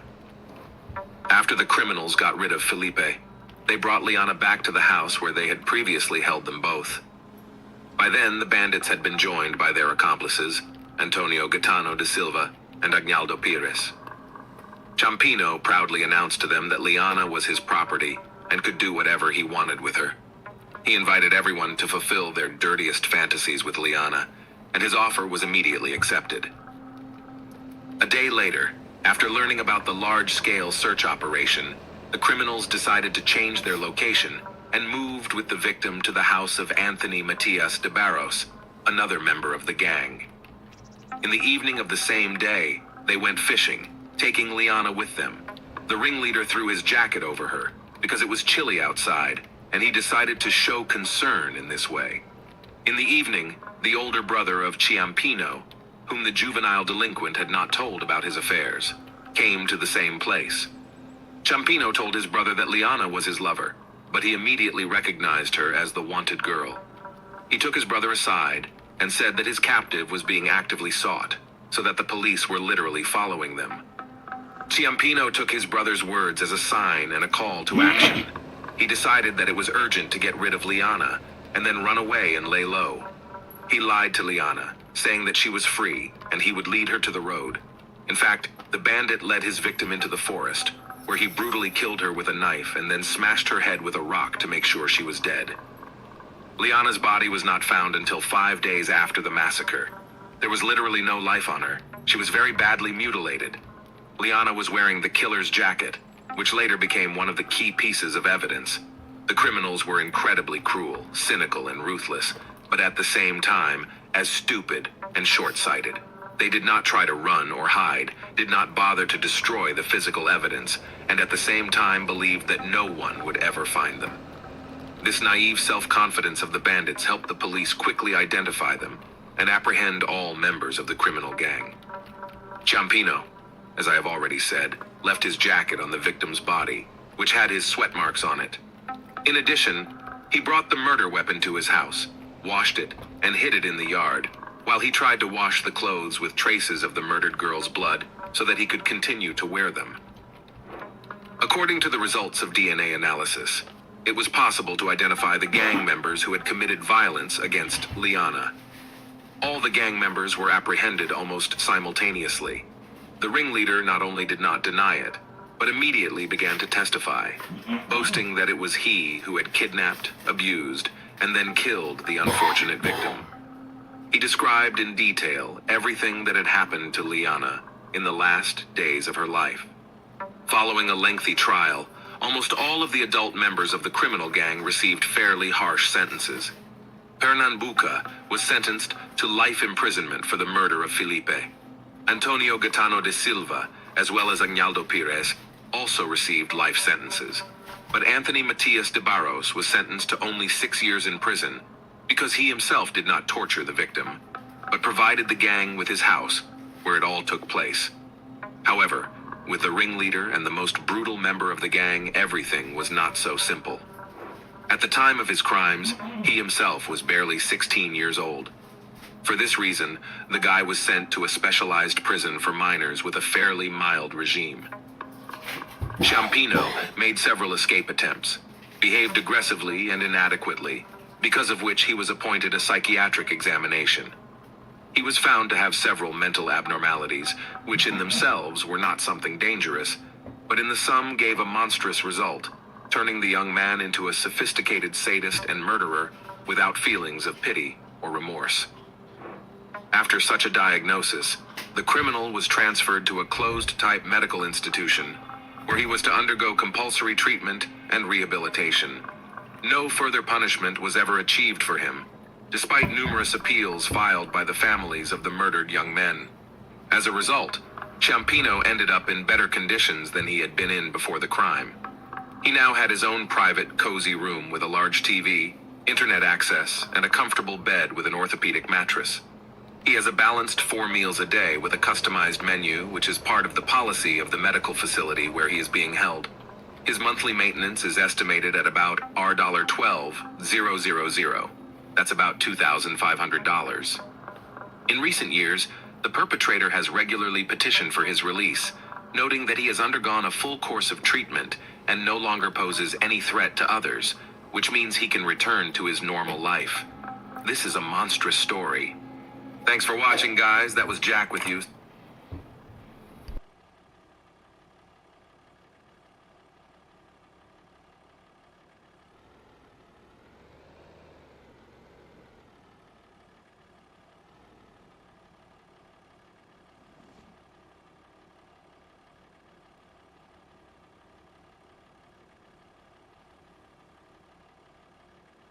Morning. Wake up. Is anyone alive in this house? Judy cheerfully entered the home of her sister, Linda Slayton. The morning of September 4th was normal, but something seemed off. Judy often visited her nephews, and today she came to their home as usual. A cup of hot coffee and a friendly conversation with her sister was how their day usually began. "Where are you, little slackers?" Judy smiled, peering into the room of her nephews, who were sleepily rubbing their eyes. She was surprised to see Linda still asleep, for she usually woke up before the boys left for school. Judy left the house and noticed that the window in her sister's room was wide open and one of the curtains was missing. It was strange. "Why aren't you in school yet? Is your mom sick? Why is she still sleeping?" Judy walked restlessly toward her sister's bedroom. "Linda Slayton, I want to see you. Judy knocked on the door, but there was no answer. The next instant, the sight that came into view made her heart sink. Her sister's body lay across the bed, her head hanging to the floor. The young woman was half undressed, and a wire hanger was wrapped around her neck. There was no sign of a struggle in the room. The closet was open, but otherwise, everything looked normal, Linda's things lying in their places. Upon seeing her sister's body, Judy screamed, and the janitor working outside called the police. The police arrived and asked the children to leave the house, which had now become a crime scene. Jeff was able to walk past his mother's room without looking at her body. Tim, on the other hand, looked into the room and saw his mother dead. The boys were sent to their grandparents' house for the duration of the investigation. That fateful morning was the beginning of a mysterious and dark story. It changed their lives forever. Linda Slayton was born on a spring day, March 8, 1950. The girl dreamed of a large and happy family. Her fate, however, did not turn out the way she wanted. At the age of 19, Linda entered into marriage with Frank Slayton. At this age, she was already a mother. 3 years before the wedding, the couple had their first son, Jeffrey, and after another year, a younger son, Timothy, was born. And only after another year, Linda managed to convince the father of their children, Frank, to become a family. But, alas, this marriage turned out to be far from her expectations. Frank, after becoming a husband and father, disappointed his family. He turned out to be a cruel man. His outbursts of anger regularly fell on his wife and sons. Jeff and Tim's memories of their childhood were filled with nightmares. Their father was an aggressive alcoholic who kept his family in suspense. Linda often thought about divorce, but fear and addiction prevented her from taking that step. However, in 1974, after 9 long years of marriage, she gathered the last vestiges of strength and determination. Leaving behind the hell that was their family, Linda took her sons and left Frank Slayton. It was the first step towards a new life where Linda hoped she could give her sons the security and happiness they had been denied for so long. She didn't yet know the trials that lay ahead, including that terrible day that became fateful for her family. After the divorce, Linda and her 2 children lived at 303 North Brunel Parkway in Lakeland, Florida, which was one of Polk County's densely populated cities. In 1981, it was a place where business was booming, and new residential neighborhoods were being built on every corner. These were mostly duplexes where large families settled. Lakeland, with its abundance of lawns and greenery, was very attractive to residents. One of the many duplex homes belonged to the Slayton family. Despite this, they didn't stay in it for long. It is known that Linda and her sons moved to Florida from Hartsella, Alabama, just 2 weeks before the horrific crime. What could have led to such a gruesome tragedy? Perhaps Linda brought not only her children with her, but also dark issues from her past. After her divorce, Linda Slayton began a new life as a single mom. She strived to give her children everything she could, torn between work and home responsibilities. Linda didn't have a car, so her sons either walked to school or neighbors drove them. Despite the hardships, Linda never gave up and tried to provide her children with everything they needed. In addition to school activities, the boys also participated in the soccer section. But since it was not always easy to get there without a car, Coach Joe became their savior. He regularly drove the brothers from home to the stadium and back. A week before the tragic events on September 4th, Linda was actively preparing for her mother's move. She was sure that a woman living with them would be able to help Linda cope with the daily household chores and create an atmosphere of comfort and family harmony in the house.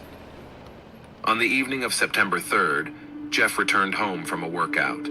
He felt an empty feeling in his stomach, but there was no food in the house, so he decided to go to his grandmother's house.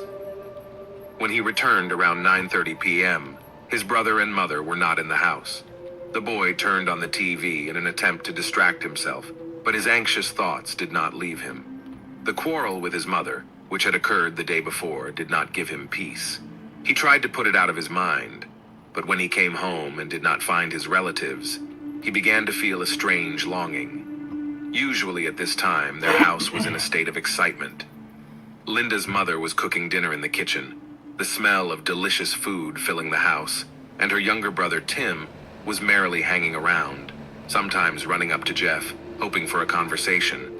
But sensing his brother's displeasure, he ran back to his mother. These moments were repeated several times until everyone was gathered around the table for dinner. Around 11:30 p.m., the noise and laughter of family members in the hallway interrupted Jeff's musings. His heart began to beat more calmly. His mother and brother came home, and Jeff finally went back to watching the movie that was coming to an end. At dinner, Linda talked about going to spend the evening with the neighbors and playing cards. But before that, she decided to do some housework. When his younger brother Tim went to bed, Jeff stayed and helped his mom wash the dishes. Before going to bed, he decided to stop by her room to apologize for the fight that happened between them earlier. Jeff remembers that his last words were, "I love you, Mom. I'll see you tomorrow." If only he had known that those words would be the last words he was able to say to his mother. September 4th, 1981 was a tragic day in the lives of two brothers, 12-year-old Tim and 15-year-old Jeff. It was then, on that terrible day, that they found their mother, Linda Slayton, dead in her bed. At the time, Linda was only 31 years old. Who could have committed such horrific cruelty against the mother of two defenseless children? Was it someone they knew, or was Linda the victim of a random attack? After Jeff and Tim left for their grandmother's house, Sergeant Edgar Pickett of the Lakeland Police Department arrived on the scene. He was the first detective to begin investigating this terrible tragedy. As soon as he arrived, police officers, reporters, and ambulances streamed to the house. The place was cordoned off. Yellow tape reading, "Crime scene, no trespassing," was stretched around the house. Sergeant Pickett was the first to uncover the most important piece of evidence in the case. On a window where the curtain was missing, he discovered a palm print that did not belong to the murdered Linda. This footprint could have been an important DNA sample, but at the time, DNA testing was not yet widespread. To find out the exact cause of Linda's death, her body was sent for an autopsy. It revealed bruises on her shoulders, arms, and neck. The fact that she was half naked indicated a possible rape. After a detailed autopsy, it became clear that Linda had first been severely beaten, then abused, and then strangled with a hanger from her own closet. This horrific scenario became the starting point of the investigation, but there were still many questions. To solve the mystery of Linda Slayton's murder, the police decided to go through the genealogical tree of the Slayton family. The first suspect turned out to be Linda's ex-husband, Frank Slayton. Information about him indicated that he was a violent and aggressive man who often abused his wife and children and showed no concern for the family. Quite expectedly, Frank immediately came under the suspicion of the police. He was detained for questioning, but it soon became clear that he was in Alabama on the night of the murder. Nevertheless, the police did not rule him out as a suspect. The second suspect was Linda's eldest son, Jeff. On the day before the murder, he and his mother had a serious argument. According to witnesses, the relationship between Linda and her son had been strained recently. Jeff, as the eldest child in the family, had experienced the full brunt of living with an abusive father and then with his mother, who was raising his brothers alone. Their frequent conflicts were in plain sight, but Jeff always tried to smooth over quarrels and make peace with his mother, just as he did the night before Linda's murder. The police conducted 2 polygraph tests for Jeff, and both times the results were negative, thus eliminating him from the list of suspects. Third on the suspect list was Linda's boyfriend, whose name has not been released. This white man was a close friend of Linda's and often socialized with her children, but polygraph testing revealed nothing suspicious, and police were forced to clear him of suspicion. After Linda's funeral, the family gradually began to get the brothers' lives back to normal. The boys went back to school and tried to suppress in their minds the horrible event that had occurred at 303 North Brunel Parkway. Tim continued to attend soccer practice, and he always felt support from his team and coaches. Coach Joe stayed true to his promise and continued to give Tim rides home after practice.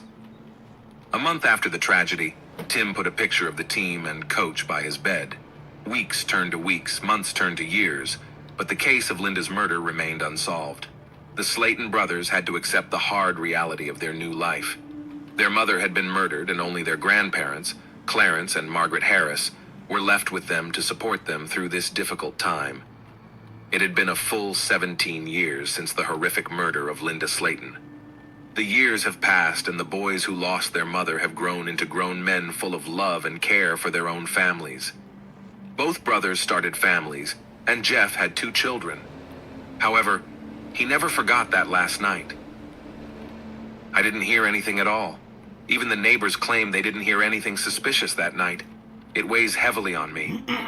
He often repeated in conversation with his loved ones. Sometimes, sitting in front of the television waiting for dinner, while his wife fussed in the kitchen and his children ran around him, Jeff would catch a glimpse of the past. At such moments, he was taken back to his childhood home, to the last evening with his mother. The unsettling feelings that had gripped him that last evening seemed to foretell a horror that would change his life forever. The voices of his children and wife, each time as a rescue, brought Jeff back to reality. Despite the successful lives the brothers have built, they have never stopped following the investigation and have worked hard to keep the case alive. They regularly return to Lakeland to see if there was any news in their mother's case. In an interview, Tim said, "No matter how many investigators are replaced, we always remind them that we are waiting to find whoever killed our mom. The burden is on us, and I can't let it go." In 2001, detectives finally had a new thread that could lead to the solution of this long-standing mystery. In the same neighborhood where Linda was murdered, police arrested a man named Jimmy Ulmer, who had similar mannerisms to Linda's killer. He was charged with the attempted murder of a little girl he had tried to pull through the window of her room. The police began to scrutinize his connections and alibis, and discovered that he was now already sentenced to 80 years in prison for other crimes. For the police, he became the prime suspect. However, a small problem arose. By that time, Jimmy had already passed away, and it was impossible to conduct DNA testing. However, Jimmy's mother agreed to provide a sample of her DNA. Unfortunately, the results did not match the sample found at Linda's murder scene. The investigation again went unanswered. In 1998, the investigator who had been looking into Linda Slayton's murder, Edgar Pickett, resigned and was replaced by a new detective, Brad Grace. Grace discovered an unidentified DNA sample that had been collected at the crime scene back in 1981. He decided to send that sample to the state's largest laboratory, the Florida Department of Law Enforcement, to try to identify Linda's killer from the DNA. By 1999, the department already had the means to conduct such tests, and Detective Grace sprang into action. He reviewed the list of suspects and decided to collect DNA samples from each of them. In 2001, he was confident that he could find the perpetrator through his DNA. He first contacted the Slayton brothers and asked them to submit DNA samples for comparison with samples found at the crime scene. The results of the analysis completely ruled the brothers out as suspects. Detective Grace then contacted Linda's ex-husband, Frank Slayton. Frank, after Linda's death, had reevaluated his life and was living a good life. Frank voluntarily gave up his DNA samples. Again, no matches were found. In 2005, Grace submitted DNA samples from the unknown perpetrator to the FBI to be tested against the data in the federal database. These comparisons were made regularly, but were inconclusive. Eventually, 17 years after Linda Slayton's murder, Detective Grace retired and was replaced by Detectives Tammy Hathcock and Russell Hurley. After 3 more years of investigation, Tammy Hathcock learned of a new DNA recognition technology developed at the Florida Department of Law Enforcement. She sent a DNA sample from the crime scene to expert Cecile Moore. Using a genealogical database and other documents, Cecile Moore compiled a family tree that led to the person suspected of killing Linda Slayton. This moment proved to be a turning point in the investigation, and a shocking one for the Slayton brothers. The face of the killer was in one of the photographs in Tim's bedroom. That man turned out to be Joseph Clinton Mills, also known as Coach Joe. Police began investigating Mills' background and found that he had been charged with grand larceny and forging a will, but was not convicted of it. His fingerprints and palm prints were kept in police databases. To establish Joseph Mills' guilt, police had to match his DNA to that found at the scene of Linda Slayton's murder.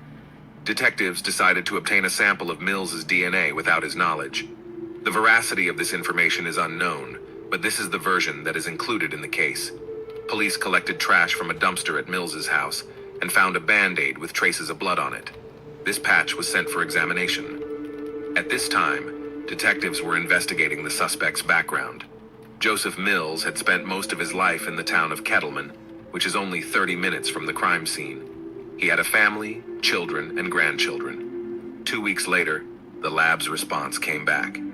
The DNA from Linda Slayton's murder scene matched Joseph Mills' DNA. This result became a key piece of evidence in the case, and Joseph Mills was arrested and charged with the murder of Linda Slayton. In December 2019, Joseph Mills was arrested and taken to police for questioning. He was only 20 years old at the time of Linda Slayton's murder in 1981.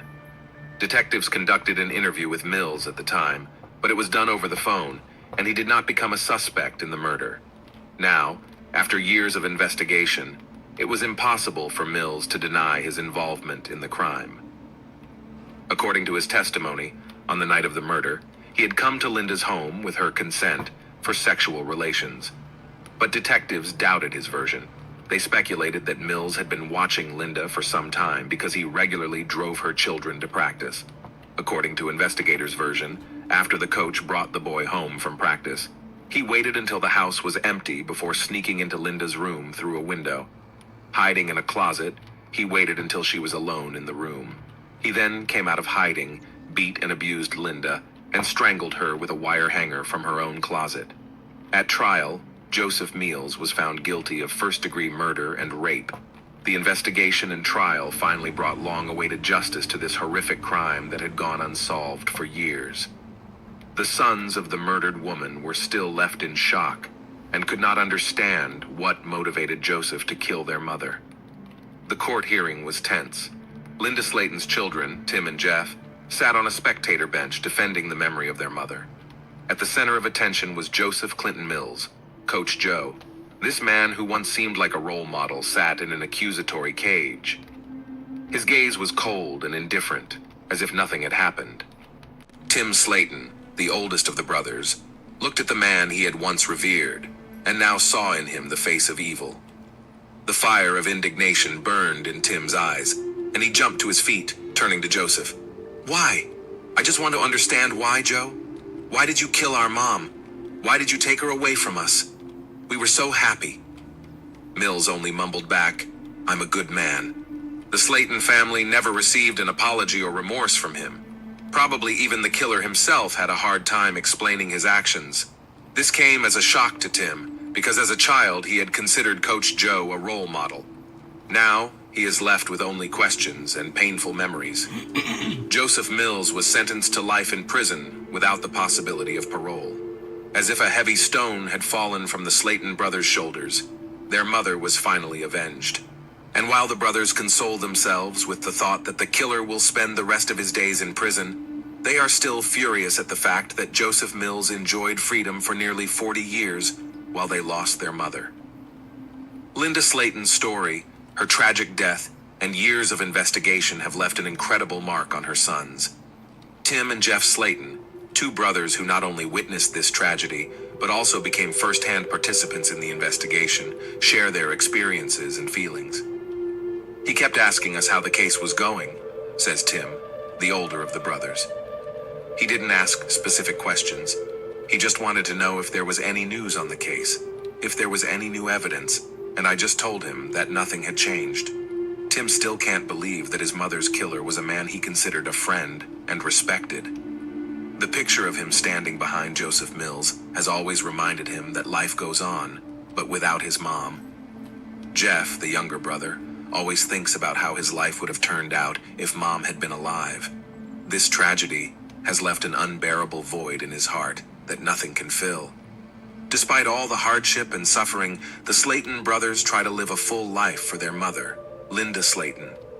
They visit her grave regularly, placing fresh flowers and praying that she knows they will never forget her and will continue to fight for justice.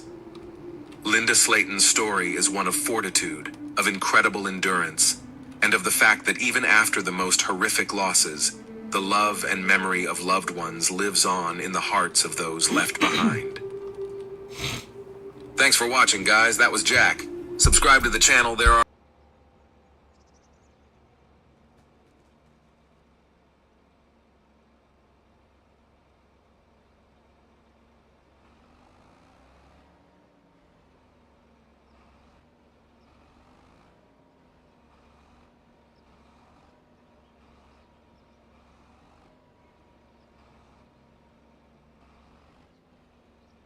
was held during which Mark Perez, special agent in charge of the Florida Department of Law Enforcement, announced a breakthrough in the disappearance of Mike Williams, a Tallahassee real estate appraiser who was originally presumed to have drowned while duck hunting on Lake Seminole on December 16, 2000, and was eaten by alligators. Being here now, I can tell you what happened to Mike Williams, Perez said. Mike Williams did not drown in the lake. He wasn't eaten by alligators. He didn't leave town and leave his wife and 18-month-old daughter behind. He was murdered. In the interest of the investigation, we cannot yet release details, but I am happy to report that this morning investigators notified the Williams family of recent discoveries in the case. Today's story is not only about love, betrayal, infidelity, and greed, but also about a mother's resilience. For 17 years and 4 days, Cheryl Williams, Mike's mom, disagreed that her son had drowned in Lake Seminole and pushed with tenacity for law enforcement to investigate her son's disappearance. She believed with all her heart that those responsible would be punished, believed even when no one else did. I had two choices. He was alive or dead. I chose to believe he was alive, and I really think that's what helped me, Cheryl said on December 20th, 2017. A lot of people called me crazy, but if I had given up, we never would have found him. The day before the press conference, Brian Winchester, a close friend of Mike and his wife Denise, who later married Brian, was sentenced to 20 years in prison. Mike's mother was right. Retribution came to those responsible, and ironically, they were the cause of the truth coming out. In 2000, Brian and Denise's affair, which began in 1997, turned into a murder. And years later, they went from lovers to strangers who didn't trust each other. Brian was very afraid that after the divorce, Denise would inform the police about what had happened to Mike, so he attacked her. Denise, on the other hand, went to great lengths to get him a life sentence. She was very persuasive in asking the jury for the maximum sentence, and it was these efforts that led to Brian having nothing to lose, and he made a deal with the prosecutor. Brian was sentenced to 20 years in 2017 for the kidnapping of Denise Williams, but he avoided a life sentence. Denise was celebrating the victory and was unaware that the conviction was part of a deal in which Brian Winchester, 49, admitted to planning the murder and a 17-year cover-up of the murder and received immunity from any prosecution for his role in the case. In exchange, he led investigators to Mike's body and gave a full and truthful confession. It would only be a few months later, and on May 8, 2018, Denise Williams would be arrested. At first glance, things are a little confusing, aren't they? Let's break down this case in detail. Jerry Michael Williams was born on October 16, 1969, in Bradfordville, north of Tallahassee, the son of a bus driver and a kindergarten teacher. Family and friends called him Mike. Even though the family didn't have much money, and the boy, along with his older brother, grew up living in a trailer, those were happy times. The parents cared about their son's future, and instead of building a house, they set aside money for the education of both boys, who themselves worked part-time at night in supermarkets. The sons enrolled in North Florida Christian High School. There, Mike excelled. He became student council president, played soccer, and was active in the Key Club. At the age of 15, Mike started duck hunting as a hobby and met Denise Merrill. The young lad was a soccer player and student council president. Denise was a cheerleader and council secretary, and they began dating. Friends thought they were a great couple. While still in high school, Mike became best friends with Brian Winchester, whom Denise introduced him to. Brian later had a friend, Katie Thomas, and the two couples remained friends for the rest of Mike's life. After high school, Mike attended Florida State University, where he majored in political science and urban planning. The lovers graduated together. Denise became a public accountant. Mike became a real estate appraiser. Mike proved to be a valuable worker. He often worked 15 hours a day, and of course his career took off. In 1994, the young successful man married Denise. It was around this time that Brian married Kathy as well. All four of them continued to stay in close contact.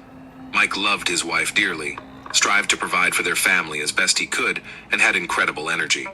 At the age of 31, Mike Williams achieved considerable success. As a real estate appraiser, he was earning nearly $200,000 a year. The couple was able to afford a home in a small upscale neighborhood on the east side of town, and in 1999 became happy parents. They had a daughter, whom the couple named Ansley. Mike's friends told me that he was always prudent. Since the young man was engaged in quite risky activities, he wanted to be sure that in case of disaster, his family would definitely be taken care of. Not surprisingly, Mike turned to his best friend, who was working as an insurance agent at the time.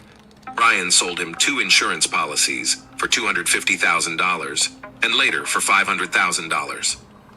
In 2000, Mike's father passed away. Williams was so stunned by this suddenness that, wanting to financially secure his own family, he again turned to a friend. Brian helped Mike to insure his life for $1 million. Thus, about 6 months before his disappearance, the life of the loving father of the family was insured for almost $2 million. According to Denise, on the morning of December 16, 2000, her husband woke up early to go duck hunting on Lake Seminole, a large reservoir connected to the Apalachicola River. It was the day of their 6th wedding anniversary, and the couple planned to celebrate the date at night in Apalachicola, a small town on the bayou. The wife and daughter waited for Mike at home at noon, but he never returned. Naturally, Denise became concerned and called her father, who in turn called Mike's best friend, Brian Winchester. Together with his father, Brian drove to Lake Seminole. There they found Mike's Ford Bronco car near the boat dock. But Mike himself was nowhere to be found. The men went around to all the places Mike liked to hunt, but couldn't even find the boat. So they decided to call the police. After investigators from the Florida Fish and Wildlife Conservation Agency were called, the search for Mike began. A few hours later, a helicopter pilot found the boat drifting about 225 feet from the boat ramp. A search of the boat turned up Mike's shotgun, still in its case. Apparently, he never got to use it. The search became a rescue operation. Locals believed that before the 3 rivers were dammed to form the lake, the reservoir was the site of an orchard. Thus, the lake got its name Stump Field, due to the many remaining stumps that protruded above and below the water level, requiring careful handling of any motorized boat in the area. Because of this, searchers speculated that Williams hit a stump on his boat, fell out, and submerged himself in the water. His wading boots filled with water, and he probably drowned when he couldn't get out. Several other agencies were called in to help, including a dive team from Montgomery, Alabama, and the Jackson County Sheriff's Office. But the extensive and methodical search yielded nothing. Mike was never located. A week passed and the rescue operation turned into a body search operation. Teams were given probe poles to probe the bottom of the lake, and dogs were brought to the site. 10 days into the search, volunteers found a camouflage-patterned hunting hat that could not be linked to Williams. Officials with the Florida Fish and Wildlife Conservation Agency speculated that Mike had been eaten by alligators, which is why the body could not be found. There were actually quite a few alligators living in the lake. The Florida Department of Law Enforcement found no signs indicating a violent death and agreed with that theory. After 5 weeks, the search was called off. The day after the search was called off, Denise held a memorial service for Mike, less than 2 months after the alleged accident. It seemed to everyone that Denise had come to terms with the loss of her husband, but Mike's mother had not. 6 months later, in June 2001, an angler discovered wading boots floating in the lake. Divers searched the lake area and retrieved a lightweight hunting jacket and flashlight from the bottom. In one of the jacket's pockets was a hunting license with Williams's name and signature. The find raised many questions. Neither the hunting jacket nor the boots had visible teeth marks indicative of an alligator attack. None of the items found showed signs of having been in the water for 6 months. The boots were not slimy and the flashlight still worked. However, a week later, Denise's attorney asked the court to declare Mike Williams dead. Based on the items found, he suggested that alligators and other aquatic life had swallowed the body whole. The motion was granted. The death certificate said Mike died on December 16, 2000. Cause of death: accidental drowning while duck hunting on Lake Seminole. The body has yet to be recovered. This is how Mike Williams' story might have ended if not for Cheryl Williams, who refused to give up and continued to search for her son. "All I know is that I can't stop looking for him until I find him," she said. Cheryl's efforts seriously strained her relationship with her former sister-in-law. Denise demanded she stop searching and accept reality. She said, "I'm tired of seeing articles about Mike and his disappearance. I just want to move on with my life. If you keep pushing this investigation, you will never see your granddaughter again." Cheryl couldn't give up on her son, and Denise carried out her threat. If not for the mother's persistence, her son's story might have remained submerged at the bottom of a dark, algae-covered lake. It took Cheryl Williams 3 years to convince law enforcement officials to open an investigation into her young son's disappearance. "I made phone calls, put up signs about my missing son, wrote to the governor of Florida every day, compiled my notes into an evidence book, asked people to post on social media, and contacted reporters," Cheryl will tell you years later. The persistent mother contacted Matthew Oresco, an alligator expert. In his response, he explained that alligators do not feed during the cold winter months. Cold weather causes water temperatures to drop, so alligators don't feed in the winter. All they do is maintain their body temperature. 14 degrees is too cold for an alligator to be interested in food at all. Moreover, Oresco wrote that after an alligator kill, there is always forensic evidence left behind. Eventually, after 3 years, Cheryl Williams convinced law enforcement to drop the ridiculous alligator theory and launch an official investigation into her son's disappearance. The case was reopened because of little-known facts regarding alligators' eating habits. Evidence gathered from interviews and a little official data convinced investigators that Williams' death was no accident. "My gut feeling is that Mike did not die in Lake Seminole, and that's the general consensus of all the law enforcement agencies working on this case," said Ronnie Austin, a former investigator with the 2nd District State's Attorney's Office who prosecuted Mike's case. The Florida Fish and Wildlife Conservation Agency initially took over the case because Williams was considered a missing hunter. Officers spent 735 hours searching a 10-acre section of the lake for the body, but didn't spend a minute looking for signs of wrongdoing. Jackson County Sheriff's deputies brought in to help with the search also did not consider other possibilities. Investigators interviewed everyone involved in the search, and police officer David Arnett, who was present at the scene that day, years later said, "Some things immediately look strange. Williams didn't usually hunt alone. His truck was found in an undeveloped area from which he would have had to drag the boat over mud, not on the nearby concrete boat launch he usually used. The terrible storm that night should have pushed the boat to the east shore, but it was found on the west shore.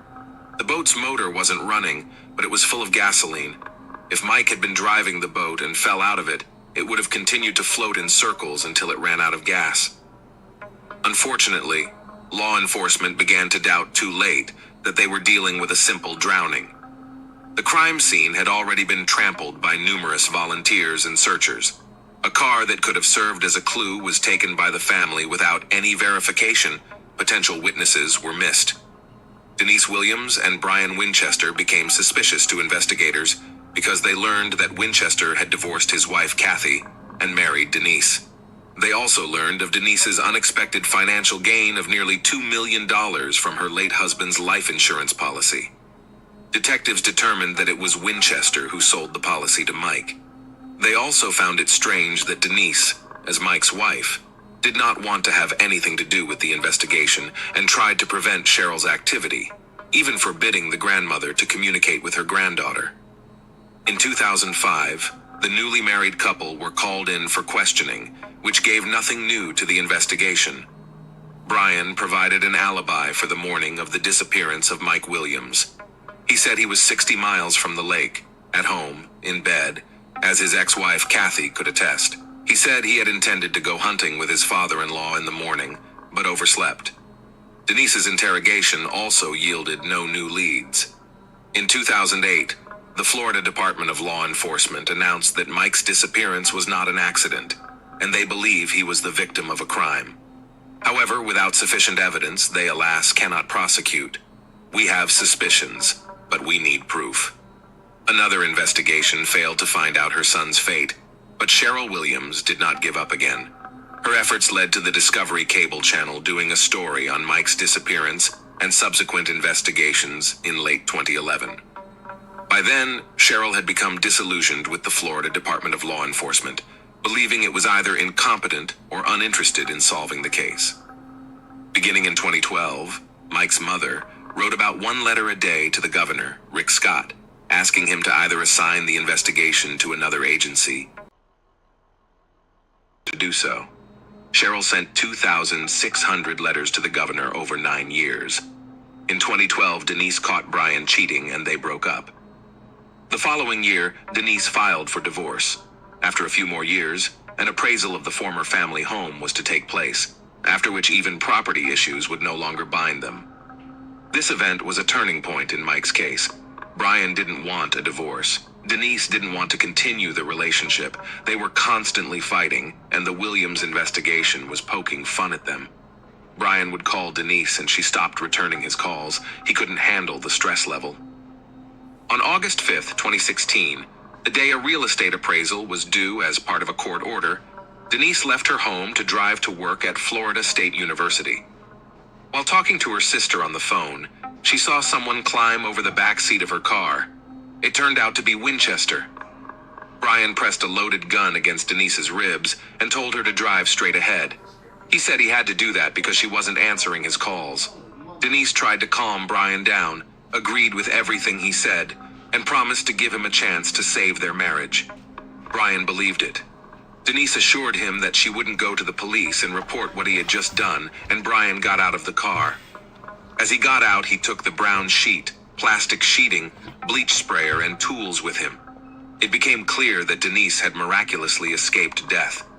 Denise called emergency services. Brian was quickly arrested and charged with kidnapping, which is a first-degree felony in Florida and carries a life sentence as the maximum penalty. He was also charged with domestic violence and armed burglary. The court decided to keep Brian in custody without bail. Cheryl Williams expressed hope that this development will lead to the solving of her son's disappearance case. Brian is not going to let Denise run around alone with all that money, she told the New York Daily News. I pray that he will tell us what really happened. And Brian did tell, bargaining himself an extremely favorable deal with the prosecutor and avoiding a life sentence. At first, I think we were all doing really well, but I wasn't a good husband, Brian began his story. One day, I found a note in my first wife Kathy's purse and realized she was cheating on me. I wanted revenge. We often went to bars and concerts with Denise and Mike. I had been friends with Denise since high school. I was never really attracted to her. But after Kathy cheated on me, I started looking at other women differently. The affair between Brian and Denise began in October 1997. One-time drunken sex at a rock concert quickly escalated to frequent secret meetings. We started meeting at hotels during the workday. We met whenever we had the opportunity. Brian recounted. He did not want to divorce. Denise made it clear that she would never divorce her husband. Public opinion was important to her, and she did not want to share custody of her daughter. Over time, the affair became more than just meeting for casual sex. Denise and Brian thought of themselves as a couple, exchanging gifts and love letters. It became clear that they couldn't go on like this. They could not be without each other, and divorce was unacceptable to Denise. Her pious image was not to be harmed. Around this time, Mike almost died in a hunting accident. Brian saved him, and Denise suddenly saw a way out of the situation. After the deal with the prosecutor, Brian will reveal, the year 2000 prompted us to start talking about Mike and Kathy's death. Denise wanted it all on me, not her. And she wanted a scenario where it wasn't a murder, but an accident. She wanted death to be left up to God. That way she could live with it. After considering various options, Brian and Denise settled on a boating accident. In doing so, they timed the murder so that they could get the maximum possible payout on Mike's life insurance policy. They both realized that Mike had to be killed before one of the 3 policies expired at the end of December 2000. The plan was in place. Brian called his friend to go hunting. He said he'd found a great spot on the shores of Lake Seminole. Mike expected to go there with Brian and return home by noon to celebrate his anniversary with his wife. I told him that we were going to go to a special place and that he absolutely had to bring his wading boots with him. I had to make sure he took them with him because it was believed that if you fell overboard in wading boots, you would drown very quickly. The plan was to make death look like an accidental drowning. Once Brian and Mike were in the water, Brian pushed Mike out of the boat, but instead of sinking, he grabbed onto the stumps and began to wade through them to the shore. Brian panicked. I didn't know what to do. Mike started calling loudly for help. I didn't know how to get out of this situation. I had a shotgun. I was panicking and I shot him in the head. I didn't think about what I was doing. Things didn't go according to plan, and I needed to cover up what happened. There was hardly any time left. I should have been back home by now and getting ready to go hunting with my father-in-law. No one knew I was at the lake, so I decided it would be best for me to drive home and pretend like I had overslept. I drove home and hoped that Kathy was still asleep. I entered the house as quietly as I could. Katie was asleep. My phone was on the floor. I went to bed, called my father-in-law, and apologized. Brian did everything he could to create an alibi for himself. Then he hid the body. Denise didn't know that Brian had shot Mike in the head and buried him. Brian tried to tell her, but she didn't want to listen. It was enough for her that her husband was gone. Denise wanted to go on living with the idea that it was God who kept him from swimming out and let him drown. According to Brian, they promised each other that neither of them would ever say anything. Denise and Brian justified what happened by saying that the main reason Mike was killed was because it was impossible for them to live together. We said the money was just the cherry on the cake, Brian would pronounce in court. Investigators learned that it was Brian who planted a hat, boots, flashlight, and license. First, he needed to keep searchers from leaving a lake, and afterwards, he needed grounds to pronounce Mike dead so Denise could get insurance, since a recognition process usually takes about 5 years. The lovers managed it in just 7 months. Including Social Security and other benefits, Denise received about $2 million. On May 8, 2018, Denise Williams was charged with first-degree murder, conspiracy to commit murder, and accessory to a felony, which carried a life sentence. Denise pleaded not guilty to all 3 charges. In February 2019, she was sentenced to life in prison. 5 months later, Mike and Denise's daughter Ansley received all of her late father's assets and insurance money owed to Denise. In January 2020, Denise Williams appealed the conviction and life sentence. Her attorney argued before Florida's First District Court of Appeal that there was no evidence that she was involved in committing the murder. In November 2020, the murder conviction was overturned, but the 30-year sentence for conspiracy to commit murder was upheld. Denise is now in custody at the Florida Women's Reception Center. She will be 78 years old when she is released. Brian Winchester was transferred to Madison Correctional Institute in Florida to serve the remainder of his sentence. His current release date is set for July 30th, 2036. He will be 67 years old. Ansley, daughter of Mike and Denise, insists her mother is innocent and places the blame on Brian Winchester. She refused to speak to any media regarding the outcome of the case and her personal life. According to Cheryl and Nick, Ansley's uncle, they have not been able to connect with Ansley. Cheryl is very sorry that she has lost not only her son, but also her granddaughter. Thanks for watching, guys. That was Jack with you. Subscribe to the channel. There are many shocking stories ahead. Hey. No. No.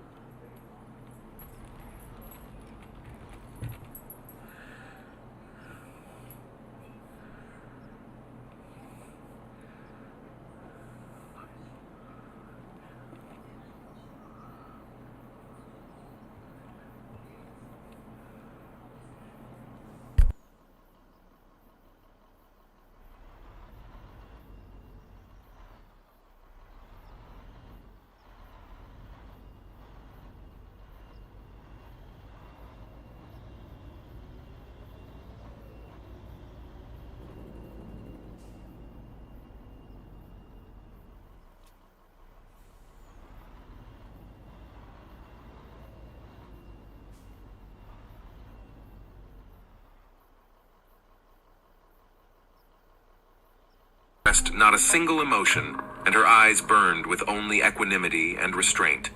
She was preparing to hear the judgment that would determine her fate and leave a mark on history. Everyone in the room had known this woman for many years, but now they were faced with a mystery that was difficult for them to understand.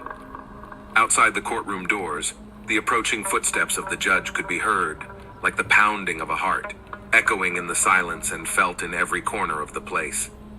Everyone knew that what was at stake today was not only the fate of the woman in the dock, but also the truth that had remained in the shadows for so long. There was a whole story behind this woman, the events of which were as mysterious as she was. The truth of this real crime is hidden in the details, and the trial becomes a real challenge for all involved.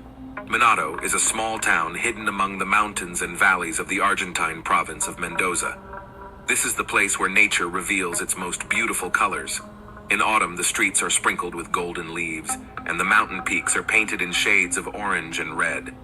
The residents of Minato know each other well, and everyone can tell the biography of their neighbors.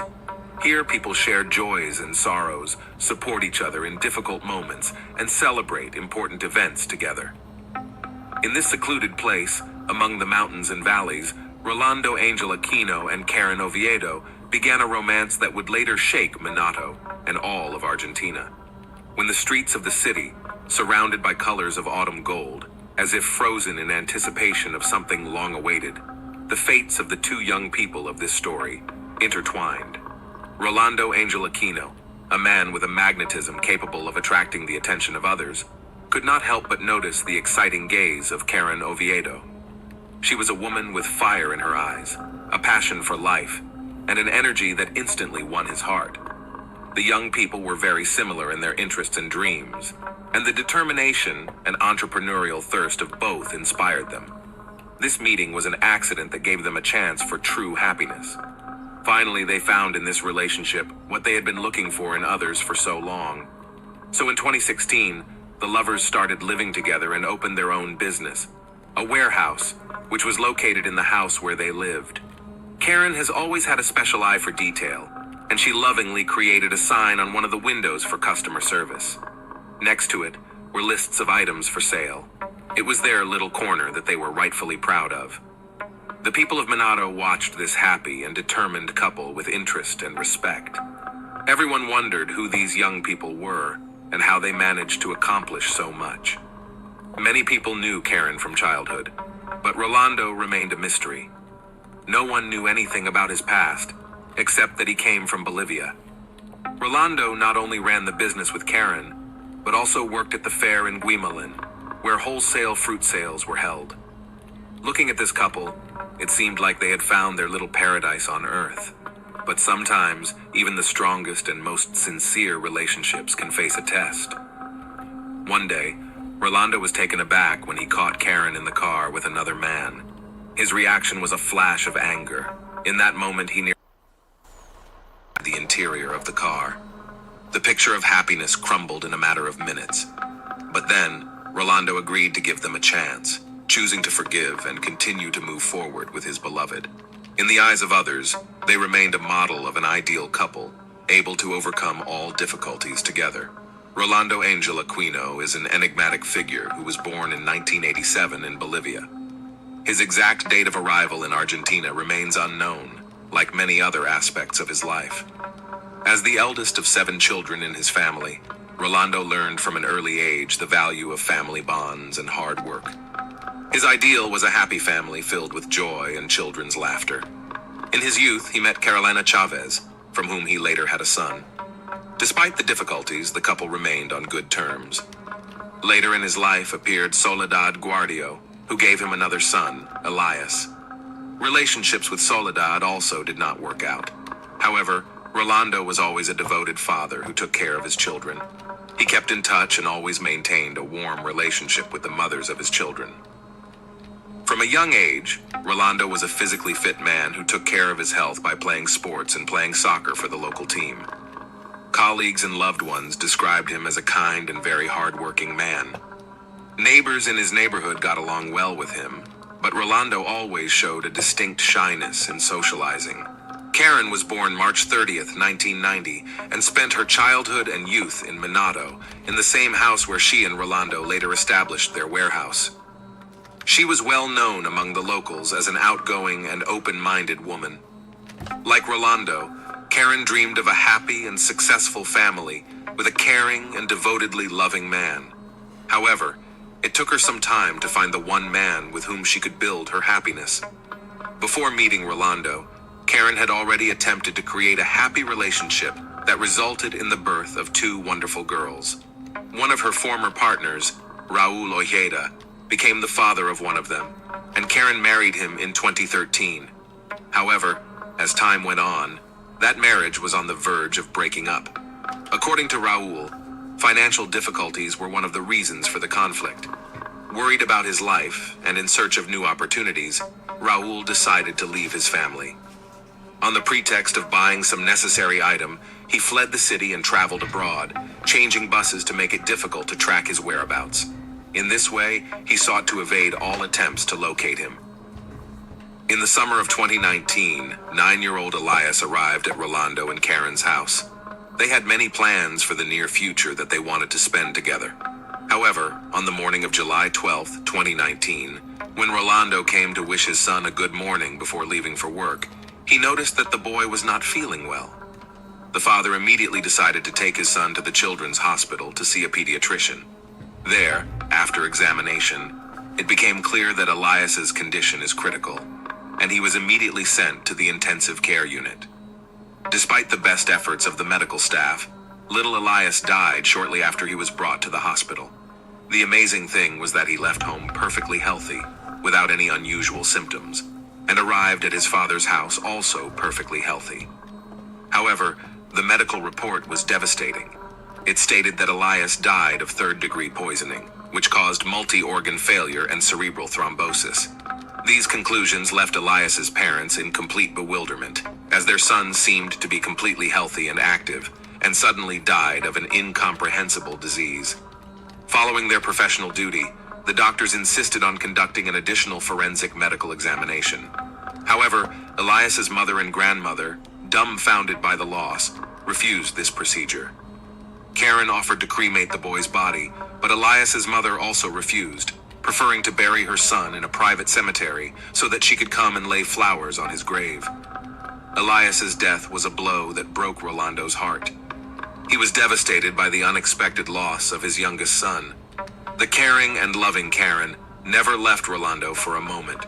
She took care of all the business, carefully supported her boyfriend, and helped him through his pain and grief. Over time, with the warmth and support of the woman he loved, the pain began to subside. 16 months after this terrible tragedy, Rolando decided to take a big step and propose to Karen. They got married, and the man was sure that this woman would always be by his side. However, their happiness turned out to be short-lived. On February 6, 2022, Karen returned home after a beauty salon and working out at the gym, and noticed that Rolando began to experience serious health problems. The next day, February 7th, she found a medical ambulance outside their home. Rolando, 35, suddenly felt very ill. After vomiting profusely, he collapsed in the living room of their home, and the housekeeper called for emergency medical help. The doctors allowed Karen to pass to her husband. When Rolando was taken to the Santa Maria clinic, his condition was critical. Despite the efforts of the medical staff, the young man passed away on February 9th. The cause of his death was severe poisoning. Given that Rolando was a healthy man who was active in sports, the medical staff began to ask questions of his wife. Karen confirmed that Rolando was taking medication to remove dark spots on his skin. For specialists, this information was highly suspicious. Tests revealed a significant excess of calcium oxalate crystals in Rolando's system, which is a characteristic sign of poisoning by ethylene glycol, the main component of antifreeze for cars. The investigation into this strange and unexpected death of Rolando became a high priority for authorities. The prosecutor's office was actively investigating the neighborhood where the Aquino couple lived. Neighbors became important witnesses, reporting that Karen had repeatedly given her husband some unknown medication. They were aware that she used these medications to go to a party without her husband. However, Neighbors also expressed doubts about what happened to Rolando's son, which led investigators to think and consider the theory that Karen may have only wanted to temporarily sedate her husband rather than take his life. However, the findings of the Technology Crimes Unit officers completely ruled out this hypothesis. Requests for various forensic examinations were sent, and Karen, the wife of the deceased, was thoroughly questioned. Many contradictions arose during the interrogation. The investigating officers called on Karen to name the substance she had slipped to her husband before his death. The woman claimed that it was just a skin blemish remedy and that she had administered it through an IV. However, when she was asked to provide a vial of the solution, Karen said that the housekeeper had already thrown the drug away. A further interview was then conducted with the housekeeper, Claudia Cortez, who denied Karen's statement regarding the discarded vial. She also reported that she had overheard a conversation between the couple in which Rolando expressed dissatisfaction with the medication he was receiving. Karen was detained during the investigation, and her cell phone was seized. Rolando's family, friends, and teammates were shocked by the news of his death. For visitors to the Aquino couple's warehouse and other locals, it was also a shock. No one could understand what had happened or why the father of the family had bid farewell to the world so suddenly. Raul, Karen's ex-husband, was extremely surprised when rumors of a deliberate poisoning began to spread. He claimed that his ex-spouse was always affectionate and never violent towards him. After analyzing the suspect's phone, it was discovered that Karen had searched a search engine for information on the deadliest poisons and how to clear her search history. In addition, records of her 2 ethylene glycol orders from an online store were found. The Agency for Toxic Substances, as well as the U.S. Centers for Disease Control and Prevention, found that it is a synthetic substance that absorbs water and is used in the production of antifreeze. This product is odorless, has a sweet taste, and is extremely dangerous to humans. With the preliminary results of the forensic examination and all the information discovered, the prosecutor's office charged Karen with willfully poisoning Rolando with a poisonous substance diluted with orange juice. Consumption of this beverage caused Rolando's health to seriously deteriorate, and he died. A series of strange and tragic events in the Aquino family forced the authorities to take drastic action. By mid-February, with enough evidence against Karen, an aggravated murder charge was filed. In parallel, suspicions surfaced as to the cause of 9-year-old Elias's death, triggering a new investigation. The prosecutor's office decided to conduct a detailed investigation into the boy's medical history. The mother claimed that Elias was fully healthy and active, and that he had suddenly gone into a coma while at his father's house, from which he never came out. The boy's death certificate indicated that the cause was a malfunction of his internal systems and cerebral thrombosis. However, investigators persistently doubted that Elias, at age 9, could have died of such causes, especially given his overall health. The prosecutor's office requested information about possible purchases of ethylene glycol and received a response confirming that Karen purchased the poison on July 2, 2019, shortly before the boy arrived at the Aquino home. Information from Elias's relatives also confirmed that Karen insisted on cremating his body, but the birth mother rejected the idea and preferred to bury her son. The evidence gathered was enough for prosecutor Claudia Rios to file new aggravated murder charges against Karen on March 4th, related to the poisoning of Elias. On March 14th, a judge ordered pre-trial detention for the woman, who tried to appeal, but the judge rejected it, affirming that she should remain behind bars until the trial began. That trial began 10 months later, and was an important step in unraveling this complex and dark story. The long-awaited trial began in the Mendoza Criminal Court, attracting public and media attention. November 28, 2022 was the beginning of the nationwide trial of Karen Oviedo. 2 indictments were pending. The first, led by prosecutor Fernando Guzzo, concerned the murder of Elias, and the second, involving Claudia Rios, touched on the murder of Rolando. When the trial began, Rolando's eldest son, Javier Aquino, who was only 15 years old, appeared as a plaintiff, supported by counsel. Prosecutor Guzzo argued that Karen killed first Elias, and then his father by giving them ethylene glycol mixed with orange juice. This led to the severe poisoning and death of the son and father. Karen's defense representatives sought to refute the charges against her. They argued that Rolando was violent and abusive to their client, and that there was no credible evidence to support the allegations. The defense also stressed that Karen had no motive for the murder. Why would she kill Elias? Obviously, little Elias could not have posed a threat. Karen's attorney pointed out that the house, cars, and business belonged only to her. He also argued that her client had not made any purchases through her phone, and why would she have searched the internet for information about poisons when she had already used ethylene glycol to poison Elias, as the prosecutor claimed. The lawyer emphasized that while the actions that led to the deaths of the father and son are heinous, it does not give the right to indict a person until they are fully proven guilty. The defense attempted to sow doubt among the jury by arguing that the charges against Karen were false, and Karen claimed that the antifreeze purchase could have been made by her partner by hacking into her account.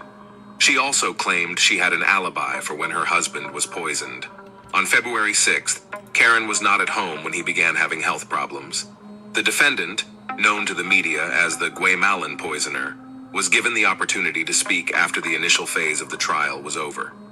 Judge Diego Liberty allowed her to speak, and Karen passionately argued that she was being accused of a horrific crime she did not commit.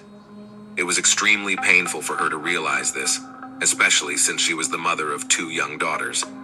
The court hearing continued, and it was the turn of witness testimony that revealed new aspects of the case.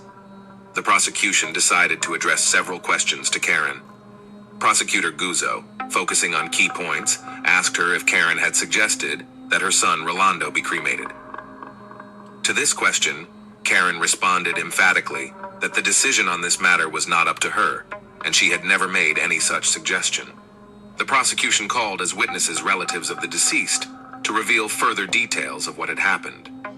Soledad, Elias's mother, told the court that after her son's death, Rolando relayed to her Karen's words, in which she suggested that Elias's body be cremated so that both families could keep the boy's ashes. However, Soledad rejected the idea. She also shared her memories of meeting Rolando at the cemetery, where she was told about Karen's jealousy.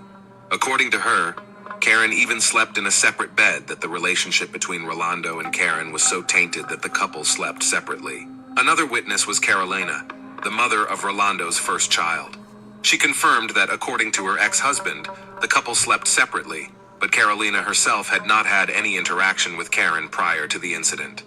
However, on the morning of February 8th, Karen herself called her to inform her that Rolando was sick and in the hospital.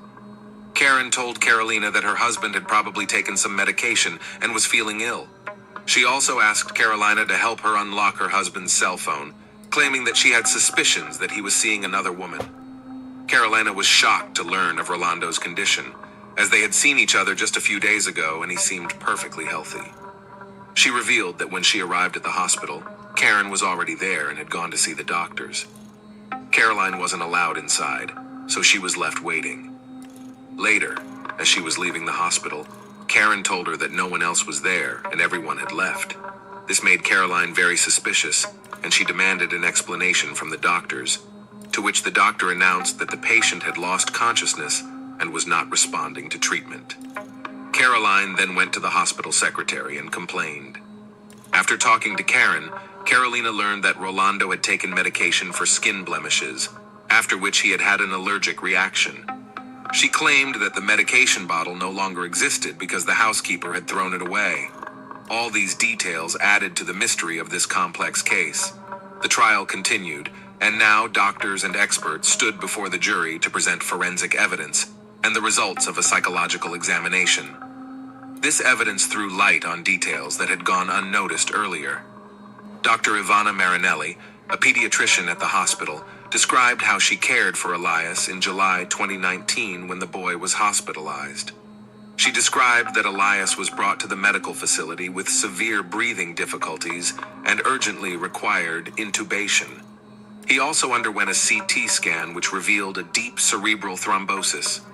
Elias was given a course of intensive care. The doctor also confirmed that the symptoms that Elias had were consistent with ethylene glycol poisoning. This included impaired consciousness, restlessness, and a subsequent coma accompanied by a blood clotting disorder. Despite the best efforts of medical personnel, the boy's condition worsened, and after 5 p.m. on July 12th, cardiac and respiratory arrest ensued. Doctors tried to resuscitate Elias for 50 minutes with the participation of his father, but all efforts were futile. He was pronounced dead at 6 p.m. The jury also read the results of Karen's psychological examination, conducted at the request of the prosecution. In their findings, the experts emphasized that Karen had lied and concealed the truth. She was presented as a person seeking to create an image of a person, but in reality she was characterized as cold and cruel. In their conclusions, the experts also noted that a psychological examination was conducted immediately after Karen's husband's death, but did not reveal any emotional effects related to the loss of her spouse. This raised doubts about Karen's sincerity and characterized her as a cold-blooded and self-focused woman. The examiners found evidence of latent hostility and impulsive behavioral reactions in Karen. Finally, Prosecutor Guzzo expressed doubt that Karen was a victim of gender-based violence as she portrayed herself in her testimony. All of this information described the true psychological profile of the defendant. The long weeks of tense waiting and continuous court hearings came to a close. The trial brought many people together in the courtroom, their eyes fixed tensely on the jury and the judge, awaiting the decision that would bring justice to this complex and tragic story. The prosecutor, in moving for a judgment of conviction against Karen, assured the jury that all the evidence gathered strongly suggested that she was the one who planned and committed both murders. She purchased ethylene glycol in cold blood, disposed of the packaging, and disguised it as regular juice. Karen watched her loved ones die without providing help in their moment of suffering. Prosecutor Claudia Rios, who is prosecuting Karen's case for Rolando's murder, provided the court with an ethylene glycol purchase sheet paid from Karen's bank account. The prosecution and the plaintiff insisted that the jury reach a unanimous verdict, because that would be the only way to achieve justice in the case. They insisted that Karen Oviedo be found guilty of murder with evidence of extreme cruelty. The defense, on the other hand, insisted that there was insufficient evidence to fully prove her client's guilt. The defense attorney argued that a person can be good or bad, but that it is not always related to the commission of a crime, and that for their client, the death of Rolando and his son was an incredible tragedy and a sad event. However, despite the arguments of the defense, Karen Oviedo has put herself on a list of Argentine criminals who poisoned their victims. After a long silence and tense waiting for the verdict, the jury made their decision. They handed down a unanimous verdict. Karen Oviedo was found guilty of killing Elias and committing the crime with particular cruelty. She was also found guilty of Rolando's aggravated death by insidious procedure. Karen, standing in her black outfit with white beads around her neck, listened to the verdict without apparent emotion. The jury reached a guilty verdict. She was awarded a life sentence in prison. Karen Oviedo, the woman in the dock, tried to escape punishment for the treacherous murders that shook society and left many unsolved questions. Her plans to cremate the bodies of the victims may have been her last attempt to escape the punishment she deserved. However, despite her tricks, the court and jury did not give in and rendered a just verdict. So why did Karen Oviedo kill her loved ones? That remains a mystery. She had everything she needed to be happy. Perhaps the motive lies in the depths of her own soul, in jealousy, self-interest, pride. Karen refused to admit her guilt, which is why the motives behind this horrific crime remain unclear. Karen Oviedo will now face long years behind bars, pondering what dark forces may have so badly ruined her and those around her. This is a story that reminds us that even the closest of relationships can hide terrible secrets and mysteries, and that true love and loyalty must always come first. Thanks for watching. Jack was with you.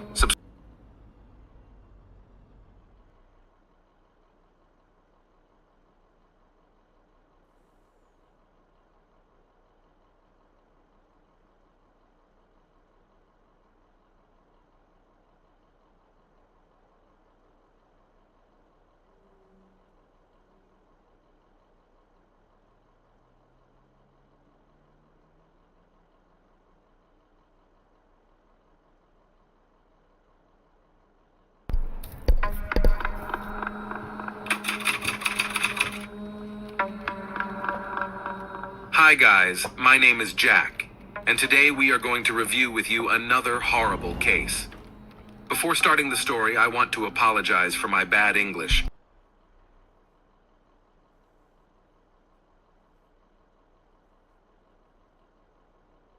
Foolishly, and because of the young age, sometimes can break the entire future life and have the most unpredictable, even tragic consequences. In the story known as The Case of Daisy Coleman, intertwined the fate of several young girls who became victims of their own naivety and carelessness. They believed that this will soon be forgotten, and life will return to its former course, but they were wrong. Each of the schoolgirls was subjected to cruel bullying by classmates and those whom they used to consider friends. In 2016, a documentary called Audrey and Daisy told the stories of girls who were victims of violence and bullying. These stories took place in different places and at different times, and the girls did not even know each other. But the picture clearly showed that psychological violence is often more difficult to survive than physical violence. But let's start at the beginning. The Coleman family. It was a large, friendly, and quite happy family which could be called exemplary. They lived in the small town of Albany, Missouri. Spouses Michael and Melinda were married for many years and raised 4 children together: sons, Charlie, Tristan, and Logan, as well as a daughter, Daisy. She was the second child and the only girl in the family. Both parents worked in the medical field.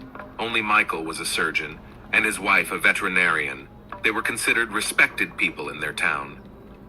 All family members were sports fans and cheered for local teams. In 2009, when Daisy was 12 years old, she and her father and older brother traveled by car to a neighboring town to attend a soccer game. However, the weather turned bad that day, and the car skidded on the wet road, resulting in a collision with a car that was traveling in the oncoming lane. The father of the family died on the spot, but the children fortunately were not seriously injured. The Coleman family was bereaved, and they soon decided to move to another city for a change of scenery. The family settled in Maryville, still in the same state of Missouri, where the children went to one of the local schools, and the mother got a job at a veterinary center. Gradually, they recovered from the loss and began to make plans for the future. Daisy was actively engaged in dancing and gymnastics, and was also a member of the school cheerleading team. In addition, the girl discovered another talent.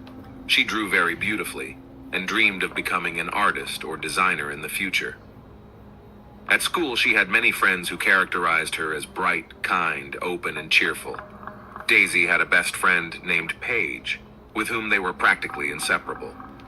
The girls went to school together, were on the same cheerleading team, and attended the same dance studio. They often stayed overnight at each other's houses, which became a common occurrence. On January 7th, 2012, when school was on winter break, Paige once again stayed overnight at her friend's house. They watched movies, ate sweets, and chatted.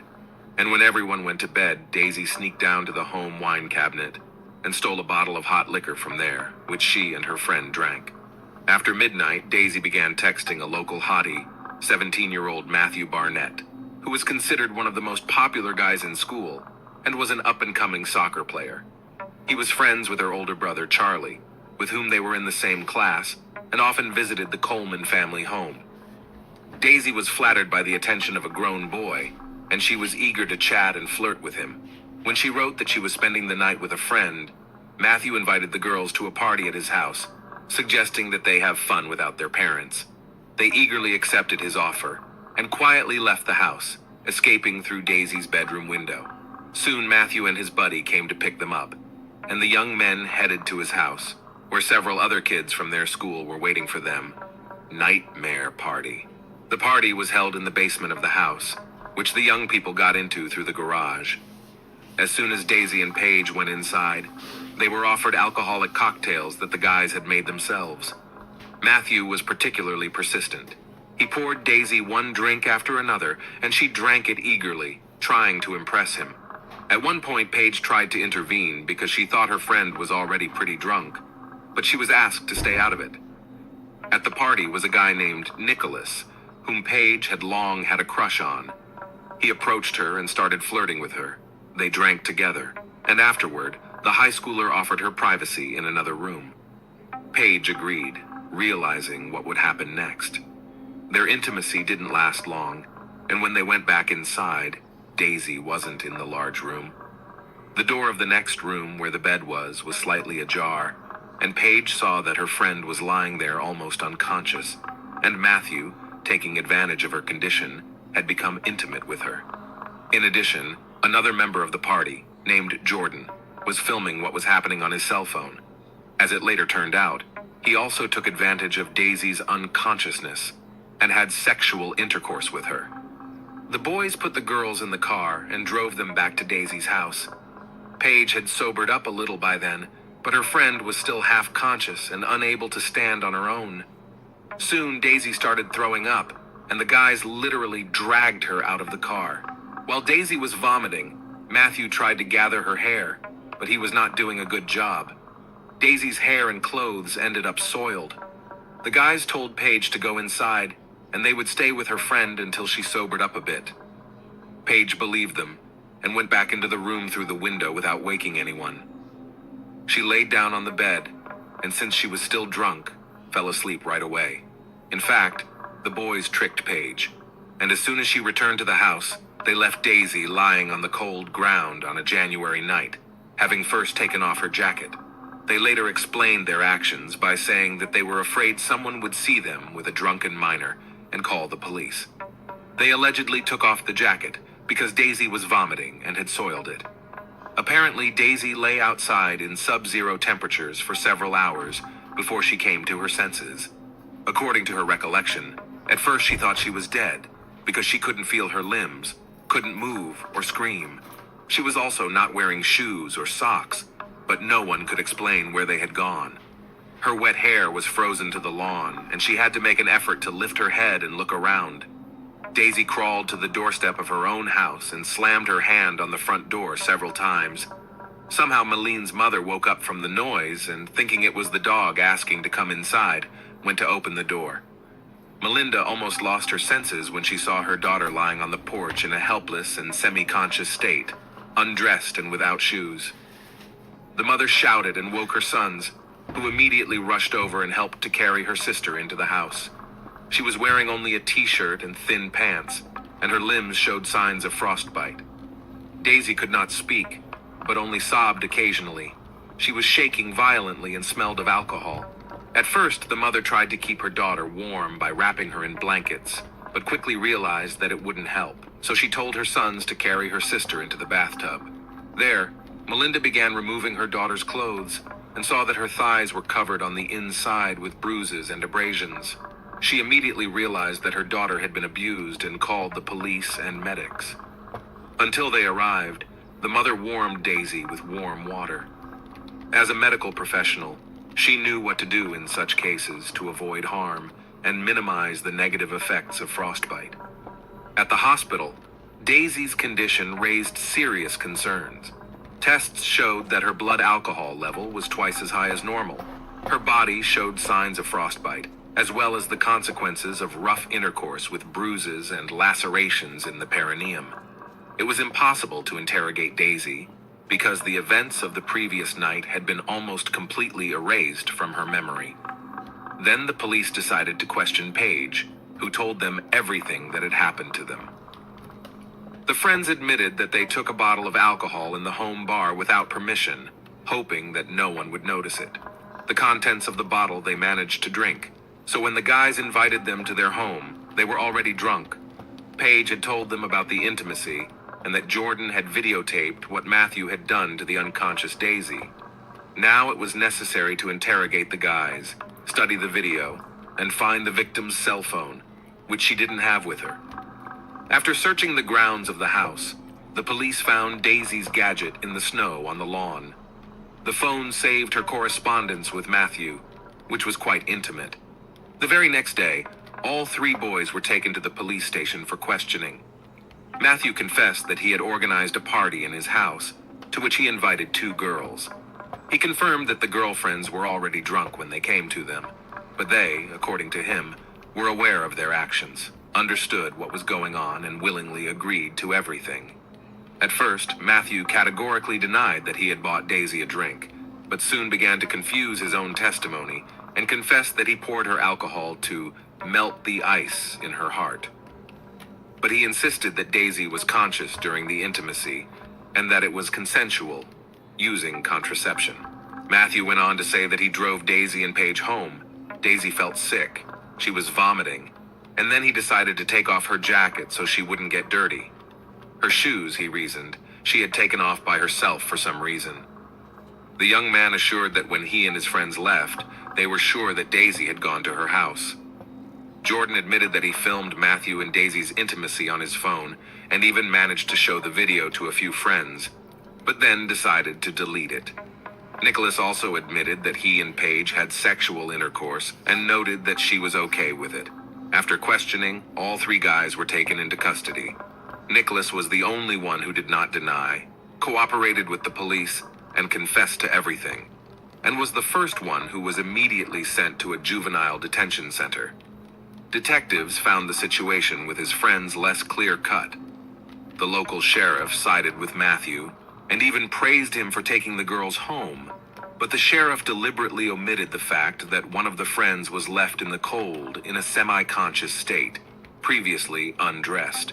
Also, for some unknown reason, the video, which was filmed by Jordan, and which could have helped to shed light on the state in which Daisy was during the intimacy, was not even tried to restore, considering this detail irrelevant. Crucial to the trial was Daisy's testimony, which she gave on the very first day she was in hospital. She did not, as I said, remember the events of that night, but when asked by a police officer whether she herself could have offered intimacy in exchange for alcohol, Daisy allowed for that possibility. Later, Coleman denied this, saying she didn't hear the question and was still not well aware of what was going on. But this verbal trap allowed the charges against Matthew and Jordan to be dropped. In addition, as it turns out, Matthew Barnett's grandfather, who was once a police officer himself and later went into politics and became a state representative, became involved. Moreover, the sheriff, who empathized with the guys, noted in court that he did not consider the girls to be victims at all. In the end, the young men were acquitted and released from the courtroom. Physically, Daisy recovered a few weeks after those terrible events, but mentally, she remained a wreck.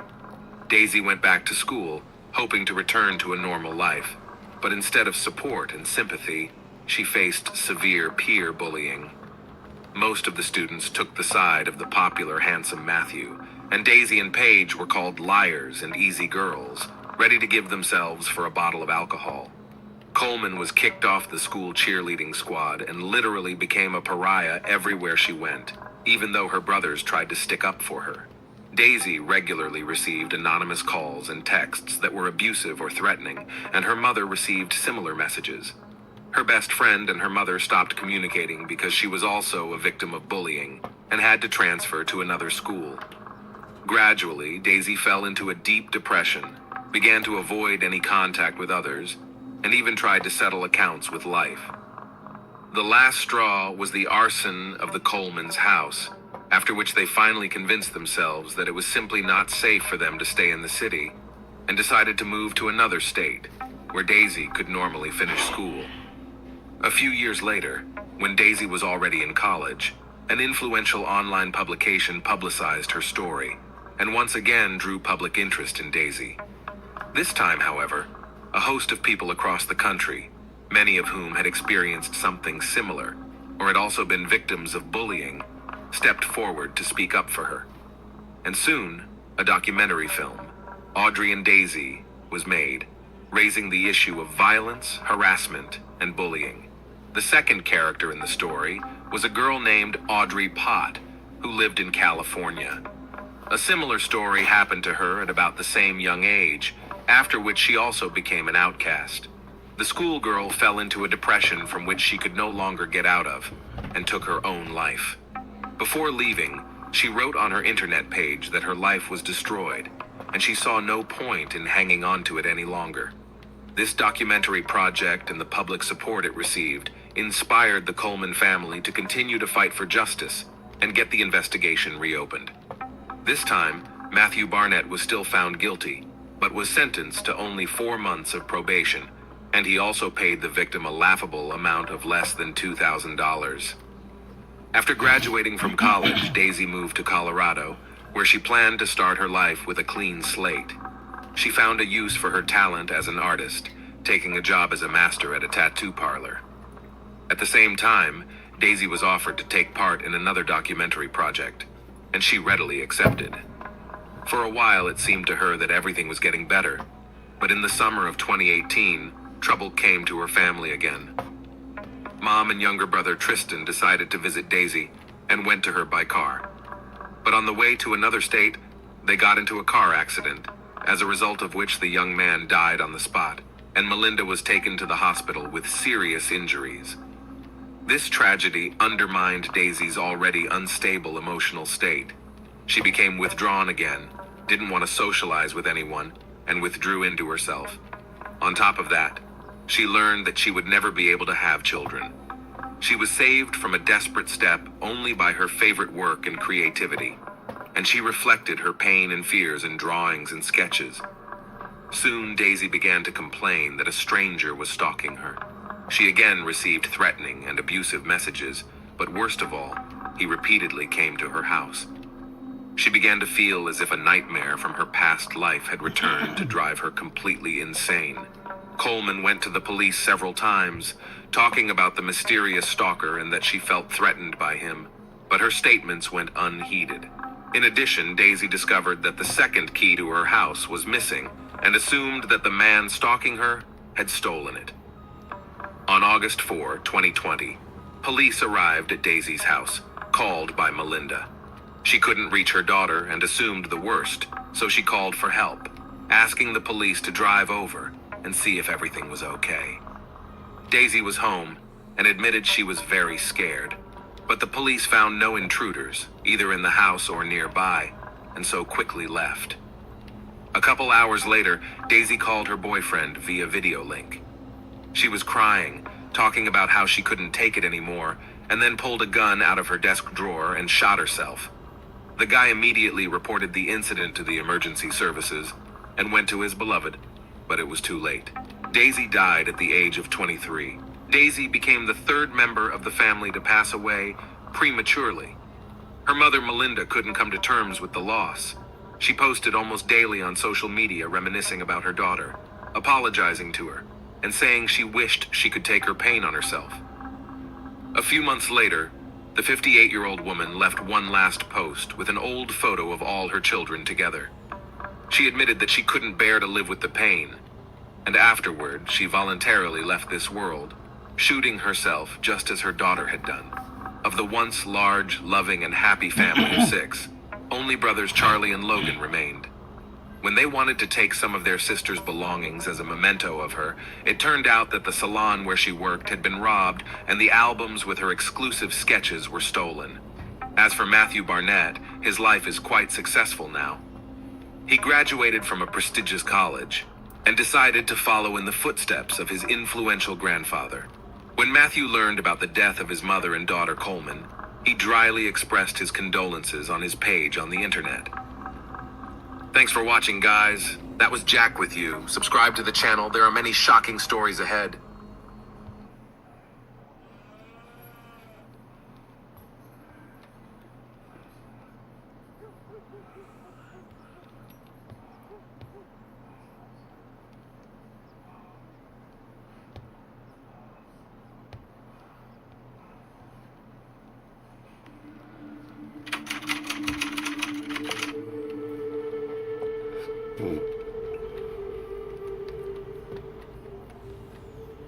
Hi guys, my name is Jack, and today we're going to take a look at another horrible case with you. In March 2020, the COVID-19 pandemic hit the United States. The entire world began to shut down, and people were gripped with shock and fear of an unknown disease. On March 23rd, 12-year-old daughter Gretchen Anthony, who was visiting her father at the time, received a text message from her mother. "Good morning. I have tested positive for the coronavirus. That means I will have to stay home for at least 2 weeks." "Okay, I really hope you feel better," Ava replied. Shortly thereafter, the mom stopped sharing the location of her phone with her daughter. Over the next 3 days, Friends and family members received several text messages describing Gretchen's deteriorating condition. What was strange was that no one could reach the 51-year-old woman. She didn't even call her beloved young daughter, which was very unlike a loving mom. Those close to her began to suspect a scenario far worse than even an acute case of COVID-19. Someone else was sending messages from Gretchen's phone to cover up her disappearance. The police got involved, and soon it became clear to investigators looking for Gretchen that someone was indeed using the pandemic to cover up the woman's disappearance. Gretchen was born on January 8, 1969, in Doylestown, Pennsylvania. She spent most of her life up north, attending fashion school in New York City before moving to New Jersey, where she eventually became a teacher. In 2006, the blue-eyed blonde moved to Jupiter, the northernmost city in Palm Beach County, Florida. After working in the county's private schools for 8 years, Gretchen decided to try something new and took a job in the Human Resources Department of Viking Utility, an electrical contractor. The position allowed her to interact with new people, which Gretchen enjoyed. She considered the workforce her second family. Her first marriage didn't work out, but the former spouses remained on good terms and continued to raise their beloved daughter with shared custody. Gretchen led an active lifestyle and spent a lot of time in sports. It was through sports that she met David Anthony. Charismatic, able to charm, David, who was 7 years younger than Gretchen, first became her personal trainer, and then her second husband. Women from all over the county came to see the young, muscular trainer. David was a star in the gym and was very popular, attracting many new students. Gretchen fell in love. The romance developed rapidly. After a brief engagement, the couple got married at the Elvis Chapel in Las Vegas. So in 2015, Gretchen Stoughton Crane became Gretchen Stoughton Anthony and found, in her opinion, the husband of her dreams. Gretchen's daughter adored her stepfather and even called him bonus dad. In total, the couple lived in marriage for 5 years. However, the relationship that began with magic and perfect happiness gradually turned into a woman's fear for her safety. When tragedy struck, police and later journalists began to inquire about the identity of the second spouse. They were in for a lot of surprises. As it turned out, David Ethan Anthony was originally known as David Anthony Deutsch, and then later changed his name. David Anthony Deutsch, a star college basketball player, was arrested in 1997 for robbing a Blockbuster video store with a water pistol and assaulting a police officer. In each case, he took a plea bargain and spent some time in jail. Growing up without a father in Palm Beach Gardens, David spent much of his childhood and adolescence alone. He didn't talk much, was withdrawn, had low self-esteem, and was bullied at school for being overweight. He wasn't even allowed to join a recreational sports league because he was so much larger than all the other kids. Not surprisingly, as a teenager, David struggled with severe depression and developed symptoms that his family believed were consistent with bipolar disorder. However, he refused to take any medication, devoted himself fanatically to sports, and really excelled at it. After high school, David received a scholarship to play college basketball and became a star on the team. He idolized basketball greats and even named his husky Kobe after his favorite basketball player, Kobe Bryant. On January 26, 2020, the idol will die in a helicopter crash, and this event will be another reason for David's unstable behavior. In the meantime, the smart, attractive coach ignores mental problems, bathes in deserved popularity, and becomes the husband of Gretchen. The couple lead an active lifestyle. David enjoys bicycling, deep sea fishing, and kayaking. Gretchen works out hard at the gym, goes to the beach, kayaks, and does yoga. Unfortunately, only the first 2 years of marriage will prove to be happy. The remaining 3 years, the smiling blonde will spend trying to leave. Gretchen admitted to friends that her husband's behavior was becoming more and more manic, and at times he insulted her. They once even broke up for at least 6 months, but got back together. Tabitha Hopkins, David's former boss at the gym, later recalled noticing strange mood swings in David. In 2017, things got so bad that Tabitha was forced to fire him for his aggressive behavior, especially towards women. David was indeed behaving very strangely and was unwilling to seek help. The man became obsessed with the end of the world and loaded 3 large bags of rice, several pots, pans, and 10 pairs of shoes into his truck in 2018. His family believed this episode was a symptom of bipolar and manic depressive disorder. Bad periods were followed by good ones in which David tried to do something about his behavior. He even managed to get Tabitha Hopkins to give him his job back by assuring the gym owner that he was trying to be a better person and attending self-improvement seminars. Tabitha softened. There was no denying David's effectiveness as a trainer. The clients were delighted with him. Over time, as the mental illness continued untreated, David's condition worsened. Gretchen recognized that her husband had problems and shared this with friends. Sometimes, she said, she would lock herself in their bedroom just to increase the distance between them. I noticed this crazy look in his eyes, she texted a friend, Dawn, one morning in late December. David was gaining momentum, and the spouse didn't know what he was capable of. I'm watching him on the cameras and waiting for him to go to bed, Gretchen wrote another evening. Then I'll go downstairs, get a knife, and put it under my pillow, just in case, and hopefully sleep. That same year, on Christmas Eve, Gretchen couldn't find her personal belongings. She searched the house, looked in David's backpack, and found her wedding ring, passport, driver's license, credit cards, and some money.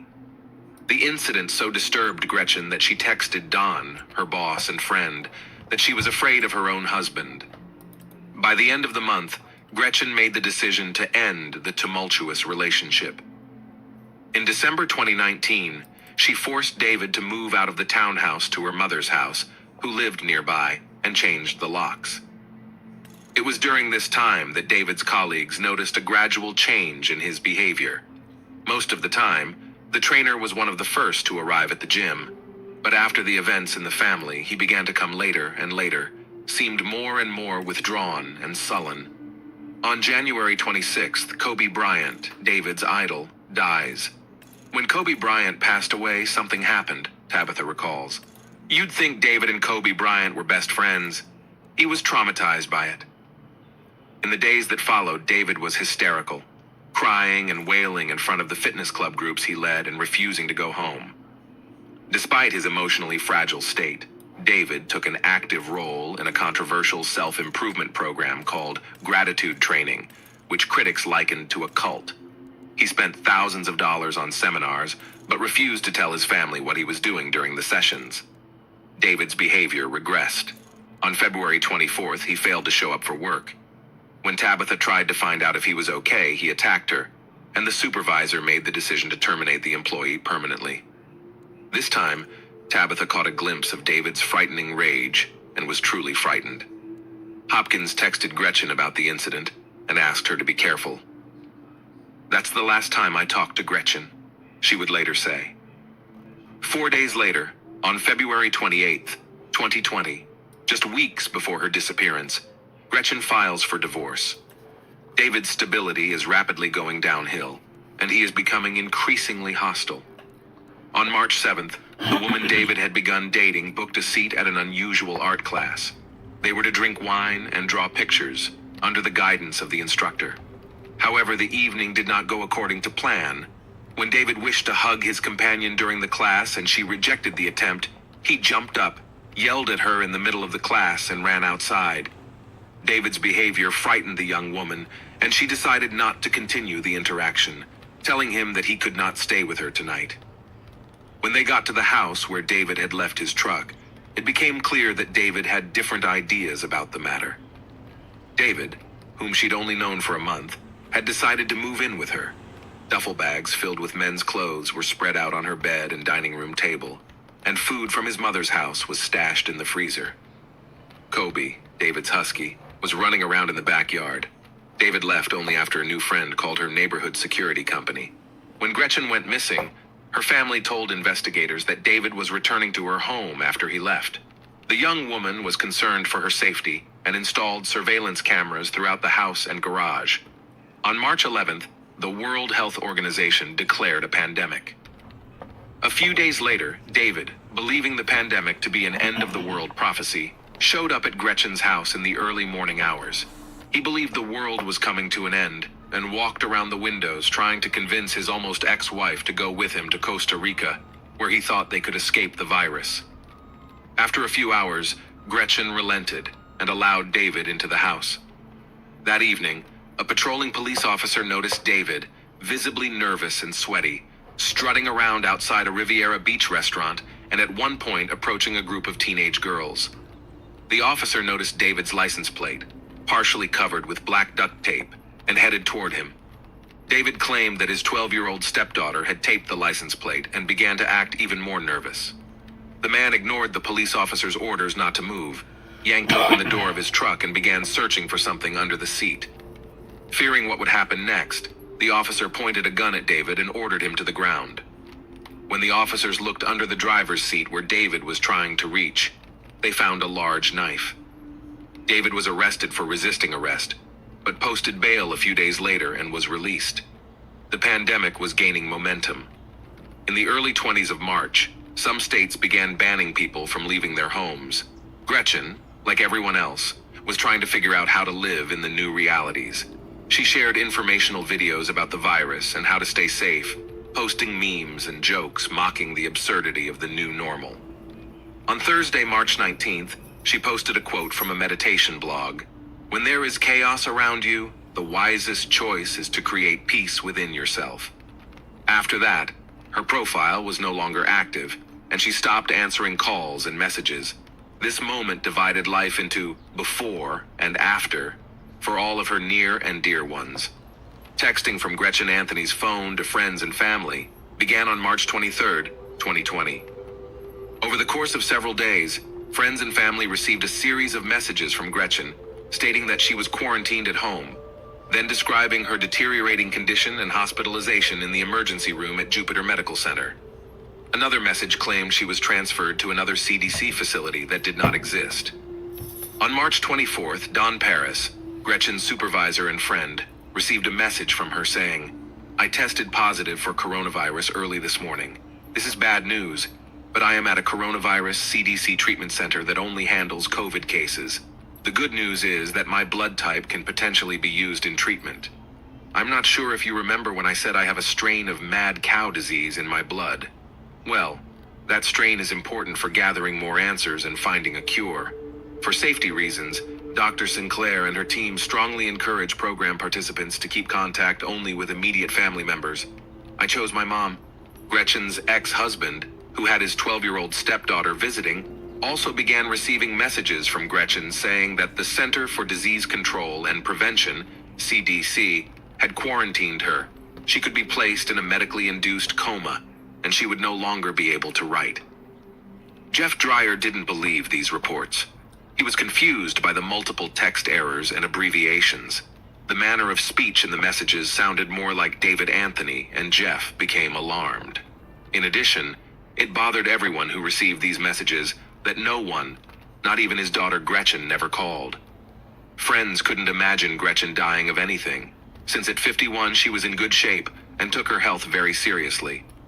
When calls to the medical center confirmed that Gretchen Anthony had not been admitted there, the family along with friends decided to contact the police to check if their loved one was doing well.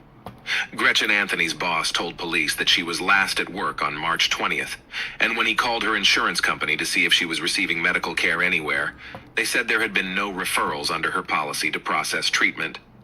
Jupiter Police Detective Jared Kennerson contacted Jupiter Medical Center and found that the hospital's records did not mention anything about such a patient. In fact, police found that Gretchen had not been to Jupiter Medical Center since 2008. Police checked the medical center parking lot and found a Mini Cooper in the parking lot. In the car, Gretchen's purse was lying in the most visible spot, causing patrol officers to become concerned. Officers went to the missing person's home.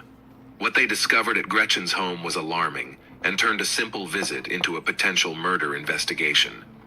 A neighbor approached the officers and gave them the disturbing information. Early Saturday morning on Saturday, March 21st, I heard a very desperate female screaming as if she was being attacked. And then I heard her scream, "No!" And then I heard something like, "It hurts, stop." The scream was really serious. Unfortunately, Gretchen didn't call emergency services. Some people are just wary of calling the police. Officers became even more concerned when another neighbor told them he later noticed a soapy substance leaking from under Gretchen's garage door. The front door leading to the garage was locked, and the key was broken in the deadbolt. When officers were able to open the door, they detected a strong, pungent odor of cleaning product in the garage. Using body cameras, patrol officers searched the house several times. They found evidence of a violent struggle, a broken picture frame, shards of glass on Gretchen's bed, and a soiled towel. Officers noticed that surveillance cameras inside the house had been removed from the walls, possibly to destroy compromising evidence, and sent a request to a service provider to recover the footage from the cloud. Police officials made inquiries and discovered that a neighbor had taken a photo of a black Nissan pickup truck parked outside Gretchen's home after the terrifying screams. The exact same pickup truck was owned by Gretchen's almost ex-husband, David Anthony, who suddenly decided to leave. His mother told police that her son packed up his truck and hit the road on Tuesday, March 24th, 2020, saying he was going to Costa Rica. Their suspicions were heightened when they saw on video taken in the parking lot of Jupiter Medical Center, where Gretchen's car was found, a Mini Cooper pull into a parking space, and a tall figure, the height of David Anthony, emerge from the vehicle. Investigators began tracking Gretchen's cell phone and found that it was registered in the Pensacola, Florida area. As would later be confirmed, David had driven just 600 miles to Pensacola, Florida's westernmost city. After stopping at a couple of local pawn shops to sell some women's jewelry, he and his dog, Kobe, continued west, stopping for one night at a hotel in Pecos, Texas, before settling in Las Cruces, New Mexico. While 2,000 miles away, David contacted detectives and reported that Gretchen was alive and in no danger. He explained that his spouse had provided him with a written statement, which he read aloud over the phone. According to the statement, Gretchen discovered financial crimes at her job and fled Florida with David, fearing for her life. The statement also said she also fled from her first ex-husband, Jeff. Detectives didn't believe it and continued to investigate. They tracked Gretchen and David's cell phone signals, which indicated that the two phones were together. Expecting the worst, detectives obtained a warrant to impound the truck on March 29th and enlisted the help of Las Cruces police to arrange a traffic stop. Las Cruces police detained David, seized the truck and property, including his phone and Gretchen's phone, but they still didn't have enough evidence to call him in for questioning. He was allowed to just walk away. On March 30th, 2020, Jupiter police obtained electronic records from Gretchen's home, and investigators finally learned the truth. On the morning of March 21st, David lurked silently on the porch overlooking the back of the garage. In his hands, he held an elongated object. 6 minutes later, Gretchen appeared in the footage. The video shows David forcibly driving her into the garage, and a scream can be heard over the footage. First, Gretchen yelled to the Amazon Alexa device in the garage, "Alexa, turn on the lights in the garage." The surveillance camera audio then captured a muffled thud and Gretchen's muffled screams. She then yelled to Alexa again, "Alexa, call 911. Gretchen didn't know that unless she specifically programmed her smart speaker to call 911, the device wouldn't call the police in an emergency. After a while, David's face appeared in the frame, his hands wearing gloves. In one shot, Gretchen's bloody head could be seen as he walked around the garage. Investigators have seen enough. On March 30th, detectives get a warrant for David's arrest. Gretchen's case went from being a missing persons case to a murder investigation. Detective Kennerson rushed to Las Cruces. Shortly before midnight, March 31st, police arrested David outside a convenience store. Jupiter detectives questioned him at the state police headquarters in Las Cruces, New Mexico. They had one goal: to get David to reveal the whereabouts of Gretchen's body. And the detectives failed. David claimed that Gretchen was alive. In fact, during the interrogation, David Anthony made this claim 35 times. Detectives even tried using a voice recording of Gretchen's daughter, whom David really loved. With her father's permission, the girl recorded her request. "David, it's Ava. I love you. I'm scared. I miss my mom," she told him. "I need to know where my mom is. Please do the right thing and tell me where my mom is. Please. I love you." Detectives played the tape to David, but he remained indifferent. While behind bars, he refused to say anything about what had happened to Gretchen. In his typical restraint, he remained silent for months. David knew it would be difficult for the prosecutor to get a conviction without Gretchen's body. He was charged with second-degree murder and extradited to Florida. While David was in custody in Palm Beach County, Florida, a grand jury indicted him for kidnapping and upgraded the murder charge from second-degree to first-degree murder. This was a turning point, and in December 2020, after 8 months in prison, the criminal took a plea deal with the prosecutor. The fact is that he could have faced the death penalty for first-degree murder. Under the terms of the deal, David would plead guilty to second-degree murder in exchange for a 38-year prison sentence. The main condition of the deal was that he would lead investigators to Gretchen's body. On December 21st, 9 months after Gretchen Anthony disappeared, David Anthony admitted what everyone already knew. He killed his wife. Gretchen's body was found wrapped in a blanket 3 miles from her home, in the woods behind a Walmart store and near a nursing home. Investigators determined she died from stab wounds to her neck and torso. There were several defensive wounds. She was fighting for her life. At the sentencing hearing, David Anthony said the COVID-19 pandemic was a contributing factor to his crime because he saw the pandemic as Armageddon from which he had to flee. My delusions saw the COVID pandemic as a prophecy of the end of the world, an Armageddon that I felt compelled to avoid at all costs. Under the terms of the plea agreement, David Anthony was sentenced to 38 years in prison on January 14, 2021. He is currently serving his sentence at the Martin Correctional Institution in Florida. Thanks for watching, guys. That was Jack with you. Subscribe to the channel. There are many shocking stories ahead.